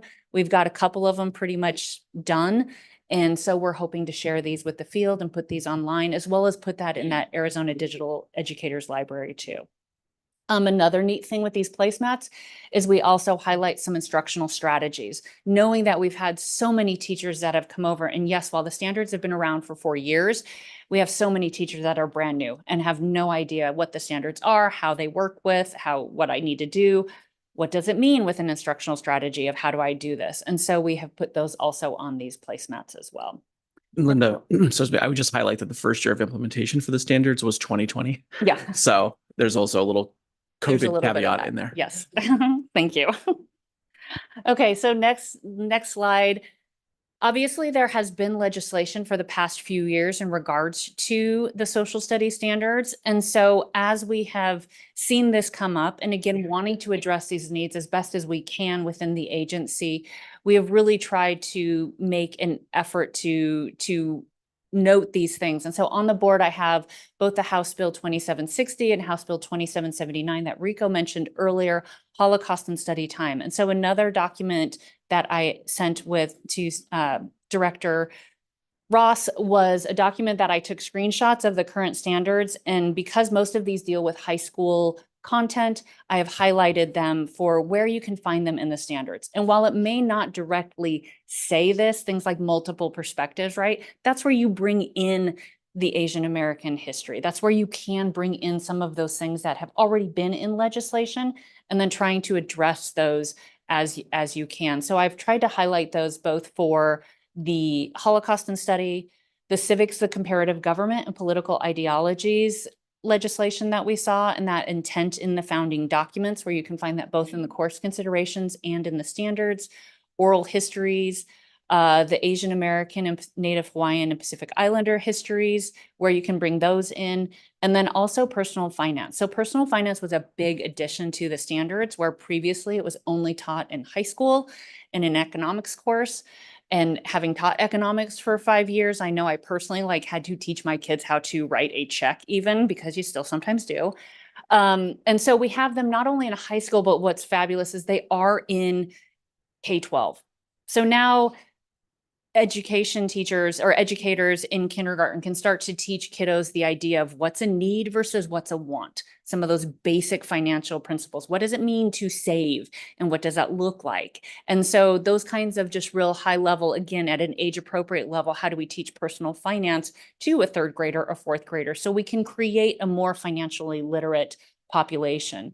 And then on the right-hand side of the slide, I have wanted to highlight just what we have done, again, trying to be proactive in addressing the legislation and these needs from the community that obviously come up as best as we can. So we have resources for Constitution Day, which has a slew of civic stuff for educators, again, going from K through 12, because we want everybody to be able to acknowledge this and recognize it.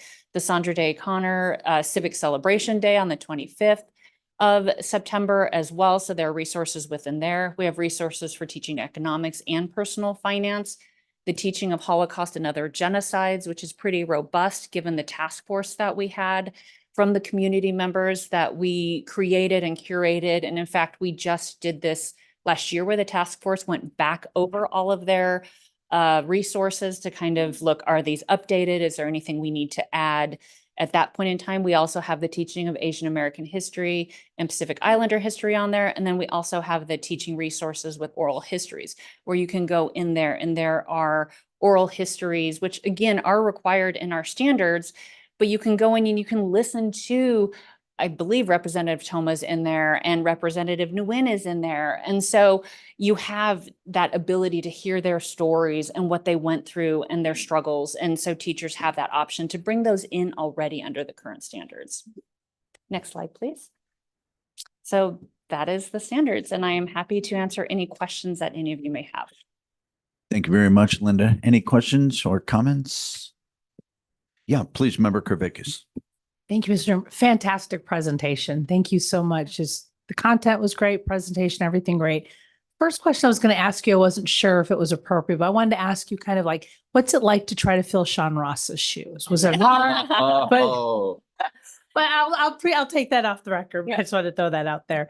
Both of the questions I have, maybe longer conversations. I've already emailed Director Ross to maybe meet with you off the record, but I'm really fascinated with the anchor standards. Are the anchor standards different from the priority standards, and do they exist in every area?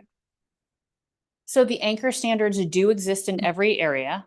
They are not the priority standards that we saw in the placemats, but basically that was our guiding light, so to speak, with the standards when they were created in 2018. And those standards are what we want kiddos to do by the time they graduate. But then in breaking them down, you see that level of, okay, what does a first grader need to know for anchor standard Civics 1, right? Of addressing civics and citizens, and what does that mean? And that's going to be different than what, say, a fifth grader is going to do or a high school student would do. Oh, thank you. And probably a pin for the board in the future. I was a part of a lot of assessment reform conversations nationally years ago, when ESSA was reauthorized. And the anchor standards, I really think, get to part of that, which you alluded to, that there's too many standards, we can't. And so when the time is appropriate for the board to talk about assessments, I really want to focus in on how can we narrow that down to the anchor or priority standards, so teachers don't feel like they're being assessed on 138 standards. I'm making that number up per content area. So just put a pin on that. And the second thing is, I'm sure many of the people on the board don't know about the core content connectors. Maybe you could give us just a 2-minute explanation on what those are, because I would love to see placemats for our kiddos with significant disabilities with those type of the core content connectors on there. I think it might actually really facilitate inclusion too. President Ford, Vice President Haley, Superintendent Horn. The core content area, that's what we really try to. Whoops, there we go. That's what we really tried to address with the placemats, because we did notice that there was this difficulty maybe, or challenge that a lot of educators, especially a lot of new educators, had with just, where the heck do I begin?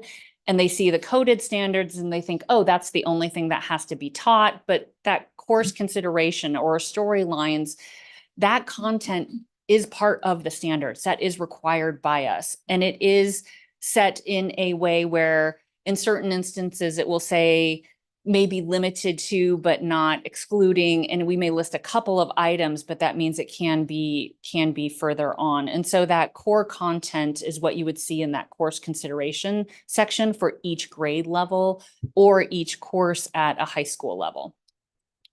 Thank you, Mr. Chairman. With your permission, I was referring to the core content connectors for the MSAA, for the kids with intellectual disabilities. Oh, yeah. So my understanding is we have an assessment for 1% of the most significantly cognitively disabled students. Mm-hmm. And we have core content connectors, which basically roadmap from the standards there. I would love to see placemats, because that's part of the difficulty of inclusion. I'm struggling with it now, is teachers see, and again, I'll make them remember the 35 standards that need to be taught this semester. And they're like, how do I make accommodations and modifications for every single one, every assignment, every slide deck? But if there were those I would call them competencies, those anchor standards, and that placemat comes home, I can say, oh, here are the 5 big things we need to be working on this semester, would be so helpful. And it would really help them align that, because the core content connectors are like the standards. They're lengthy, they're coded. It's like a different language if you're not a teacher, quite frankly. But I think that placemat would be super helpful for parents. Yeah, absolutely. So President Core, Vice President Haley, Superintendent Horn, Member Kravickas, we have found with my team, that idea of those placemats is such a nice way that you just have a 1 or 2 page document that can very easily just kind of cut through some of just the legal, educator mumbo jumbo and really narrow it. And it's something that we are doing to try and increase our outreach and provide those kind of supports for parents. So that's definitely something we can look into and start to build. And Dr. Core, Superintendent Horn, Member Kravickas, those have been developed for English, math, science, social studies. Yeah. So we can put a little, I can get you in touch with Linda, and we can maybe make special education groups more aware that those exist already, and that they would be a great document for SPED directors and teachers to be able to just go and drill down. I appreciate that. But do the placemats exist for the core content connectors? No, the placemats are for they're for the K-12 standards right now. They've not connected to that specific assessment. Because I'm thinking about like my daughter in a gen ed class, that would be a really great focal point. Because if not, it's this daily conversation of thinking that they have to modify every single lesson, every slide deck, every worksheet, rather than being able to focus on like the 5 big items for this quarter. So I'd love to talk to you after to see how we could do something like that. Thank you. Thank you, Member Kravickas. And again, this was for information only. I suspect perhaps as early as May, we'll be bringing this back. And since both poo-poo platters and peanut butter and jelly has been mentioned and we're all getting hungry, I'm going to move us on in the agenda with our thanks to you, Linda. Thank you so much. Item 6 is once again a call to the public, and I'm not certain we have anyone to chat with us about this aspect of the call to the public. Is that right, Director Ross? Dr. Core, Superintendent Horn, members of the board, we do not have anyone registered for this call to the public. For those who are in the audience, we do have one more call to the public to go. Right. Yes. So then I will in fact move us on to item 7. This is the consent agenda for certification enforcement actions. This is to seek approval of the voluntary surrender of educator certificates or the right to work in an Arizona district or charter school for the individuals listed. So if there are no objections from my colleagues, I would ask that we take this as a single motion and the consent. So do I have a motion to approve items 7A1 through 7A8, as well as 7B1 through 7B3? Do I have such a motion? So moved. Member Clark, thank you. Do I have a second? Second. Vice President Haley, thank you. Any discussion, comments? Okay, then all in favor of approving the motion as presented, please indicate by saying aye. Aye. Aye. All opposed, same sign. Motion passes unanimously. And now the final call to the public. This is the time for the public to comment on items on the general session portion of the enforcement actions. And once again, I would ask that speakers be limited to 2 minutes. Director Ross, I believe we have a couple of folks who would like to chat with us at this time. Is that right? Dr. Core, Superintendent Horn, members of the board. Up first, we have Amy Young, followed by Marcy Berenberg, and then Jason Mabb. So Amy Young.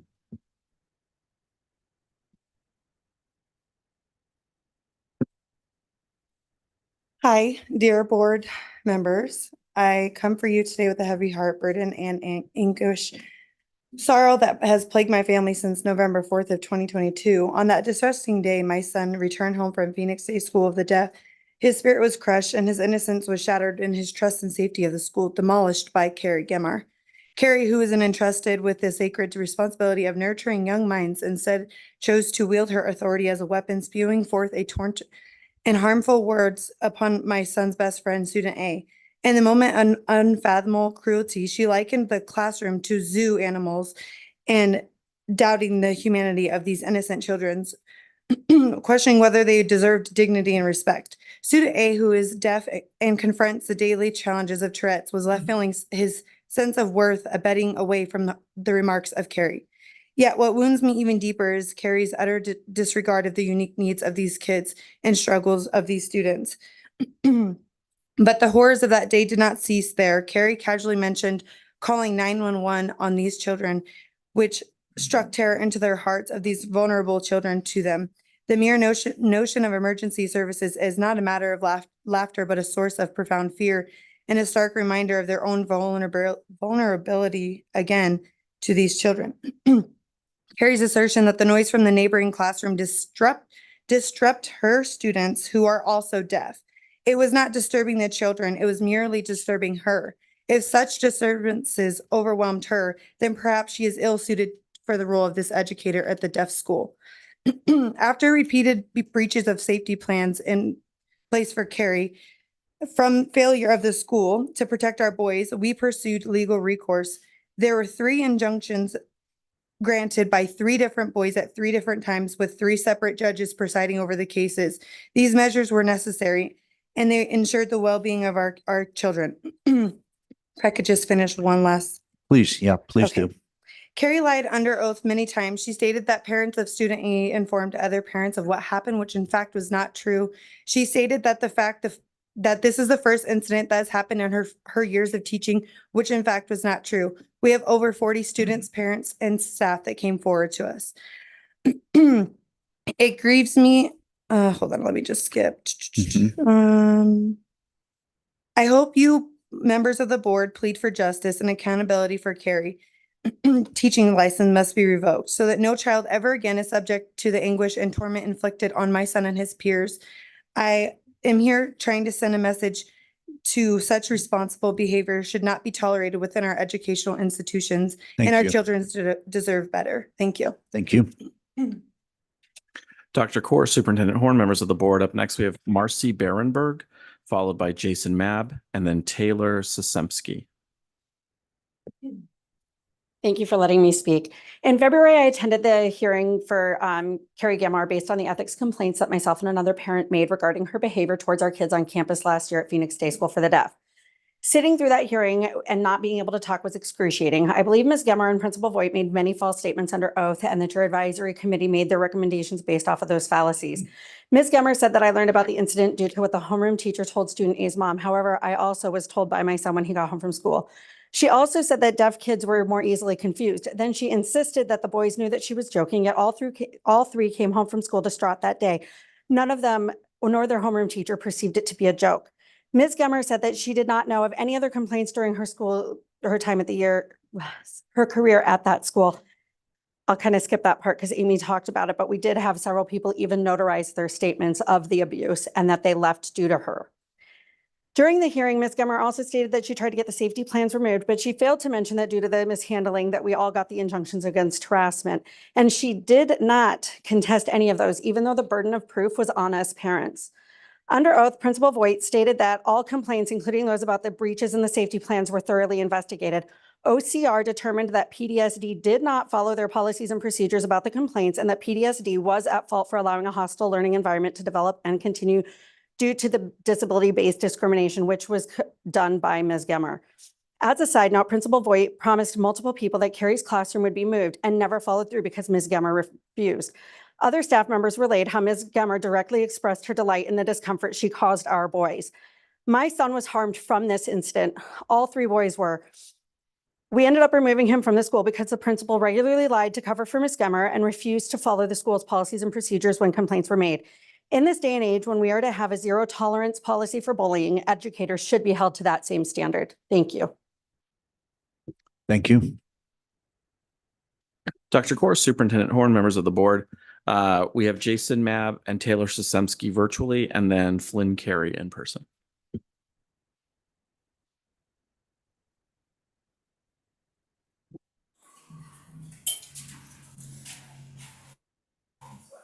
Jason, go ahead.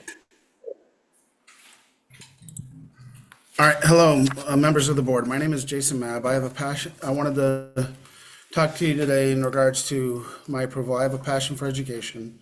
When I learned my 3 sons had a disability, I sought to understand it. Part of this led me to taking an introduction to special education class. I saw a lot of good and some bad. I felt I could make a difference, so I chose to go back to school and get my degree. I obtained my fingerprints clearance card, and it's still valid, and had passed multiple background checks. Eventually, I earned my associate's degree in education.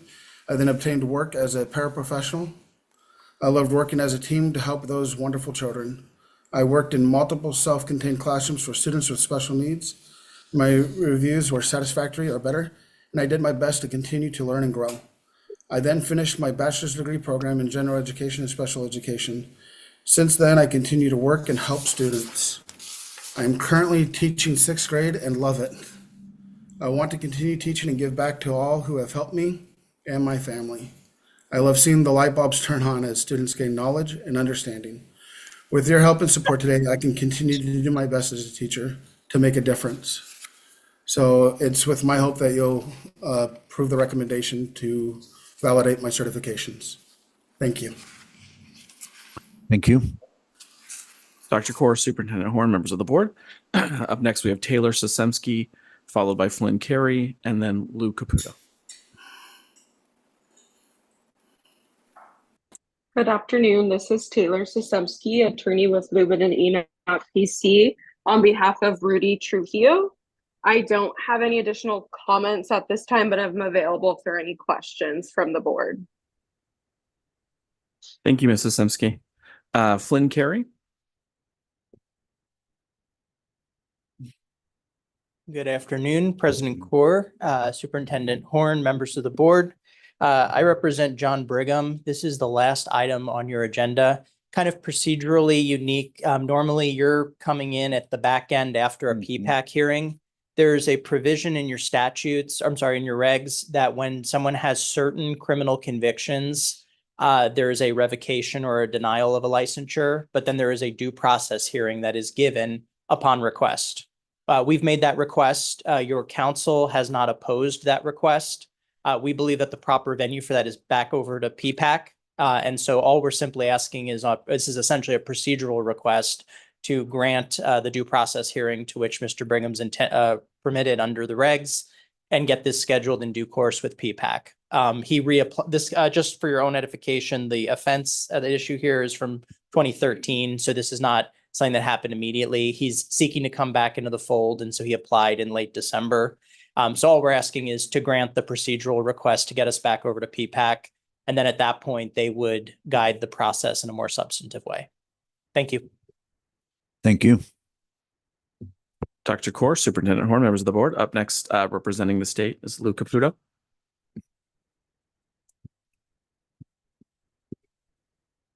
All right.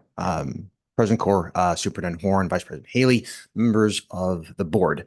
I'm going to go in reverse order with 3 cases, Brigham, Mabb, and Guimar. Okay. There is, Mr. Carey is correct. There's no opposition to the request. Okay. That is laid out in the state's motion. All the reasons are there. He spoke accurately on really be able to request the hearing. We've not opposed it for that reason. Mr. Mabb, the hearing was held before the Professional Practice Advisory Committee. They voted 7-2 to take no disciplinary action. The feeling was that despite conduct issues in the past, those have been brought up and discussed, handled, taken care of. They were not hidden, and they heard from him and voted 7-2 to recommend to you not to take discipline. Ms. Guimar, the vote in this particular case in front of the PPAC was 8-1 to recommend no discipline. There does not appear to be any irregularity in the proceedings. It seems that Ms. Guimar was heard. And this, I will explicitly say at this point, this is with due respect to comments that were made just momentarily ago to this board, which I do not take away from.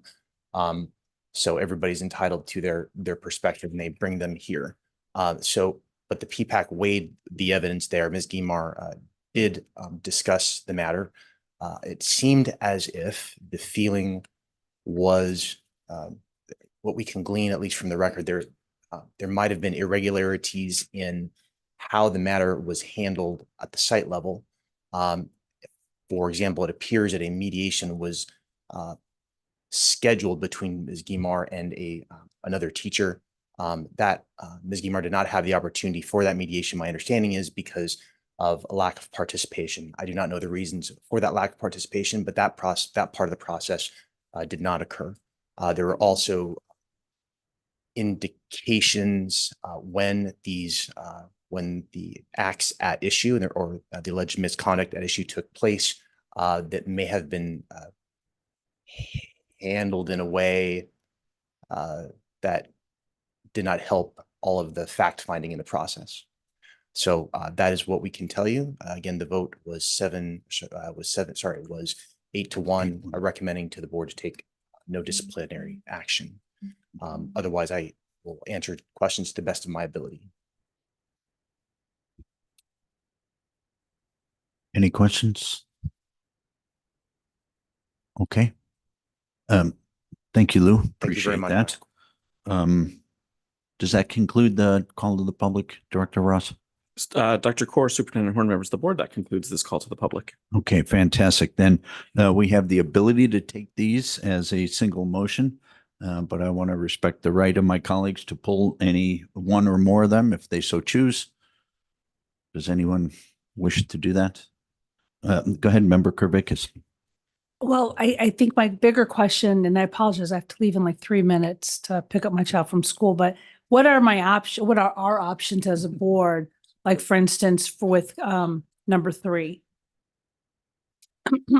which was the B3, 9B3. What are our options? Because I mean, the proposal is to take no disciplinary action. If we were to vote against that, does it go back to the beginning? I mean, I don't know what the options are on that. Dr. Core, Superintendent Horn, members of the board. Member Krivicus, the board has a couple of options. If you would like to table that item for the next meeting so that more information can be provided, that's one option. You can, well, it's already been through PPAC. It can be sent back to PPAC.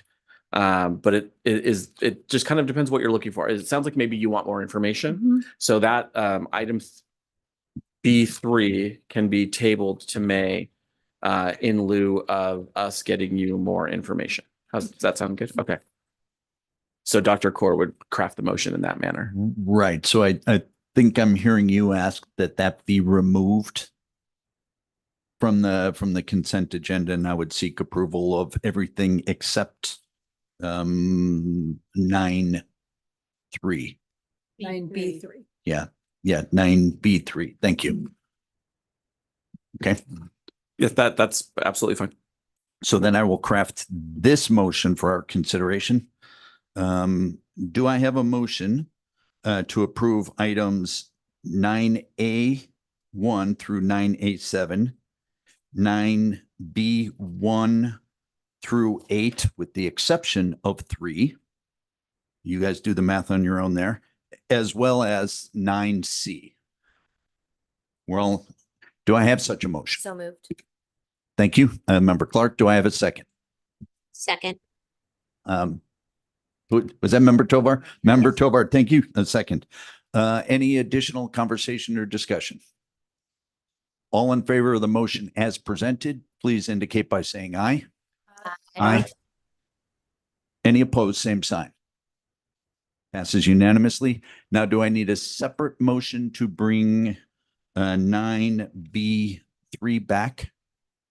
Mm-hmm. I'm seeing heads, yeah, shaking. Okay. Dr. Core, yes, please. Then do I have a motion to bring item 9B3 back for further conversation, perhaps as early as the May board meeting? Do I have such a motion? So moved.